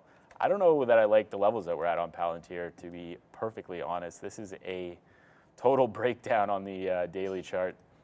Any price below 15, I feel like, is a short on Palantir to try to get back down into like 13, 12 kind of area, but that is a nice double bottom on this daily chart at this kind of random 1365 level. So maybe that holds and we're back trading above 15. I would probably take a 15 break on Monday if that showed up into a strong market. And it looks like maybe on Monday I might be a futures trader because my breakout is definitely working here. Yeah, maybe futures is just that easy. You just play the trend lines. I don't know. Somebody in the chat will tell me if I am losing my mind. Bump it. 105 on AMD also showing up. So 105, oh, it wicked the high? Oh, shoot. Market does not care about anybody's feelings. That is a fact. But does it care about the million shares that I'm going to short on AMD right now? Buying power galore. Dan. I don't know. This looks like a terrible time to get short, actually. Tell Max he's not logged into the chat, and I have posted answers to his questions earlier. Yeah, Max, get on. We're moving up here, though, Max, so it's time to wet our beak on our friend Apple. As Apple goes green, now a quarter of a point to the good, 174.43 the high. This is going to touch the $half level. Let's chart a little bit here. Let's see. I kind of feel it's really dependent upon the market, but let's see what Apple's resistance and support levels are. Let's go ahead, and we're going to go to the half an hour to see where we're at. And clearly, this level from yesterday, now we had a couple of touches here at this 176 area. I mean, that's quite ambitious, right? The 175 area, also an interesting area. This is where we kind of crested out earlier on. That was around 12:31 yesterday. And then we rejected, and then the Huadunk began, pardon me. And we closed out 8 p.m. yesterday when trading halted at 173 1/3. We're above that level, no question, but 175 in my sights for a possible move. Obviously, the futures are going to have to, you know, they're going to have to put out here. And then 176, a bit of a flat bottom there going back a ways. And we knew 177 was the level that Max and I talked about a lot on the show, but that's come and gone now. I was guessing that Uncle Warren had the buy program on there, but then I've since changed my opinion now. Uncle Warren got paid $220 million and he's cashing some out. So we're kidding, of course, when we say this. We don't know anything, right? We've got 3 hours to fill here. So, bear trap, says Trillionaire. Hey, man, I'm long, so I'm with you on that one. I'll take the bear trap any day. Let's go ahead and hang out here in front of the $half. That Tesla move, man. Pardon me? That Tesla move. Yeah. Renata, are you in Tesla? Renata was saying that she wanted to get into Tesla there. Let me know what you're doing there, because I saw you posting about that earlier in the chat. Mr. Softy as well, Max, looking to go green as well. It just touched off yesterday's close. 316.85 is the close, and we have a high, of that. So we touched exactly off it. We're 316.60 now. So good move up there for Mr. Softy. Meta as well, no slouch, moving back up into that 281. You know, I want to get credit Neil. I got to give a shout out to Neil right now. I sat down this morning and Neil's like, we are so oversold, or we're not, I don't want to use the word oversold, that's not what he said, but we're so down that today it just feels like a bounce day. And I got to, so far he's right? Yeah. 14,750 possibly coming in here on the NQ. Yeah, that makes sense. I'm short AMD into this screaming market, which makes a ton of sense. Try to go short into a screaming market, but I like the 105 level on AMD We did reject it twice. So it wicked at 01s and then it wicked at 03s, and now trading back below. So I got short 93s. Not the best price, but it's the price that I could get. And we'll see if this can continue through this 104.70 and flush maybe into 104. I think we can see VWAP again today on AMD. I think, I don't know, I feel like this move is overdone, but NVIDIA is kind of killing it right now. So maybe NVIDIA just drags this AMD through the roof here, but we're running right into resistance on NVIDIA. This was the high of the morning, 128.75 or 428.75, not 128, that's for sure. Holding above it right now, but if we get back below 428.50, or even, you know, let's call it 427.50, kind of this consolidation range here, we break below here, that's looking pretty decent for a short actually on NVIDIA as well. So I've already got AMD, so I'm not going to short NVIDIA too, but maybe this adds a little bit of fuel to you know, the dumpster fire that I'm hoping AMD will end up being today. I love it. Yes. Well, as long as Apple can go up, your AMD can go down as much as it wants, Max. So usually they're not inversely correlated, but I want to talk about NVIDIA because perfect segue into that. NVIDIA is headed up here, guys. Yeah. 416.60 the low. We're knocking on the door here of 430, 429.45 the high. And as I spoke, it made another newer high. Let's bring in the side chart for our friend NVIDIA over here. Look at this. It is headed high. Now, it's still very much red on the day. When we were talked about this last, it was 1.5%. Look at NVIDIA go, bro. It's about to break 430. There goes 430. NVIDIA is pumping up 430 and a third. Do we find resistance here, though? 430. This is where you would expect. Yeah. That clean kind of $10 level, 430. You might expect a fail break here. It is for now fail breaking, but not. You need this to like flush right away, 50 cents, and then flush through 429 for the short. Well, there but, it is. You know, it's giving you the stop right now. 430.51 is the stop. You take the short here. Look, you're looking for like $3, $4 of reward for that 50. Let's call it 75 cents of risk, maybe $1 with slippage. I mean, that's not so bad. No. I think that 426 pretty easy target. This is where we topped out before. Yes, sir. If I wasn't already short AMD, I'd be taking this. Yeah, it's a good look. It's fantastic. I'm looking at 433 and a half-ish as your like the real resistance level. That was yesterday's close. I always like to, for equities anyway, I'm always keeping my eye on the closing print. I feel that that's the most important print. That's where the money stays overnight. So the money that stays overnight is the money that interests me. So let's see what we get here. We have 40, 430 and a third, the high. We're dancing with 430 right now. Can we break it? I think Max makes a very good point. You get 430 and a third high and you wick right back down. You give it to the $0.50. That's like 12, 15, say 20 pennies worth of risk to make $3. I think that is absolutely the right move. But I mean, it's like standing in front of a freight train, right? But the whole point is that it's a calculated move there. Yeah, if you can get those, you know, fills at the extremities, even though this thing is flying up, you know, your risk to reward is excellent. And AMD just wicked the top again, so I was able to add at 99s there. Okay. And I think that was 99s. Yeah, 99s there, so now short 96s. And looking for the flush to continue on this one. If we break above 10s, then I'll get out of AMD. But I'm feeling really quite solid about that, especially as the NASDAQ futures just hit 14,750 and are starting to turn around at least. Sure, they are. But you know, we've been printing, what is that? 1, 2, 3, 4, 5, 6 green candles in a row on that 5-minute chart. Exactly. So pullback potential back down to my trend line. Do I get long at my trend line? Ooh, good call. Maybe. And if we look at Tesla, I can shed a little tear here. As it just reversed the entire move back to 217 almost. That's fantastic. Off of that bottom that I called. Maybe if I punched in, then the market would say, no, you can't win today, and would have stopped me out before doing the move. I'm going to say yes, so I'm not going to cry about it. But yeah, that's a pretty nice bottom there.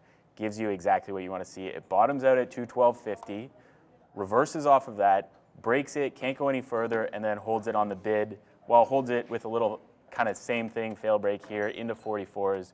You just go long 55 or whatever price that you can get, and you know, printing, that is $4.50 for 30 to 40 cents of risk.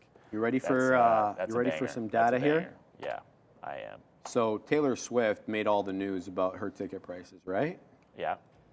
Messi, he's going to New York. So Inter Miami is going to play the New York Red Bulls. Tickets going for up to 10K. 10K. Mm-hmm. Front. A measly $10,000. Yeah, man, whatever. Yeah, but like, you know, people in North America don't get to see Messi live all that often. So well, to be fair, it's probably worth it. Yeah. But I guess they're going to. Yeah, how many games a year is he going to play in North America now? 2. He's playing. Well, he plays. Well, I don't know how many games are in the season. 38. I don't know. And I know in the what's it called, in the Prem it's 38, but I have no idea what it is. In the MLS, I don't care about the MLS. But, is he coming to Toronto then? Are you going to go? No, he already came. He already came. Came? There next year, which I think the tickets are already sold out. Yeah, I don't even know if the tickets are on sale. I just said that haphazardly. But there we go. Flush coming in, the tickets baby. are certainly spoken for already. Well, probably. That's for sure. There's probably people whether they're sold or not, they are spoken for. Flush coming in, Max. That short of yours might start paying, baby. Yeah, this short is feeling real good on AMD right now. I'm not covering anything. I'm looking for you know, at least 40s here where we topped out before to get anything out of AMD. I think that we can reverse to VWAP today, so I want at least half of the position on for 103.60. It'll probably be at 80s by the time we get there. I'm willing to be patient with this one. Key level, stock that's been beaten down, comes and rejects it twice, 3 times. I mean, this is a trade that you want, I think. Obviously, my trend line could hurt me here on NASDAQ, so hopefully the bots aren't watching my trend line. Trust me, I don't know how to trade futures, bots. Don't trust this trend line. I love how you're Send it wherever you want to go. Send it wherever you want to go. That's a decent curl. I think you would have expected selling off that 14,750 because that's kind of one of those levels, those right. You know, $250 levels, 500, 750 evens. Makes sense to get some selling, so we could just pop right through that. But obviously, decent move up from 14,650. I feel like we get a bit of a sell at least back down into like we are right now, yeah. 14.7 at minimum, and it's time of day to do that 12.15ish. Let's see what top is up to. We were talking about this one earlier, kind of bounced off that 675, and there it goes again through 7. Good strength here for top, but definitely not taking out the highs. I think it was a bit of a VWAP dip. I don't want to speak too soon. Let me just check my side chart. Yeah, dip below VWAP, to be fair, into that 6 2/3, but good strength coming in on top again. The heavily, I don't want to say heavily shorted, it's about 15% or so, but it's a low float name. Getting squeezed up again off that level, but I don't know. We need to definitely see continuity through that 7.5 really to get excited, but we'll see. We'll see with this one. It's more of a big tech name day, at least for me so far. Apple now breaking through that 174 south again as we retrace here on the future. 14,725 coming right back down. Dan saying anybody who shorted above the IB high got absolutely smoked. Yeah, and that was the look. But now, do we come back into 14.7 and find support there? Because we're now retracing quite aggressively. Saad Mahmoud, look at the VIX screaming down. I don't look at the VIX intraday. I look at the VIX more on a day basis. That's not how really I trade. I'm not going to look at the VIX. The Tony Price, the IWM and RSP a bit stronger than the SPY. Yeah, we've been seeing a bit of divergence, obviously, between the small caps and the large caps going basically the entire year now. We know that the large caps have outperformed the small caps, and the IWM definitely was hurting. Caught up a little bit, I think, in June and May, but not really anything to speak of at the moment. So we'll keep an eye on those trades. Keeping an eye definitely here on Apple at this 174 level to see what's up. And yeah, that's really all I'm looking at the moment. I'm just looking at the profits roll in on AMD. Obviously unrealized because I haven't taken any profit yet, but the expected profit going to be nice. I got some profit takers out here, Sharif. I don't know, like it. you know, I don't know what's gotten into me today, but we're throwing out the profit takers, layering them down, down to that 104 level, and then that's I don't know, basically half of the position, and then the other half will be for VWAP at 103.60. Maybe we end up punching out of this if VWAP doesn't want to come in. Yeah, Tesla did turn around actually off of that 2.7. Maybe Tesla's just a range trade today. Nice range though. If you're ranging this one at the tops there, 217.5, gets all the way down to 212.5, all the way back up. Now, do we support in the middle? I am not going to trade this in the middle because I know how far Tesla can go on one move. So I think, you know, you got to get it back down maybe to like 214 is where you could buy the dip on Tesla. You know, 214 fail breakdown or something. What's going on there? The Katina Man, AMD, 105.55, 105 short sell. Sorry, I thought that was 55. Pain tolerance at max as we approach $100. Stay short sale, looking to fade pops. Thank you, Katina Man. I can read your writing, but looks like Apple is in a full state of quadunk here, as so is the market. We'll see what we do at 14.7. Do we get a hold? But looks like, you know, we're retracing right back down again, baby. HKIT says somebody. I looked at this one earlier. Yeah, it's not doing anything, man. There's no volume here. It's been volumeless for a while, so we'll keep an eye on if it does do volume. Microsoft also rejecting exactly off day's highs yesterday, 316.91, the immediate rejection. Tesla coming down, all the big caps coming down. AMD, though, what is it doing? I mean, everything is flushing except the microchips. So These are the money fills, baby. The money fills. That 430 paid, actually, on NVIDIA. So I picked the wrong chip stock to short, even though I've shorted NVIDIA like 5 times today. Didn't pick that beautiful level above that pre-market, or no, that opening high of 428.75. Let's call it 429. That 430 fail break, 38.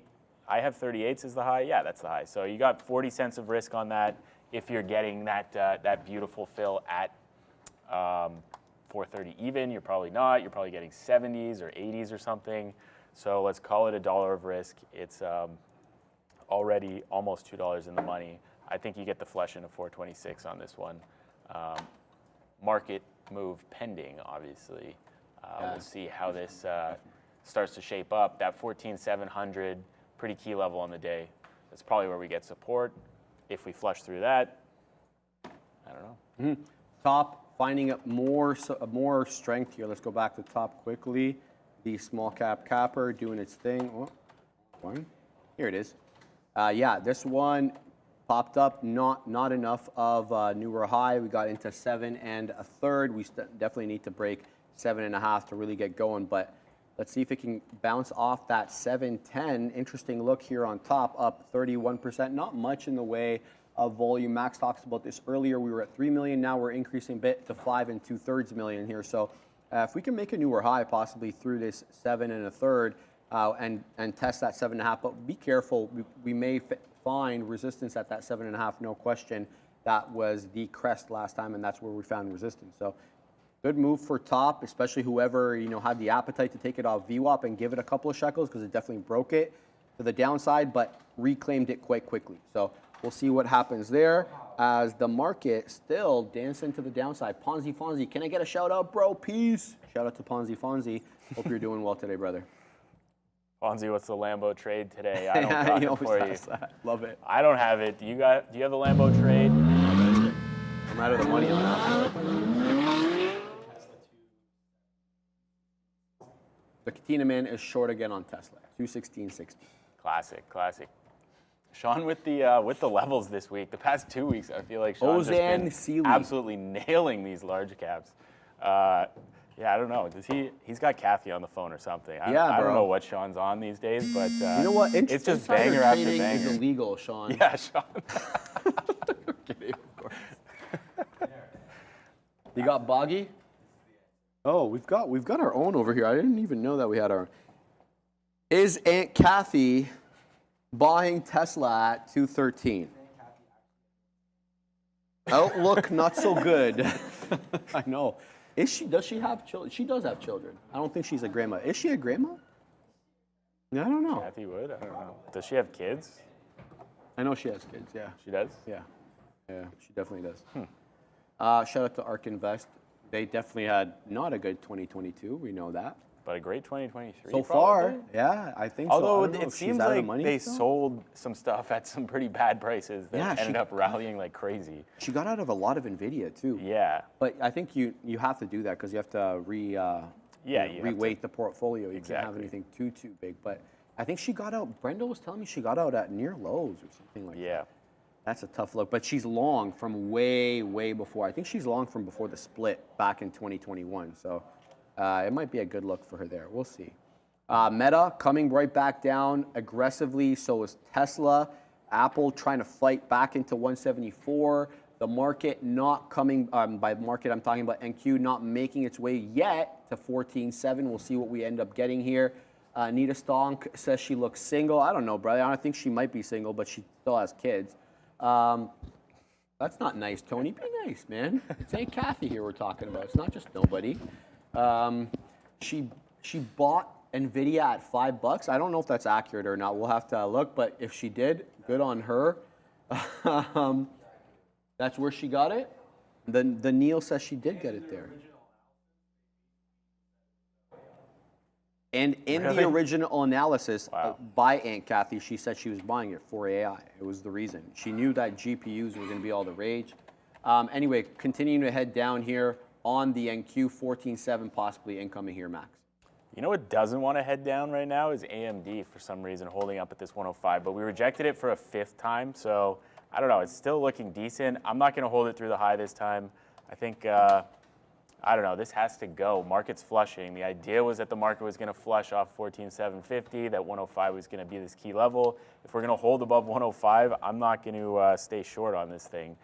So we'll see if, I mean, we get this so much selling at 105 as soon as, every time we get up there, it just flushes off of it. So that looks really nice. 10-cent flush there immediately off of 105. Let's see if we can get through this low now. NASDAQ looking like it wants to go test 14.7. Yeah, let's see. I guess stop just at 08s now for. Oh, interesting look here. AMD, what's going on over there? Terrence Crawford is on the Joe Rogan Experience podcast. I think Terrence Crawford is one of the best boxers of our time right now in this generation, and I will definitely be watching that podcast. T. Crawford, baby, on the Joe Rogan Experience. Definitely going to check that out. What a fight it was last time, man. What a fight. But anyway, back to our friend Apple here as we definitely dance with this 174 level. Are we going to get a bounce back up, or is this as good as it got today for the market, and then we're going to head down and break 14.6? I hope that happens. I know. The short man wants the market to flush. Surprise, surprise. And then we buy it back up on Monday. We get back to 15K on Monday. Be great. I've got a resting order at 170 on our friend Apple on the personal account. We'll see if that ends up triggering. But top, it just made a new top, Max. But the Huadunk came in.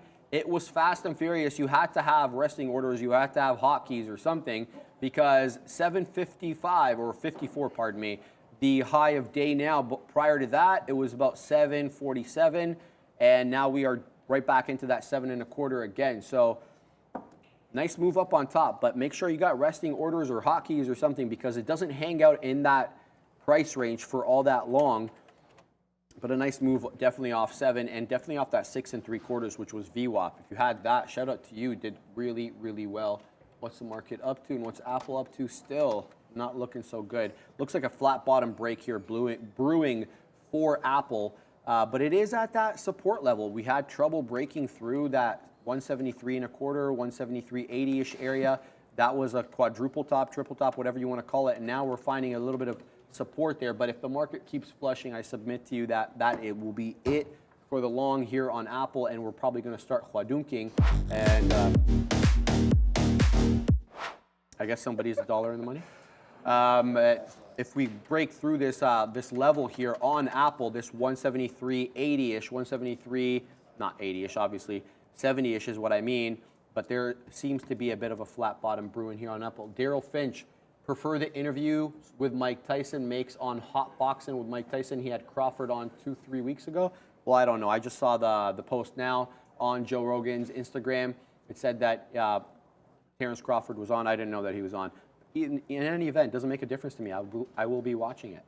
So that is a good look there. What else is going on here? Nice call on AMD. Says Ripen, Ron Pan.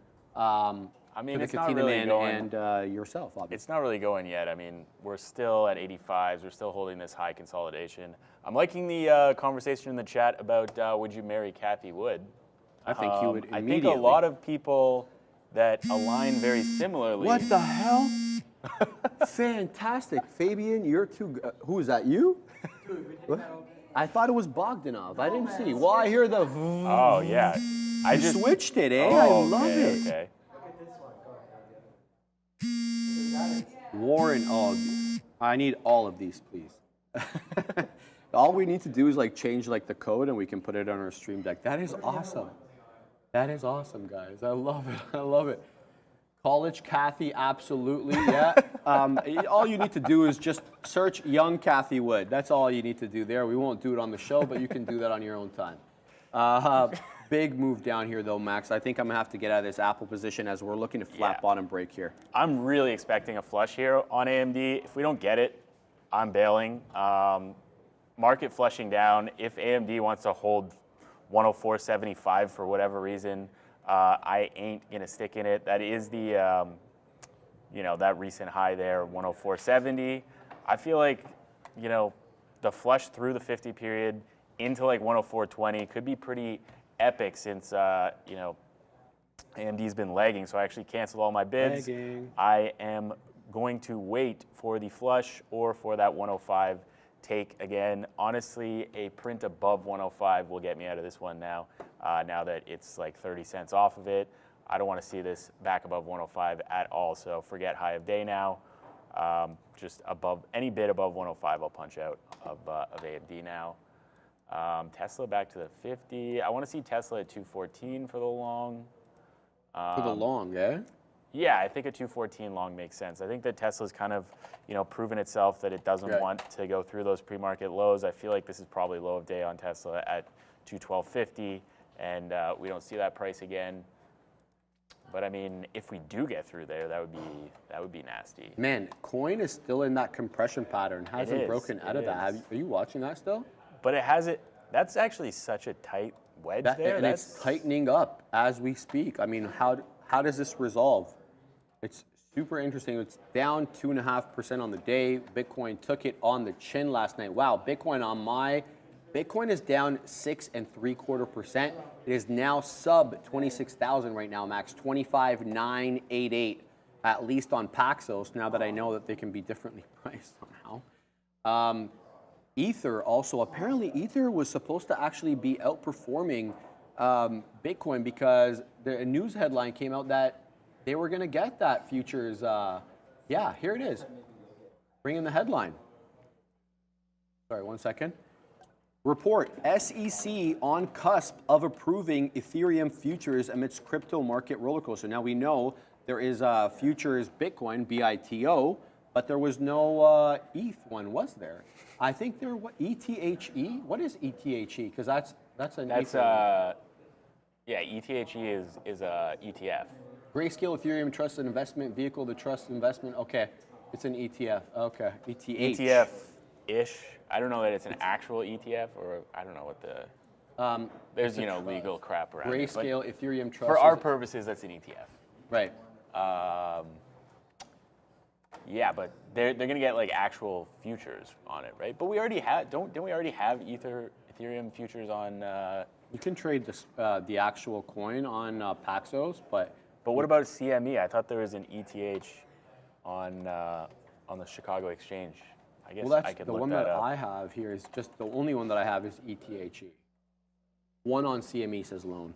Yeah, I think you're right. There is one on CME. Mm-hmm. I can't find it though. That's fine. Holding 14.7 for now, but still definitely making lower lows. 1, 2, 3, 4, 5.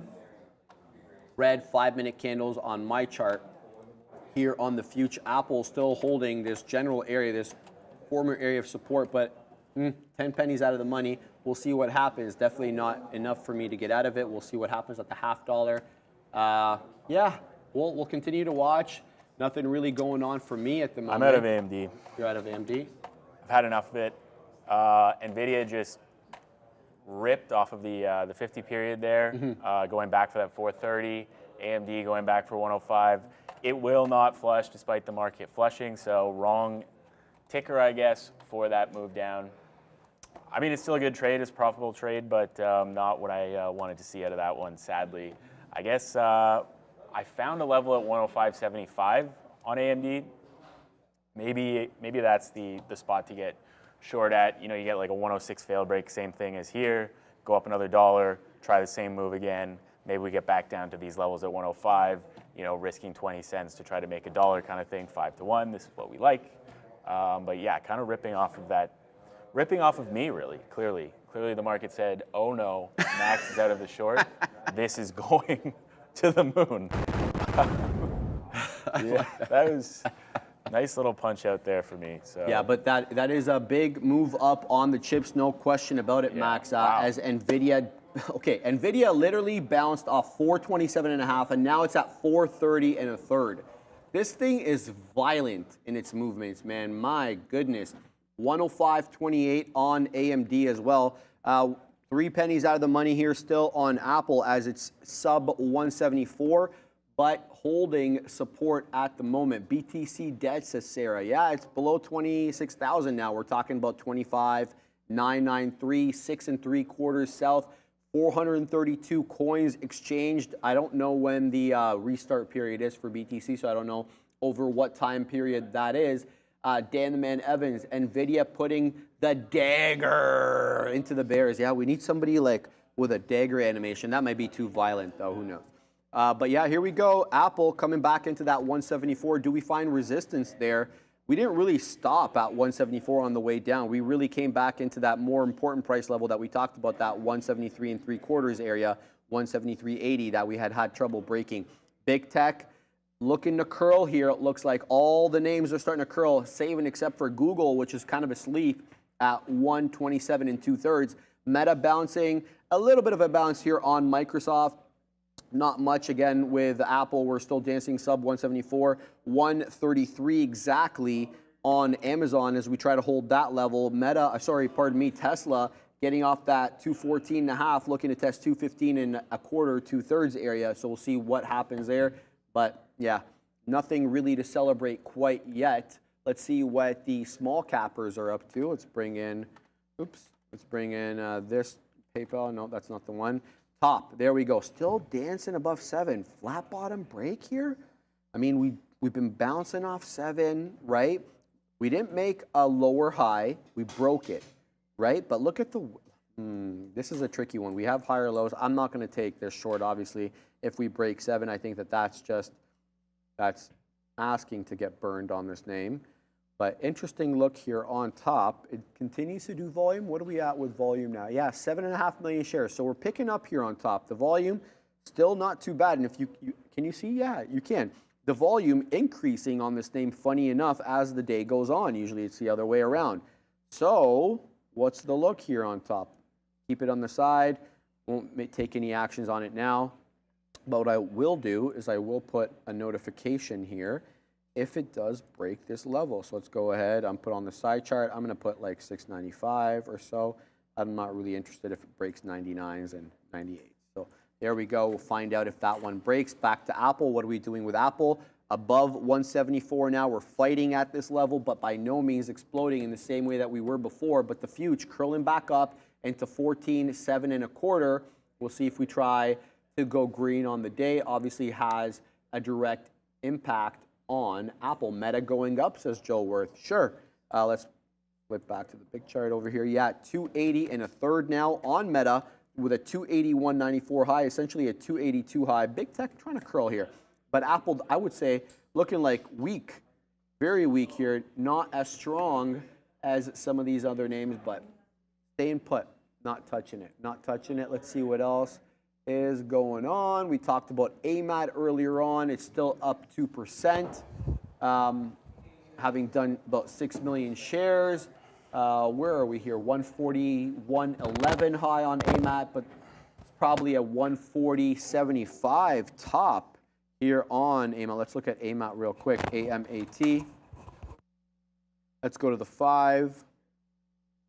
Yeah, look at all these touches here at 140.75. Sure, you get the wick above, but you have an immediate drop below. This is very interesting here. A flat top breakout possibly, but there was bamboozlement earlier. Multiple areas of bamboozlement where we broke above that 140 3/4 only to retrace quite aggressively. Look at this one. We retraced into that 130, 139.50-ish area. But definitely an interesting area here.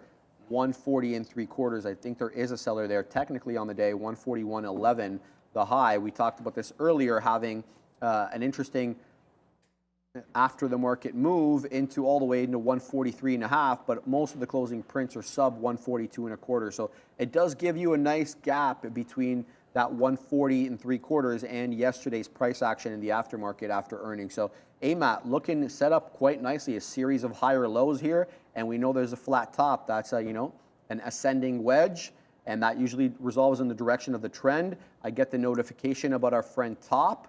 Let's go back to top here as it does break down, and there goes the flat bottom break on top. That $7 flat bottom break gave you 20 pennies instantly on that name. So 7 holds until it doesn't. Eek. Is that anybody's friend, that top? I don't know. If you're a short seller at this point, you're loving it, I guess. I guess, if you didn't get smoked all the way up. Yeah, good point. Good point. AMD looking like it's just stopping everybody out on all sides here before potentially making a move up or down. Don't know which way. I think you could structure a breakdown through 104.65 here. I don't like the R to R on that the same way that I like the 105 short. And now that we got all the way to 30s, I don't think that trade is on anymore. We'll see if my trend line holds now to the upside on the NASDAQ here. So 14.730-ish should hold, and then we bounce back down into 14.7 maybe. I think taking out 14.750 would create the need to find a long, but until we get through there, I am not bullish on the market yet. It is a nice uptrend. We've seen these get reversed in the past 2 weeks or so quite frequently. So see what happens going into the later part of the afternoon. Obviously, Friday afternoon, I don't know that we're going to get a big move. Maybe it's just chop for the rest of the day. Friday afternoon in the summer, market's down. It doesn't want to get positive. It doesn't want to go more than 1% down. Yeah, it doesn't seem kind of like makes a lot of sense to me. Maybe we got to wait till Monday to get the flush out. I don't know. We'll see. We'll see. Just looking at like volume leaders right now, Tesla actually putting in a good day for volume, interestingly enough. 87 million. That's more than I've seen out of it recently. So the dip buyers coming in full force on Tesla right at that level that I figured they would. That is actually kind of funny that it gets that 214 level area that we thought would be supportive, and then it puts in a high volume day that could signal kind of the bottom of this down move. Maybe we're not getting to that 210 level, and this is where we had to go to. It was where I thought we had to go to initially, but then now that the market's been so crazy weak recently, I kind of figured we'd get a little further. We'll see. That 214 looking pretty good for me for a long if we do get there later today. I don't know what else. What else do I have on the charts here? Coinbase doing nothing. I think through 73 on Coinbase is a breakdown, maybe even through 73.50. Like right here, it's 73.40, I guess. Meta's moving. Now that we're compressing like this, Meta's moving? Yeah. Moving up, interesting. It's nice crazy how far away from 300 we've gotten on Meta in such a short period of time. 330 to 280. We went to 274 this morning, man. That 310 breakdown was incredible. I didn't look at that. 310 breakdown. It's basically like not looked back from there. I mean, that was where we were consolidating before. Hopefully the 30-minute chart will show that, but we're consolidating there for a long time. 310 very, very supportive. for, I don't know, 3 weeks or something. Keep loading, keep loading, keep loading. Move I up think on the it's going to be market, kind to me. But yeah, we finally give this level up, and we did a little bit of trading up to 312, which is basically just the opportunity to enter this trade. Now you're swing short at like 310, risking 315, and this thing got all the way down to 275. That's a banger swing trade, I think. Yeah. Yeah. And it really didn't do anything. There was no headline to account for this. There was no drop in digital ad sales. There was really nothing here other than the fact that there's a macroeconomic headwind. I didn't hear anything about Meta. Also, you look at those earnings. They put in good earnings, but barely made a new high on the earnings. This isn't. Yeah, it was a sell the news type thing. And then consolidating at that 310, which was kind of this earnings move consolidation level, we give that up. And Meta's up from $85, right? So yeah, in October. Yeah, not even a year ago. And it's not like there's like a fundamental change to their business like there was on Nvidia, which sent us up. Meta just was a buy the dip from $85 to $330. Well, so obviously we have to sell off a little bit. Sure. Market at my trend line. So let's see if we can get through that trend line. Max's trend line, baby. Let's go. Hold. Well. You're long, so you want my trend line to break. Oh, okay. Yeah. Because we broke above, here. did a liquidity grab above my trend line, and then we broke back below. So theoretically, on my trend trading, I would be short right now at like 14,725 area, looking for this 14.7 to give it up. Okay. Illegal activity happening on AMC. AMC. All I see is sideways motion here between $3.95 and $4. So I don't know what kind of illegal activity is happening there, but if you see it, cool. Let's put a resting order here at the 25s on our friend Apple to see what's up with that. But it was a good hold. Now, I'm not saying we're going to make new highs on Apple, but what I did like here was the fact that we held the former area of resistance and around that 173 and 3/4, 173 80-ish area.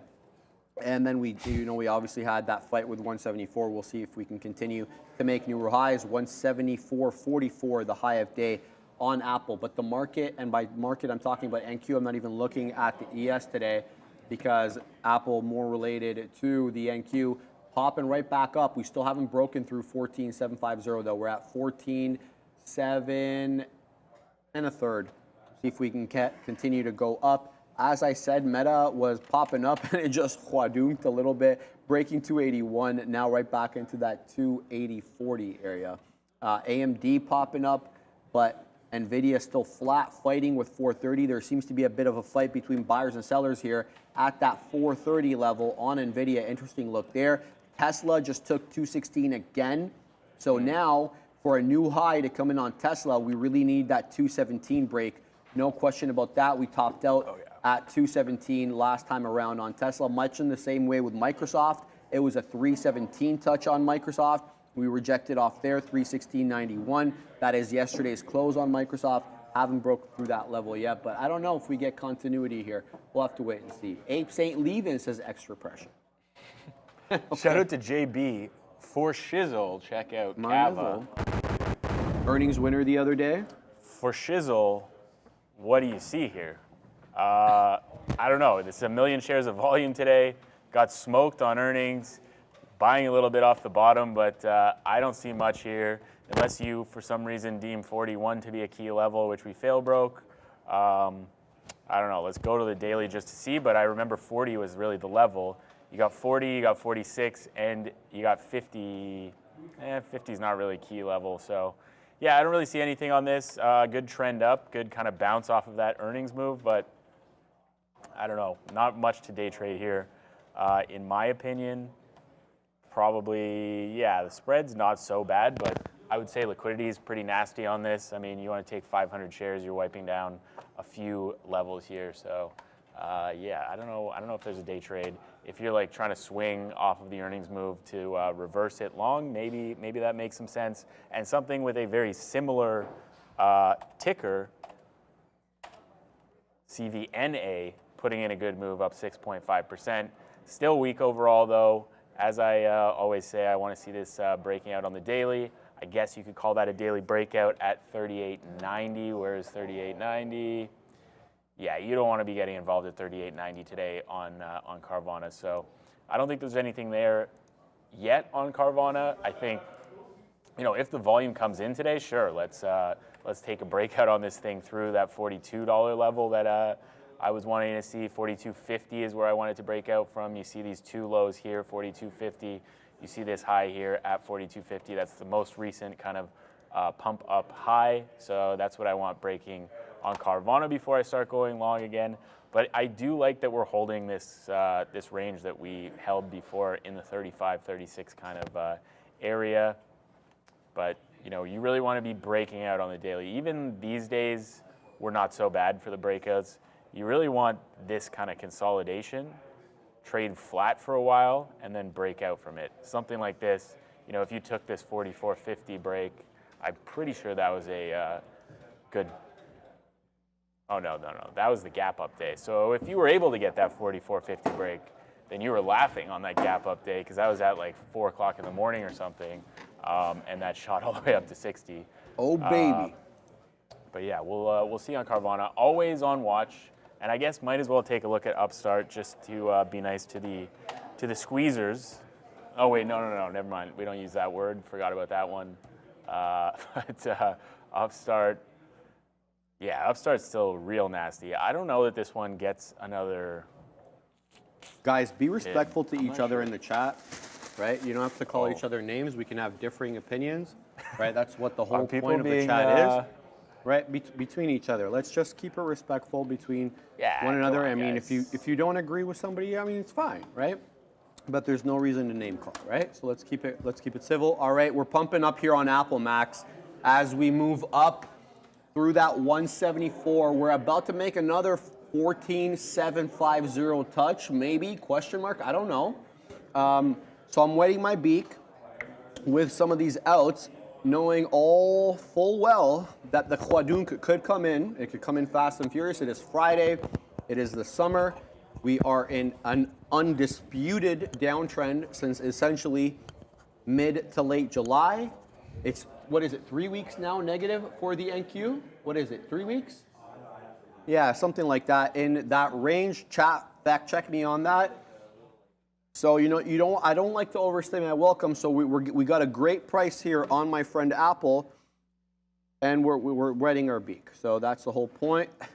Tesla, back into 216.5-ish. We talked about 217 being the newer high on that look. NVIDIA has now retaken 430, at least for now, with a 431.25 high.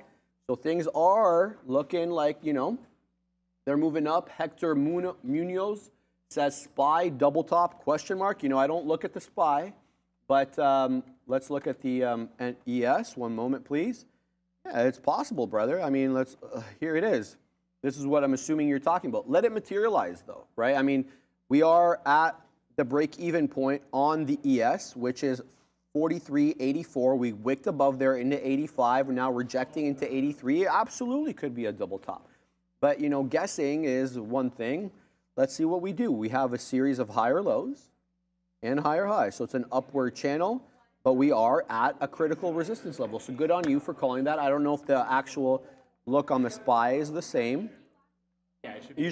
Usually is the same. I mean, there's usually a little bit of divergence, not much. Yeah, so we'll keep an eye on that, and we'll see where we end up going. But yeah, and there's possibly the same level.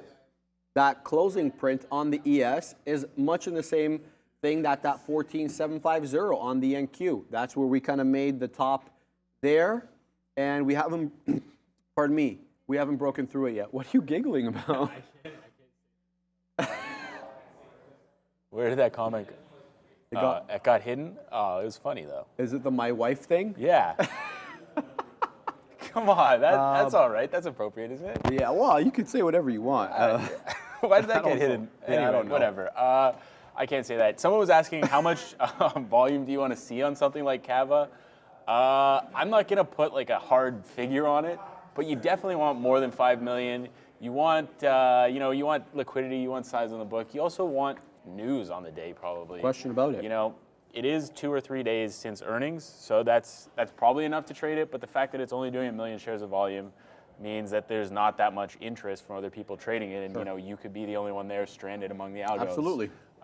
Getting rinsed back and forth by the bots, who we They do love rinsing people. We bro. love the bots. I love how you hedge your bets. You are a true trader, bro. This guy's hedging his bets. He knows where AI is going. He knows that Bard knows every single word he and I say on but the it show. could be conflating it because you said that it misquoted you. So It what did, if it but thinks for that now. we're saying that we hate the bots? I know. What if me saying that right now just went into the database, even though I wasn't know. being real about hating the bots? I don't hate the bots. All right, guys. What are we doing here, baby? We're still headed up. NVIDIA is headed up. Tesla's headed up. Apple. I want to say Meta's looking a little weak here as well. Not quite with the same vigor as some of these other ones. Google's asleep, man, today. Google was very counter trend yesterday, at least for the earlier part of the day. It's making a series of higher lows and higher highs, but very weak, very anemic in its ascent. I'd like to say NVIDIA, all the rave right now at high of day 431.41 exactly. And also, we haven't breached 14,750, so we haven't made a newer high on the NQ, but for how long, I don't know. We'll continue to see. I have a couple of profit takers on my friend Apple here at the 40 and the 50 mark. We'll see if we get up there, but so far, no. Saad Mahmoud, NQ pullback was probably needed. Check out the Qs this year, up 30%-ish in the last 12 months. Oh, brother, trust me, I'm very much aware of how we are on the NDX. That's part of my game. I always chart at night. What else do we have? Somebody tagged me earlier. Maybe I missed it. I'm sorry.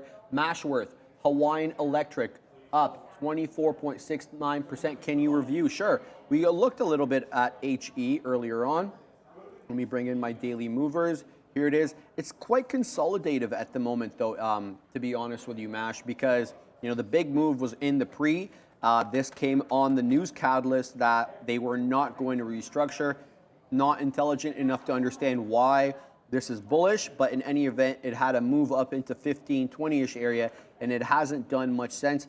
The opening range there was quite tight between 1361 down into, you want to say, that 1250 area, and ever since then, it's been dancing with VWAP, a couple of shekels above, a couple of shekels below.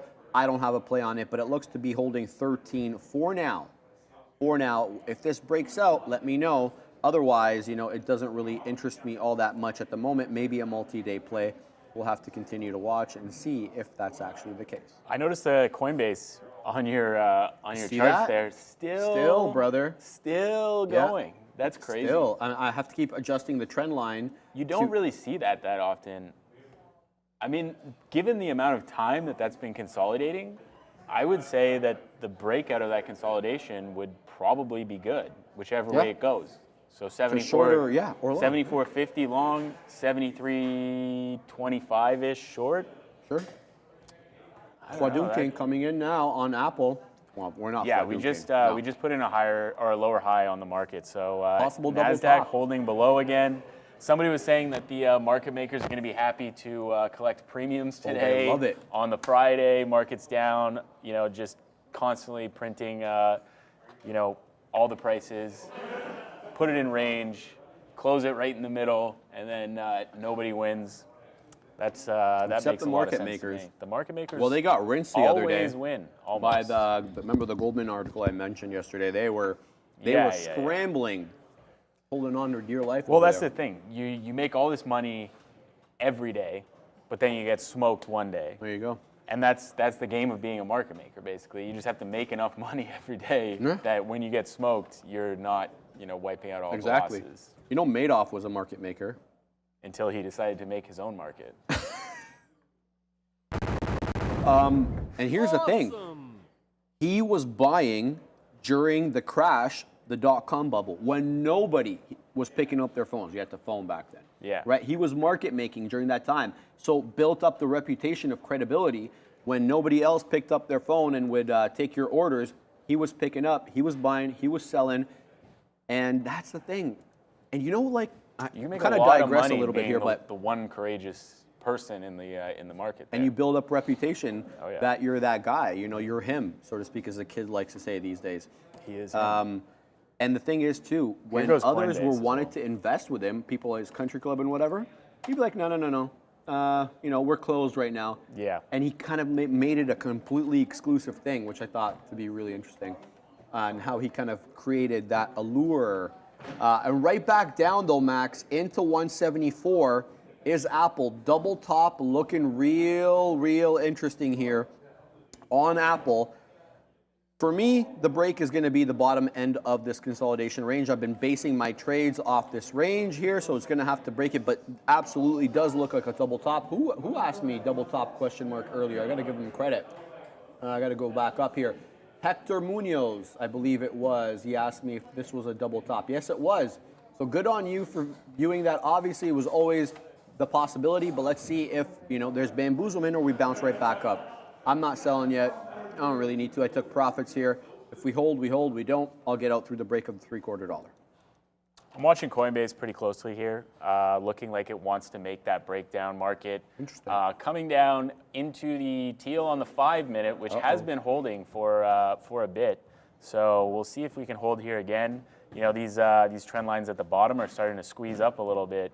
So if we start to take those out, you know, who knows if the trend line trading is real, then we could get a little flush off of maybe a 14.7 break. Yeah, I would say if 14.7 breaks down, that's pretty bearish on this market. So let's see what happens there. I like these trend lines. I'm going to start doing trend lines more often just for fun, but not end up taking trades off of them and then cry about it later on. But yeah, Coinbase, if we take out 73.40, which we just did, I'm going to take some, and then I'm going to take more through 73.25. Which looks like it is coming in right now. Is it? We'll see. Yeah, I'm going to take more through there. Let's just set that order up. And then take more through 73. And then if the 73 break fails, then I'll just bail out of it. But I like this breakdown. I like the length of time that we've spent in this consolidation pattern. You would think, I mean, 6 million shares on the day is not that much, so got to be wary of that. Maybe there's not that many people trading this stock today. Maybe there's not many bets that have been placed. And if that's the case, then, you know, the breakdown doesn't mean anything because nobody's getting stopped out on that breakdown. So have to be wary of that. Can't be stubborn with this. Coinbase can rip your face off very quickly on either side. But I have had my face ripped off on the short side particularly. So yeah, we'll see on this one. Better shorting highs, I feel, on Coinbase than taking breakdowns because liquidity kind of sucks.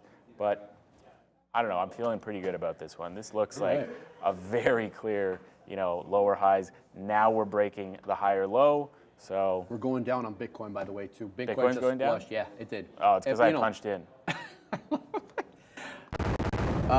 We were dancing with 26,000. We talked about how we were subbed. We got down all the way into 25,775, bounced back up. We're 25,885 at the moment. But yeah, Bitcoin now 7% down on the day. Very weak. ETH 4.25%.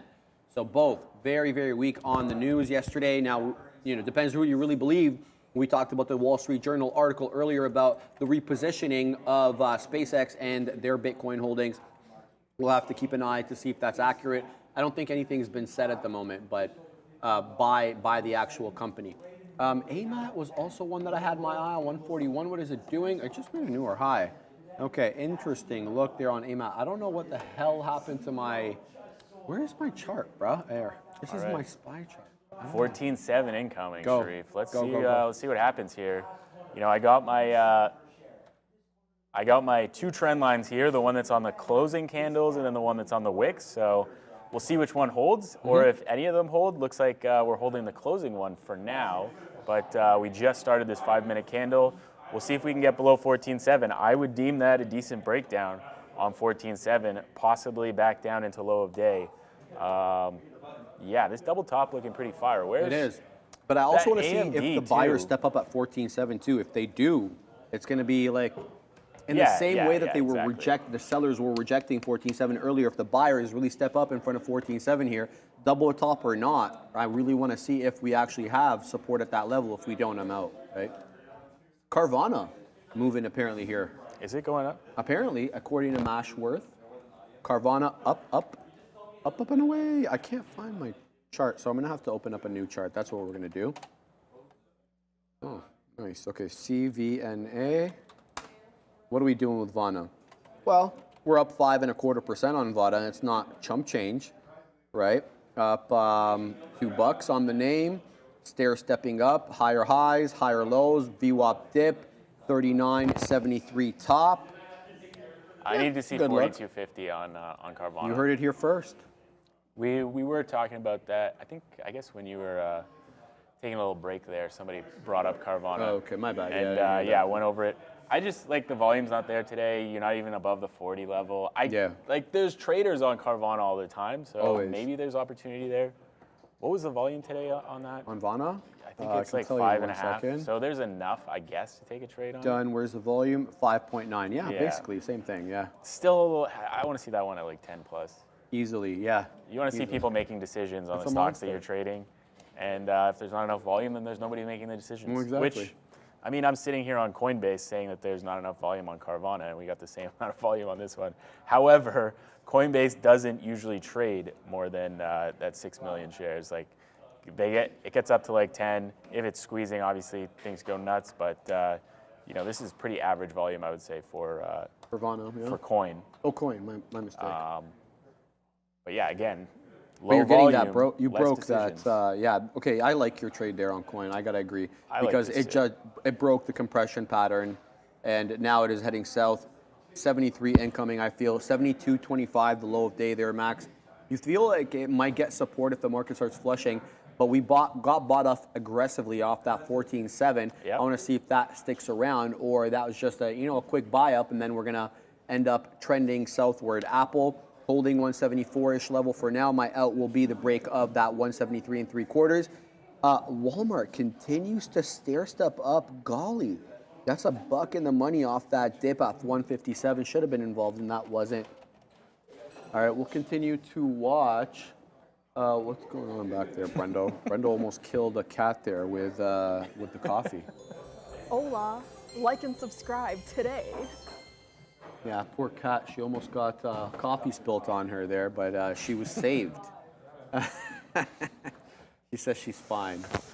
What do we got? I'm jumping on coin shorts with Max. I like what I'm seeing. I got to agree with you, man. I do like the break of the... And there comes 73, Max. Max, you're printing, are you? I would not call this printing. I want to see yet. $2 on a Coinbase short. I think maybe no. I'm not nuts for wanting $3 or $2 on a Coinbase short. I think Coinbase can get back down to the low of day on this breakdown.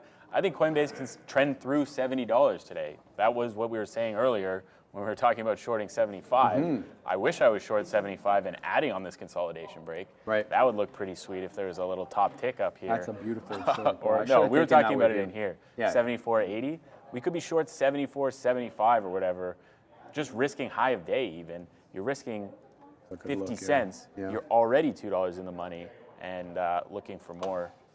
Yeah, I like this. I like this short for sure. I want to add more through 73 and add more through 72.50 as well. And then if any of those breaks fail, you get out. Simple as that. All right, nice pump on Apple again as the NQ holds up for now, but I still don't have a lot of faith in it. I need to see proof that we're going to head up. What is stair-stepping up, though, and actually calm for once in a really long time, is NVIDIA. It's actually, there's a nice, smooth, like, ascent on NVIDIA. 431.62. It's not the insane stock that moves, $5 in 5 minutes. At least not for the moment. Looking to go green. The craziness could come in, I think, maybe at 433.5, because that's where we closed out yesterday. Likely to find resistance there. That's just a guess.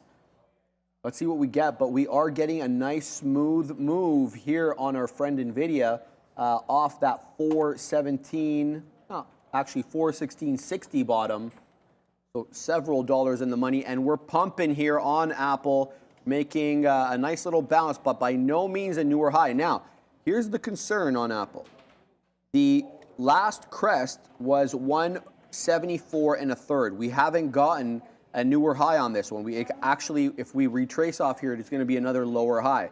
First time around, we get to 174.43. Second time around, we get into 174.36. This time around, the high, and I'm not saying this is the top of the crest, 174.28. I don't want to see lower highs with a flat bottom. That is not the look I'm looking for. That is a descending wedge and a possible flat bottom break through that 173 3/4. So if we start pumping down here again and the future's coming right back down, I don't know if I want to hold on to this Apple trade for much longer. What's little up? False pump there, maybe? And you see that? Yeah. I added to Coinbase again, 73. This is looking really nice.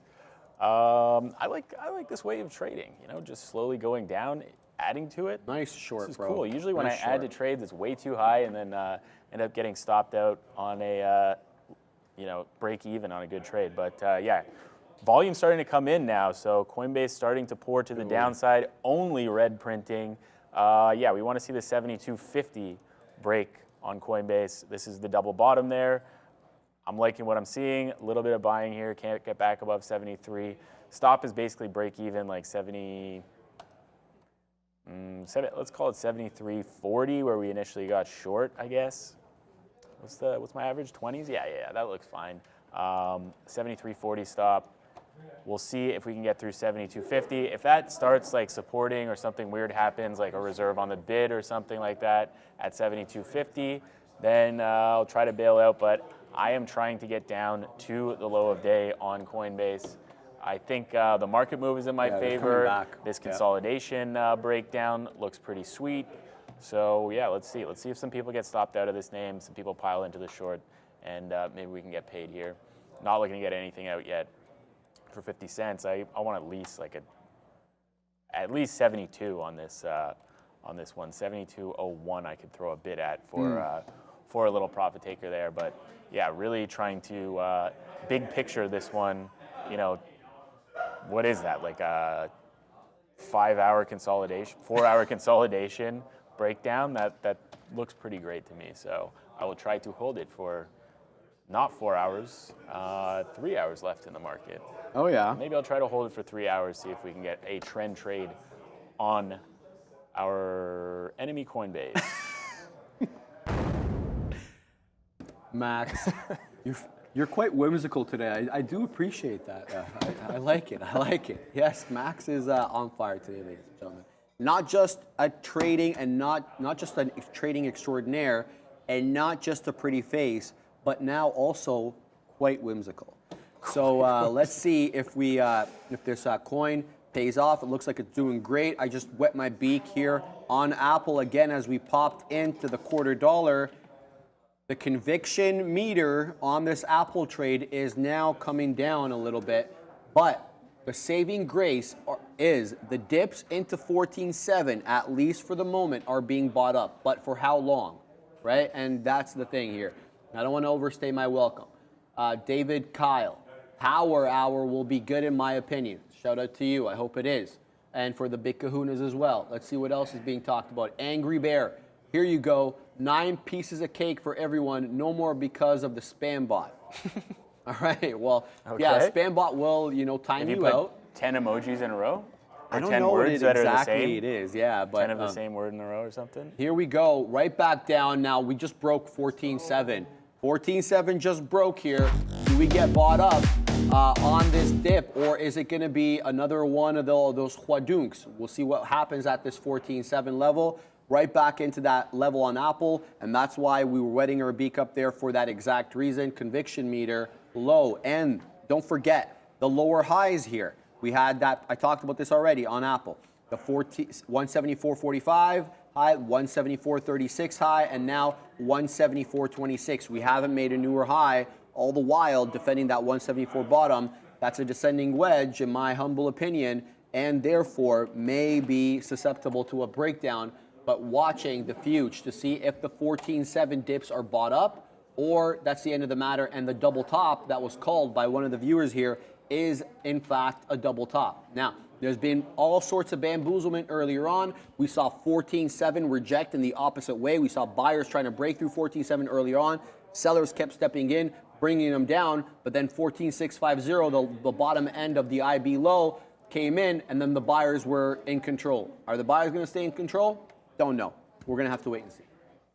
Yeah, we almost got to the wick line, let's call it here, on my NASDAQ chart. That would be at like 14,690. So we'll see if it holds there, and then if we break down from there, I mean, I think low of day on the market.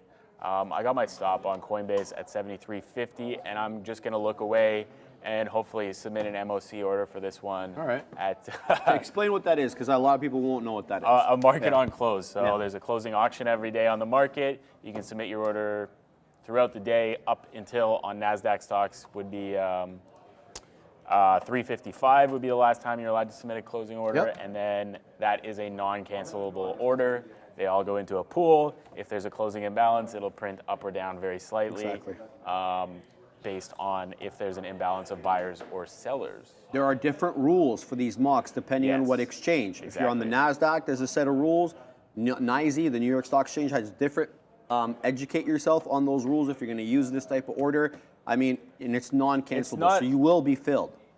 It wouldn't be There's a limit on close order, too, that you can kind of get around that, which is cancelable, right? That one is cancelable. Yeah. It's not a particularly useful order for day traders. No. It's usually used by bigger players to get out of more size because lots of volume gets done on the closing auction, on less liquid stocks. Like a Coinbase, I mean, if you had to get out of a 1 million share position on Coinbase, you're probably not doing it today during market hours. You're going to have to wait till the close. Right. I mean, unless you see a price that you really like and try to throw it.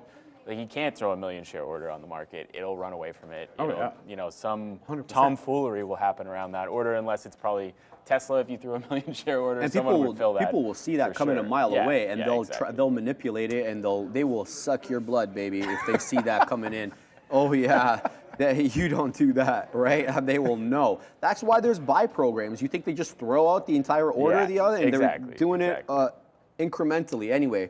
174 holding for the moment here, but I'm still not completely convinced. Saad Mahmoud said, buy, but also higher lows. I'm assuming he's referring to my little spiel there on Apple where we had lower highs. But yes, you're absolutely correct. We really have had higher lows, albeit incrementally. But what I'm really focused on here, I want the higher highs. I'm not looking for the tell them the higher lows. I still feel that the low or the bottom is that 173 3/4, 173.80 area that we've been having dip buys off of. We'll have to wait and see. We'll have to wait and see. I'm not really ready to call this either way, but I am encouraged a little bit by the fact that 174 is holding for now. Apple finally getting like a decent, I don't even want to say decent because it's not. let's wet our beak again here, Max. We'll take a little bit out there. Wet that beak, indeed. I feel like your beak is thoroughly soaked at this point on Apple today. It would look that way, but the outs are so minuscule that really not. But yeah, we'll see. Fair enough. Someone was asking about Nikola before. Oh, interesting. Is this a good short level? That was probably 15 minutes ago. I forgot about it, and then I saw this Nikola level 2 that was sitting there for the past 2 weeks. Yeah, that's a pretty solid short level, $1.99. But look at the volume today. When we were having crazy moves on this stock, the volume was 200 plus million shares. This day, almost 400 mil. So when you're talking about 32 million shares on a name that is very capable of doing 100 plus, there's not that much edge. However, we always talk about if you're a range trader, blah blah blah. If you're a range trader and you're fine with playing this range, yeah, that's a decent short level. You take as many shares as you can at $1.99 or probably $1.98, and then you're just getting them out for 95s, 94s. That's not my style of trade, but yeah, I can see the idea there. Below that $2, you're stopping out probably on that $2 level so that you don't get slipped, because your slippage on this one's probably 2 cents, and your reward is probably 3 to 4 to 5. So you don't want to get slipped any more than that. That ruins the risk reward. But yeah, I don't know. It's available if you want it. Palantir did actually get through that high, but then nothing happened. Just looking at the volume leaders. NEO, I haven't even looked at NEO today. NEO got smoked today again. Wow, okay. NEO down to like $10.50. NEO, yeah, well, because of XPEV's earnings, absolutely. You know what pooped the bed? Bro, I don't believe in either NEO or XBEV. I like 2 Chinese EVs. The Katina man wants to talk to me about Lee after the show. We're definitely going to talk about that, but I like BYD. I've talked about why I like BYD. They're vertically integrated. They haven't completely committed to EVs. They're still selling their fair share of ICE cars, much in the same way that Ford is doing, so they can stay afloat because those cars are still profitable. So I like BYD. They're traded on the OTC. I don't know if it's the pinks or whatever. There's 2. There's BYDDY and BYDDF. I like those 2 names, only those 2 Chinese names for EVs. I wouldn't get into anything else. XPeng, their margins are absolute bupkis. It's absolutely horrible. And now they're talking about the G6 coming in there and helping with margins. Yeah, when I see it, I'll believe it. But for right now, I'm not a buyer. Nor do I like NEO. Reason is, they focus way too much on sedans. That's not the look. Everybody knows SUVs are in demand at the moment, and they're not providing what the people want. It's the same thing with Lucid. They keep building all these sedans that are like $300,000, and the consumer wants SUVs. They're going to come out with an SUV next year. Yeah, well, when it comes out, then we'll talk, right? At the moment, I'm looking at people that are focusing on SUVs that can deliver cars and that have margins. Otherwise, don't talk to me. I'm not interested, right? Anyway, sorry to go on that little bit of a rant there. I like the way that you think, Sharif. Tell me how you really think. I should have ended that way. I think in, you know, momentum and to the moon and all this garbage, and you're thinking fundamentals. That's probably the way to invest. I don't know what I'm doing on that. Speaking of which, I actually I decided that I'm done with Amazon, so I bailed out of that this morning. Yeah? You're donezo with that? Yeah, I got like 132.5. You were in way earlier than that. Yeah, though. I was in at like around 100. So that was decent. However, I should have been out on the 137 break. Yeah. That was the after earnings shelf breakdown. I didn't get out on that, so I cost myself about 5% profit, but that's not a big deal. Yeah, but you were good. There was a time where you were really upset at being in Amazon. Now you were quite happy. But that it was ends up being a Amazon profitable trade for you. it was Amazon and Disney or Meta and Disney or Meta and Amazon. Well, Meta was the solid. choice. Meta so was and I solid, took Amazon Disney, which did okay. Disney was like $88 to like 115, which is pretty good in a couple months. So that was a nice one. But Disney's right back down to there. Yeah, Disney's a tough buy story. Disney down here. They're still personally. pursuing their suit against Florida and DeSantis, and I thought Bob Iger would drop that once Bob Chapek left. But Iger's still going through with it. I think he sees it as fundamental to his existence for the parks, at least in Florida. I don't know why he's pursuing that. It keeps you in the media for the wrong reason. That's just my opinion. Yeah. This whole streaming game is feeling a little bit, I don't know, feeling a little interesting to me. It is, man. I think all of these streaming services increasing their prices. They're doing the Uber thing where they try to take over with lower prices, and then their prices end up being more expensive afterwards. Exactly, yeah. So I don't know. I don't know about this. 14.7 again, game. Max, here. I still like Netflix. I think Netflix is like the one. They produce They got the pretty good content. Too. Yeah, they have exactly. like HBO-ish kind of content, very high quality content. They're spending an arm and a leg on it. That's why. That is true. And I told you their valuation's anecdotally. still crazy. Yeah, the valuation. But But they're the anecdotally, one. like in Egypt, for example, they are outbidding. Okay, so Egypt has a very, very thriving series, movie industry. They are outbidding all of those studios, taking all those actors and making their own series just for MENA, Middle East and North Africa, right? Interesting. And so they're not just spending in America, they're spending everywhere, which I like because you're hedging your bets, right? Especially you're going to an area where we know there's cash. The Middle East is filled with cash at the moment, right? So it's a good look for them. I like what Netflix is doing, but here we go, guys. We're back into 14.7 again on the NQ. It looks, we made a series of lower highs here. Is this going to be the breakdown? We're in Apple. We've been wetting our beak, getting out because we knew possibly what was coming.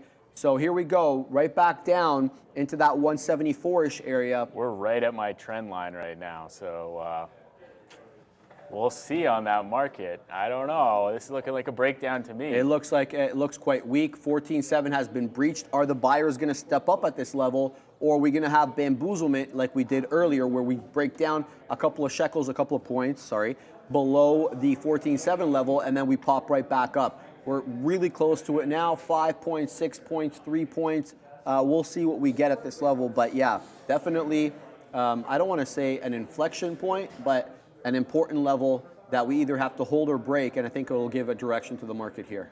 Yeah. You know what else I like about that Netflix? They're really doing a great job of getting English viewers to watch their foreign stuff with the subtitles. That? They've been doing a really great job of it, like getting Interesting. those like Korean and Japanese TV shows, even French TV shows. That Really? there was that I don't remember what it's called. Lupin. But are you a fan of reading subtitles, bro? I got annoyed right away. I can do it. I can do it. For I a movie, I don't or- love it. For a yeah. Like, can you watch a series with subtitles, Yeah, Max? Like 20 Squid episodes? Games? Good Squid call. Games, Good call. There's good call. Yeah. yeah. I think I don't know. They did a great job of it somehow. They made it work. They made it work. They've been making it work. People are They've been loving making it, yeah, you the can foreign tell. stuff. So those investments in other places, they're able to like, use them in different markets. I Right. think they're doing a good job of that. My trend line's broken, so Yeah, this VWAP is is the heading next stop south, on bro. the market. 14,680. Do we get support there at VWAP? There's a 200 lot buyer on our friend Did I get out Coinbase, here? so pull that one up. Oh, coin, 200 lots bid. If anybody wants 20,000 shares to be sold of Coinbase, here's your opportunity. It is on the bid right now for you. Go ahead and take it. If you need 20,000 shares short, now is your chance. I haven't seen this kind of liquidity in a while. Oh, I'm seeing a Let's lot see of if they blue take come it. in. They've only taken 200 shares there so far. Yeah, I mean, if we bounce off of that, my stop's just above this this high here, so I will get stopped out. Oh, 100 lots taken, so 12,000 shares has been taken off of that bid. Do they take the rest? They've taken the rest. Time to flush. Let's go, Coinbase. Yeah, we are flushing, and that's Down the to end of my lows, trade on Down Apple. to the lows. Your Apple's Yeah, gone. I'm getting. I think look, that makes it's sense holding right now. 174, but like You can always get back in exactly. if we hold VWAP on the market. Exactly. We are touching VWAP on the market there, but that wasn't really what I was looking at, Max. I really wanted to see that 14.7. That was the level that I was Exactly, yeah. looking at, and it broke down far too much. 15 points south now. Like you said, touching VWAP. We're holding 174 on Apple, but for how long? I mean, why do I have to hang out and give back money? So the point is, I'm out, profitable on the name, very happy, but I could have been happier if we took everything out at the top, obviously. Well, there's no reason why I can't get in at this moment. So, sorry, not at this moment. Back if we were to curl back up. Aaron and Joanna Brewster, Sharif, can you say Free Fall Friday for us in Arabic? Oh, I don't even know how to say that in Arabic, bro. No.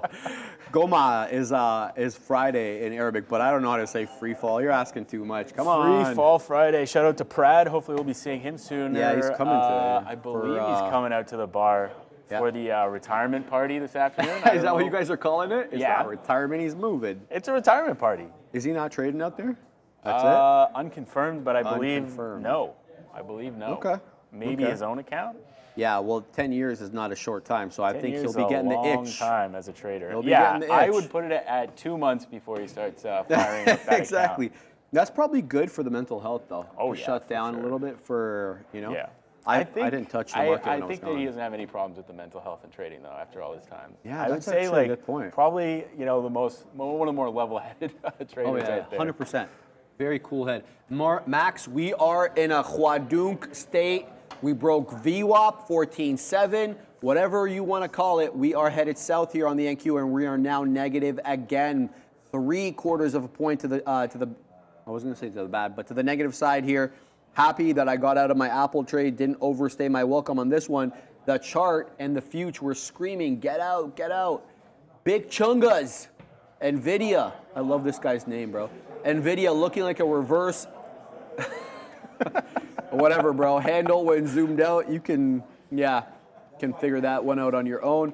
Michael Jacob, I don't read Arabic. I am illiterate. I only speak it, so I don't know what's written in there. But shout out to you.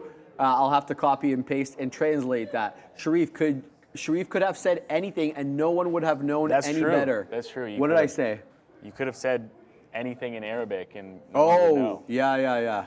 Except, Bro, I'm not gonna do you guys like that. You guys can fact check me like that. There's a rewind button. Bard knows everything I say. That's true. That's Come true. on. Also, it's not Prad's retirement party. No. It's Greg's retirement party. Gregory is the floor manager here, and he's been here 10 years. Brendo was telling me he came like a smidge after Greg, right? It was like Greg came first, and then Brendo came right after that. So they've been here a long time. So obviously, needless to say, we are going to celebrate him today. Oh, yeah. Yeah, and he's moving. He be moving out of the city. Yes. He be moving. Over to Montreal. He's been on the show. He always does like crypto segments. He's been on the show a bunch of times. Crypto extraordinaire. Yeah. He knows his stuff, baby.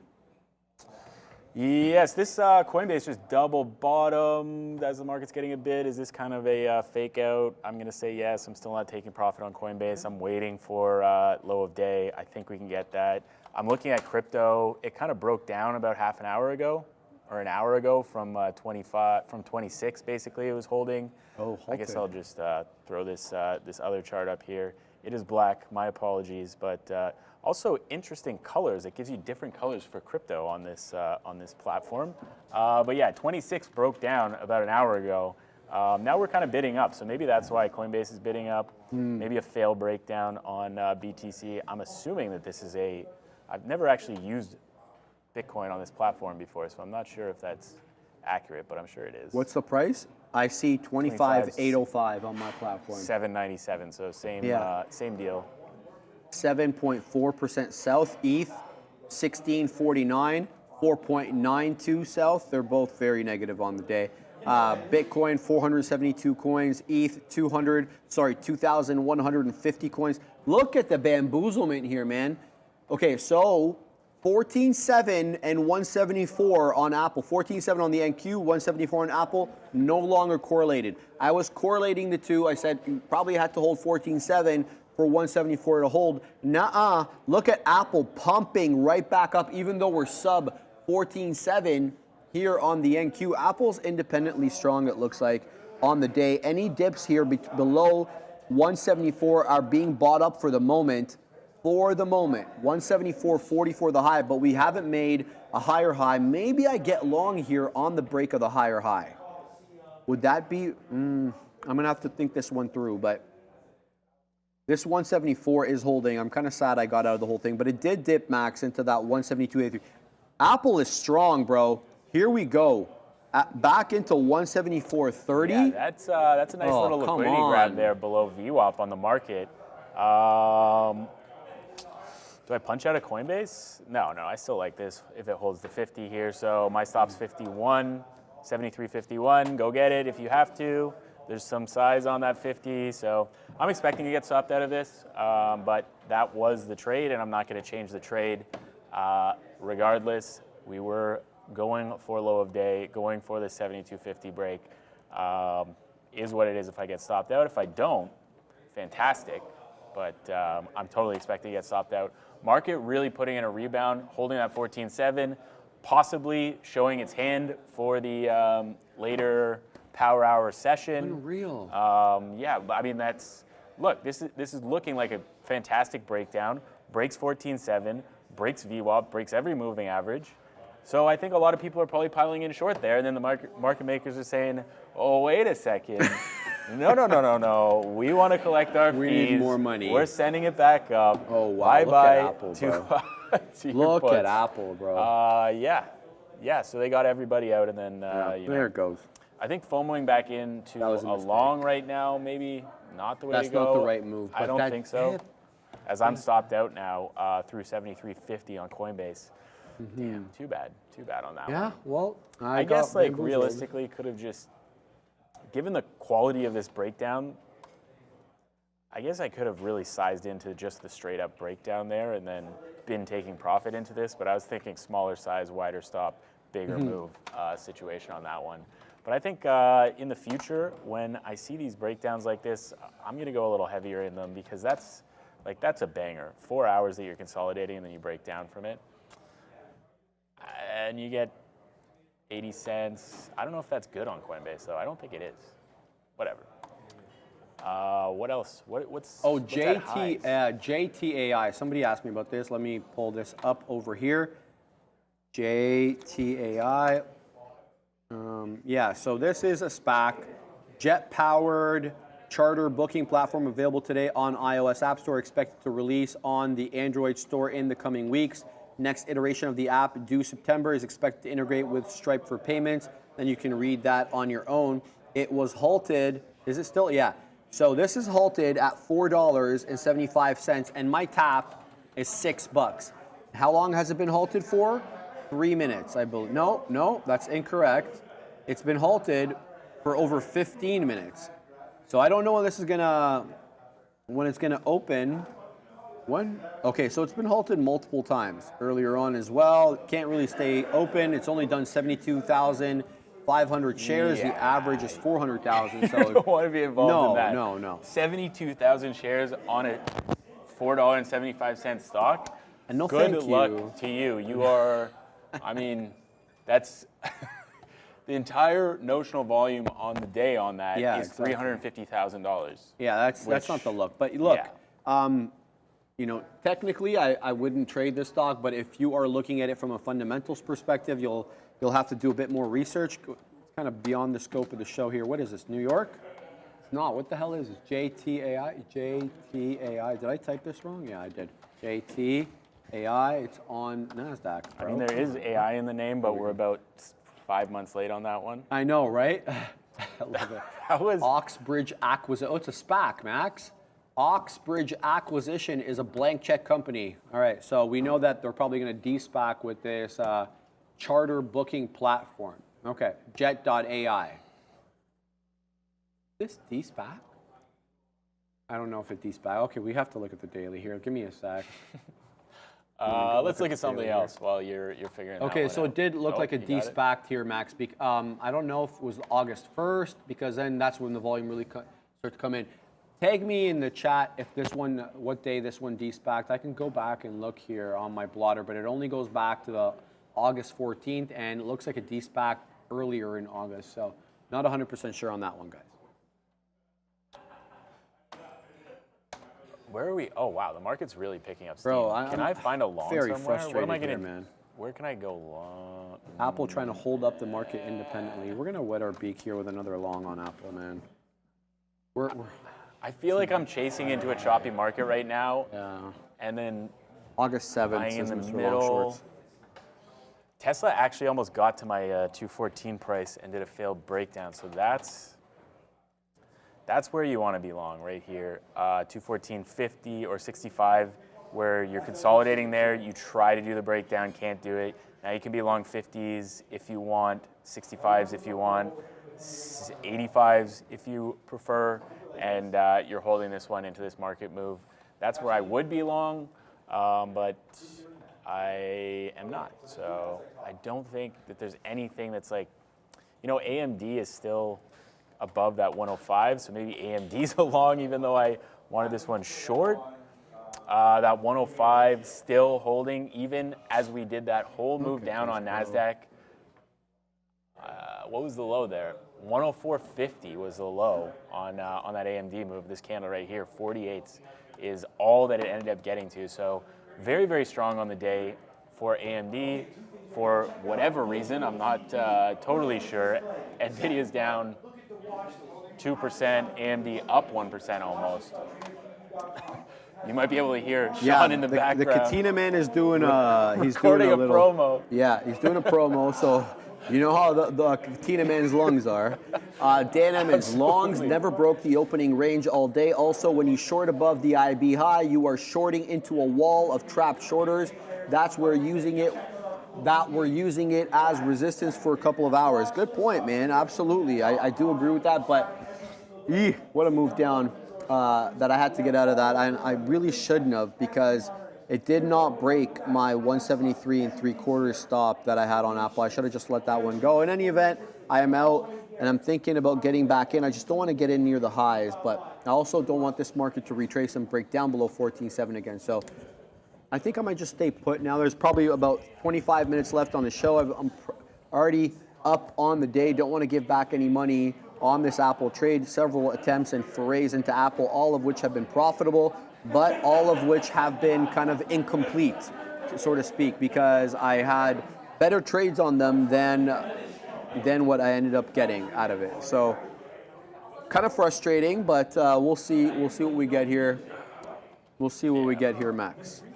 Yeah, I'm not seeing any opportunities for a trade right now, to be honest with you. I think that you know, buying in the middle of this range on NASDAQ doesn't make a whole lot of sense. You got to be breaking 14,750 in order to kind of squeeze people out of this. So I don't think I want to buy here. I don't want to short anything here either based on this, you know, wick low and very, very quick retracement. So I think you just sit and wait. If a key level comes in on a key stock, then fine. That 106 level that I like on AMD makes sense maybe if we get there, but AMD is just barcoding basically today.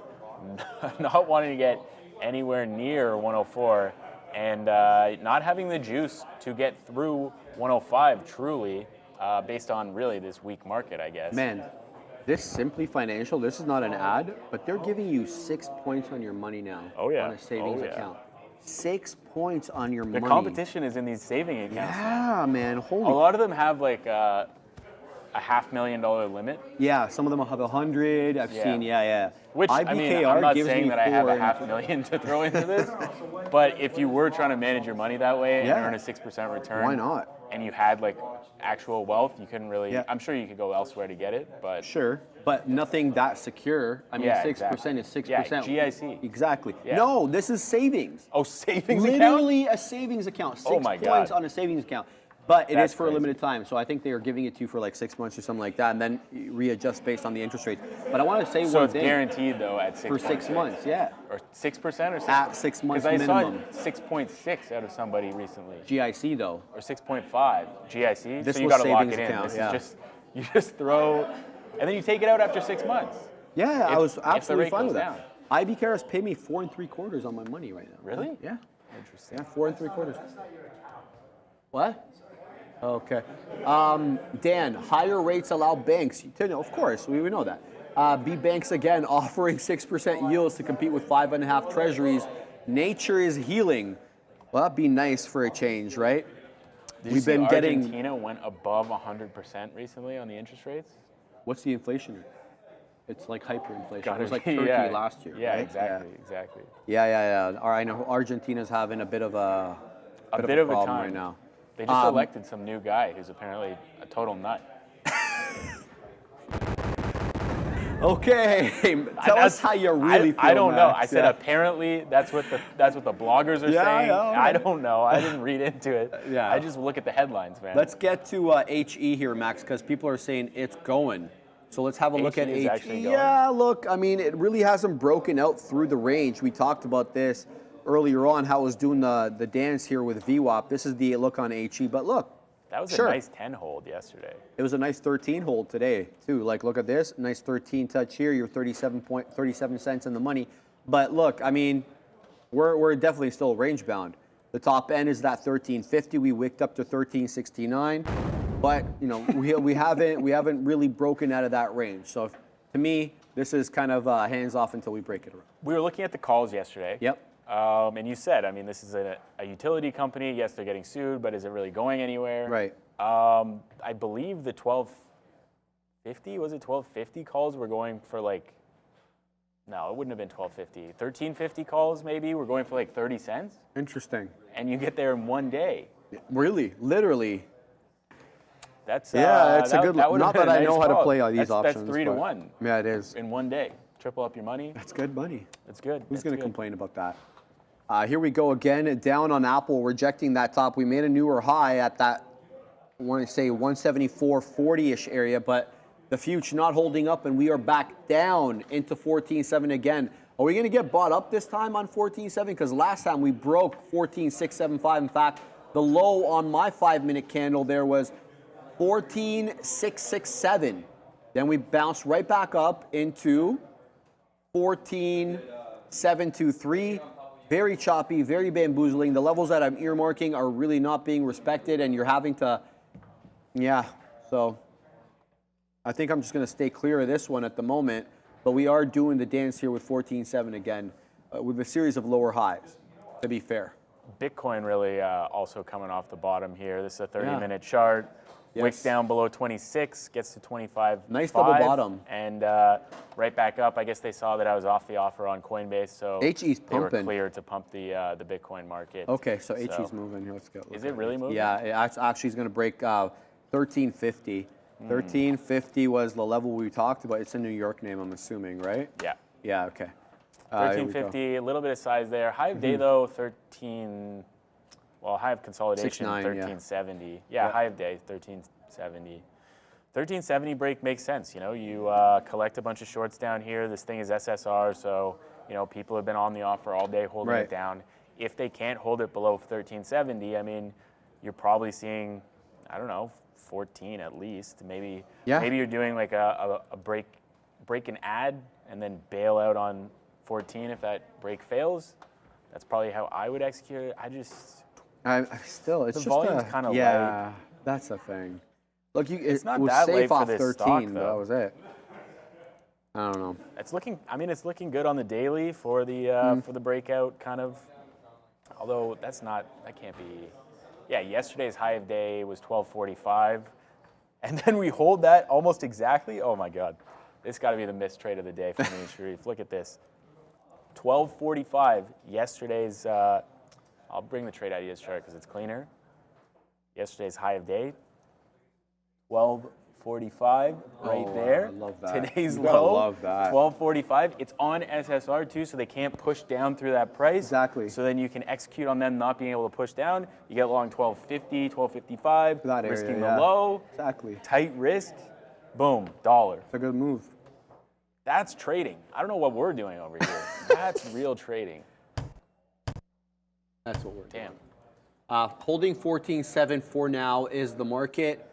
Looks like we're the NQ, pardon me, 14.708. We dipped a little bit below it, but the buyer stepped up in the same way that they didn't step up at that 120, 125-ish time period. Yeah, stepping up again here are the buyers. Let's go back to Apple to see what Tesla is. What is this?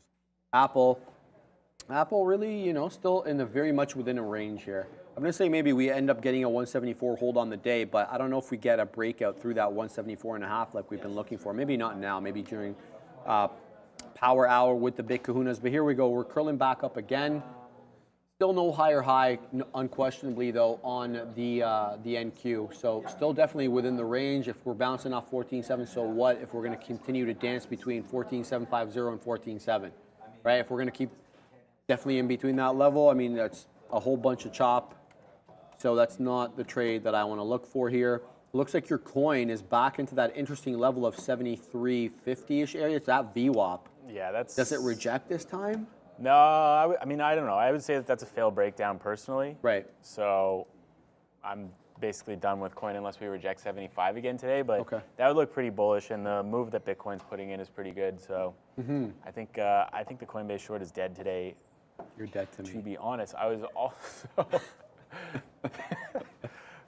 I was thinking as we keep chopping around on NQ today that selling volatility would have been a smart move this afternoon as we kind of chop upwards and then look at the VIX, and yeah, that would have been a nice little trade. Regeneron? Ooh, I haven't heard that name in a while. I heard Neil say Regeneron, R-E-G-N. Isn't that Regeneron? It is. It's flying, bro. 795 to $800 817. All right, there is news coming What's in the here. news? It's coming in hot. Regeneron Pharmaceuticals FDA action. I don't even know. Aflibercept. How do you say that word, bro? Like, what are these guys thinking? We got to be able to pronounce these words. 8 milligrams BLA is expected in the next few weeks. Okay, so it looks like they've approved a new drug here. Did you say it's coming in hot because there's that little fire emoji beside it? Yeah, that's hot news, right? Nice. Yeah. Actually, I didn't, but it's very apropos that you mentioned that. Regeneron, good look there. Obviously, not a cheap stock, not usually a day trading stock. Let's pull it up here and I don't find think out. that's the. Is that? Oh no, that's 944. Yeah, I'll take Tesla off. REGN. Is it NQ? Yes, it is. Here we go. So it's only $3 spread, right? You know, not that bad. I'm kidding, of course. That's terrible, especially for managing risk. It's $4.50 at the moment. Yeah, obviously we're not going to participate in this one, but it's a good look for them. I don't even know what this drug does. Sometimes you and I like to talk about these because they are noble in their pursuit. So maybe I'll have a look a little bit more here. REGN, I typed it wrong. REGN. Wow, that Regeneron. news What is fade, this? not so bad. if you're shorting back through 815 kind of area, you're at 805 now. What's the risk on that 815 though? Probably $5. Dude, this Yeah, is I don't love terrible. that. I don't love that. You know, Yeah, I can't. I don't can't think that you can this. trade this. No. $4 spread. Okay, so here it is. Receives FDA approval for the first treatment for children and adults with Chapel disease. I don't know what that is. Do you know what that is? What that is. Okay, well, we're going to have to Google it. Regeneron today announced the Food Drug Administration has approved Veopause for the treatment of adult and pediatric patients 1 year of age or older with Chapel disease, also known as CD55 deficient protein losing enteropathy. Veopause is the first and only treatment. What's the TAM? That's what I want to know. What's the total addressable market? Because it's so important. Remember the other day we looked at there was some cancer with 1,000 patients a year. Not that that shouldn't have trials into it, but we're looking from a financial aspect. Yeah. How much the market is going to be. Let's see if there's any TAM information here. Not seeing anything here on the TAM. Maybe I'll continue to look later on. But interesting look, obviously, for Regeneron popping up.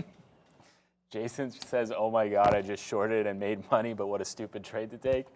I mean, look, it's better to make money on the stupid trades than to lose. Yeah, for sure. Because the stupid ones are the ones that typically, you know, smoke you. But yeah, I mean, news fade. Everybody already knew that they were developing this drug, and it's a large company versus like a tiny biotech. So it's not like this FDA approval changes this company fundamentally. Right. Unless it's some like cancer drug that's for your TAM has to be huge, breast bro. cancer or prostate cancer or something like that. Although I think prostate cancer has a very high survival rate now. I think they pretty much got that one down. Yeah. Well, Apple just made a new high, Max, at 174.47. Got up. Really? Yeah, it did. But not breaking out through the level. We knew that 174.50 was really the breakout level, but what we're seeing is a bunch of higher lows here. So we'll have to wait and see. What's the Q's up to? The NQ. Holding 14.7 nicely. We'll see. We'll see. I mean, it's a nice move here on the NQ September contract. Let's bring that down. We had that double top, which we did flush off into 14.667, and then it's been buying up since that time. Are we going to end up green? We're still 1/3% negative. We definitely haven't broken enough. But above that 14.750, that was the level that we rejected off earlier on around 12 o'clock, the noonish time hour.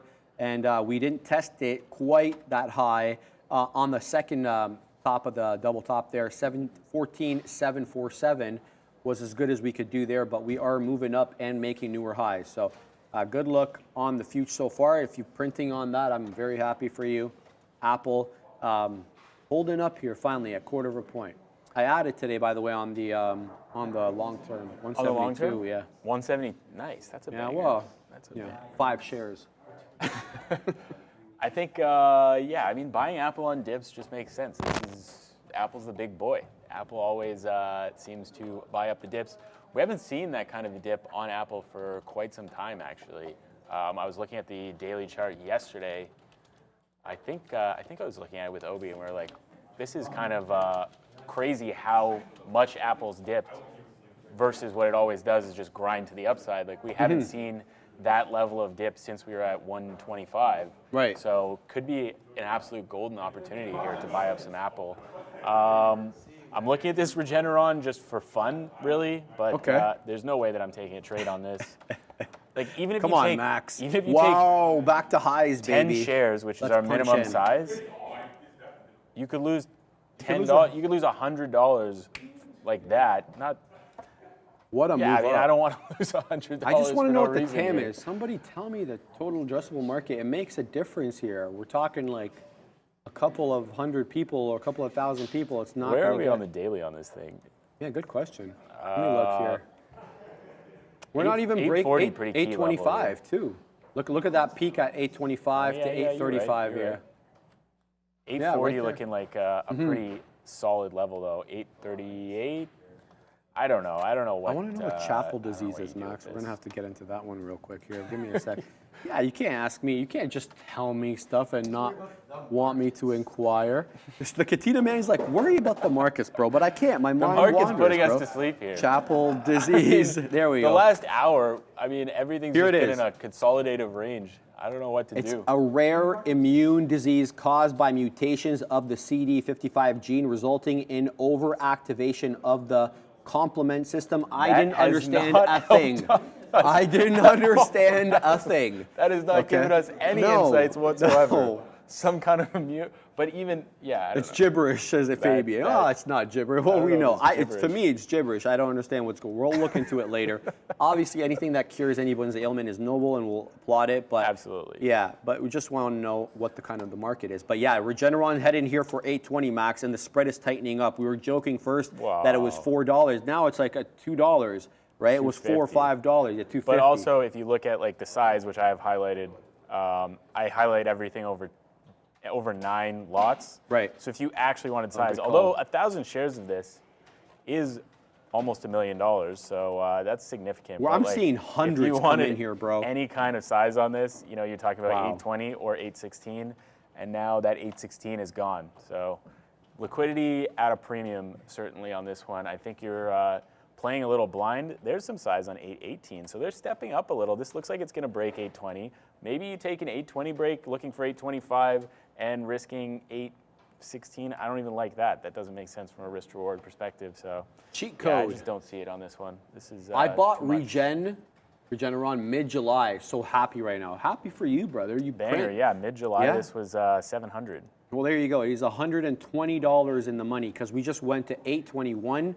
Definitely size here at 821. We're not breaking through that level, and I'm not seeing any prints come up on my tape here at that level. So we'll see if that can continue. But the spread still quite suspect. Back to $3 on this one as the volume dries up a bit. But we'll keep an eye here on the future. What is the future up to? Let's bring in the NQ. Oh, trying to go a little bit. Yeah. I mean, it's not breaking through that 14,750 that we talked about, but it's definitely holding up above 14.7. It's going to break just in time for some bangs from the big desk over there. Bang.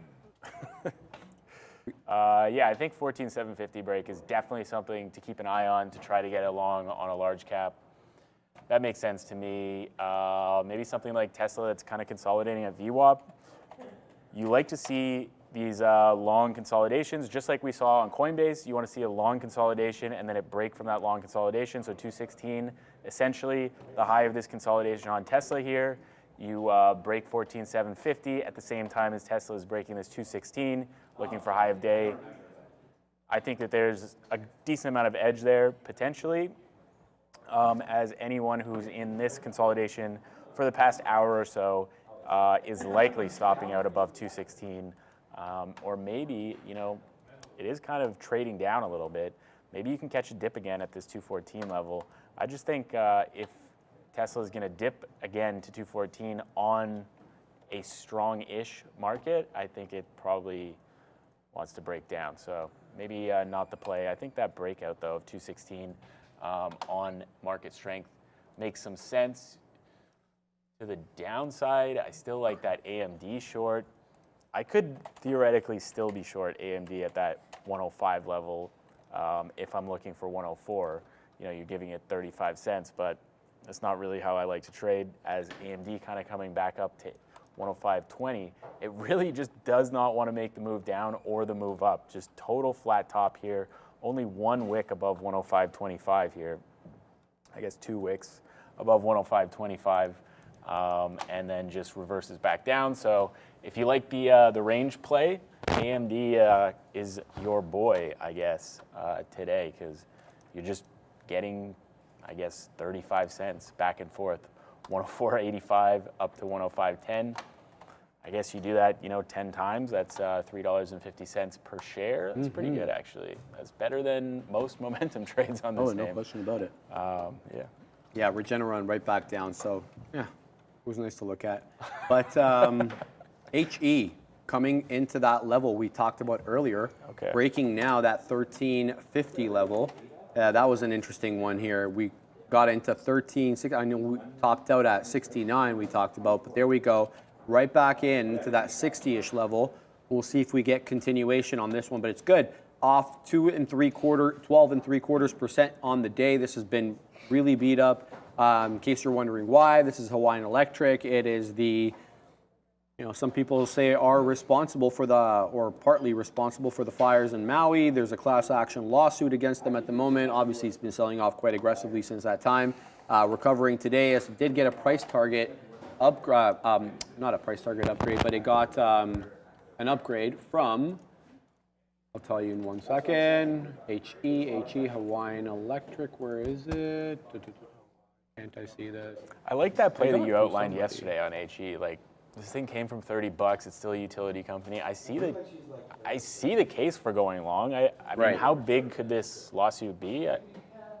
Maybe crushing. Maybe they end up having to sell to somebody because of how nasty this lawsuit ends up being. Yeah. And today they came out and said they weren't going to have to restructure, which was kind of positive for them. And I here's guess the a lot headline. of their infrastructure is beat up too. So costs there too.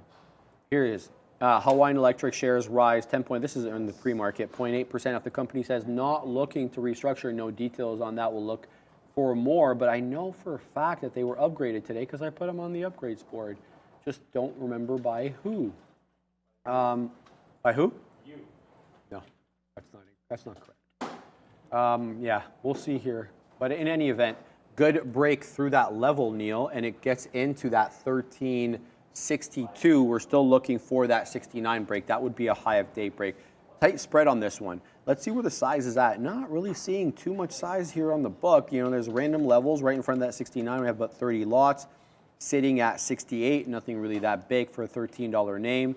So we'll continue to wait and see if this one can keep going. There's only 3 minutes left on the show, though, and then the big kahunas take over, and we'll send you up to Brendo at the big desk. And I'm sure they will be talking about big tech names that we were talking about here on the midday. And as we dance with that 14, they're 14, only trading 7. DWAC and AMC today. Yeah.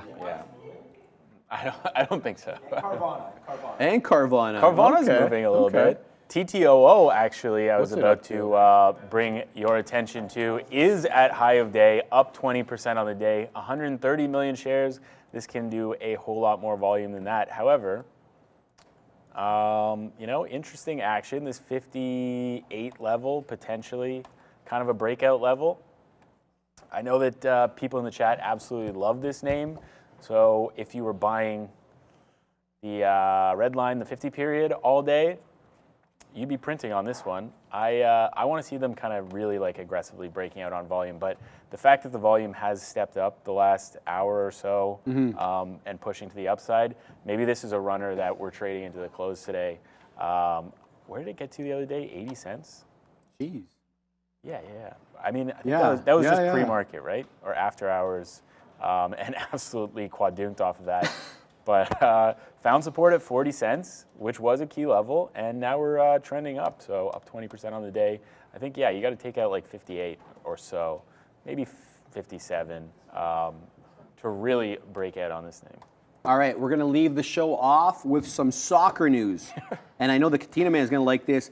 New coach for the the Italian national team, Luciano Spalletti, who was the Napoli manager last year and absolutely killed, dominated Serie A, blew everybody away, and he has been rewarded with a contract as the manager to 2026.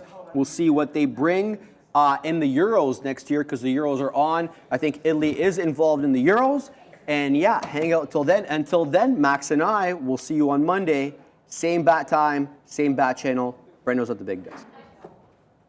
Hey guys, welcome in. 2 o'clock on a Friday afternoon. That is turning into a bit of a grind as far as the overall markets are concerned. As far as the individual